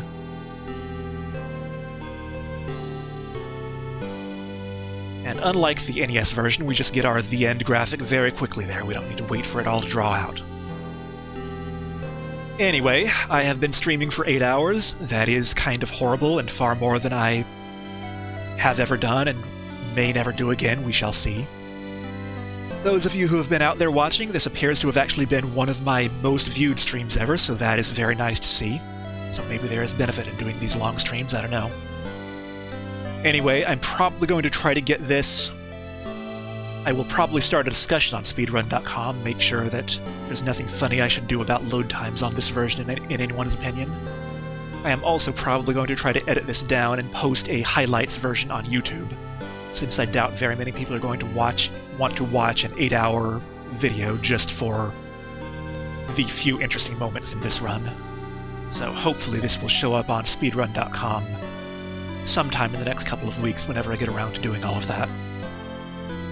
So, thank you all for watching, and have a beautiful evening. I'm going to see really quick if there's anyone out there I care to raid here, since I actually have viewers. You as well. Have a great day, everyone.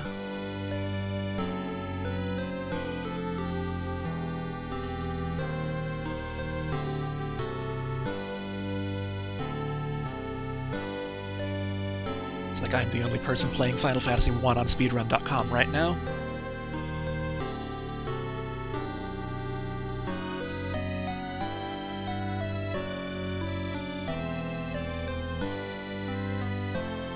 And there we go. We are going to raid Hungry Gorilla, who has been playing through Ultima 5 for PC for a while now, which is, in my opinion, one of the greatest games ever, so I am happy to see people playing that, so that is going to be our raid target for tonight. Again, thank you all for your viewership, and good night.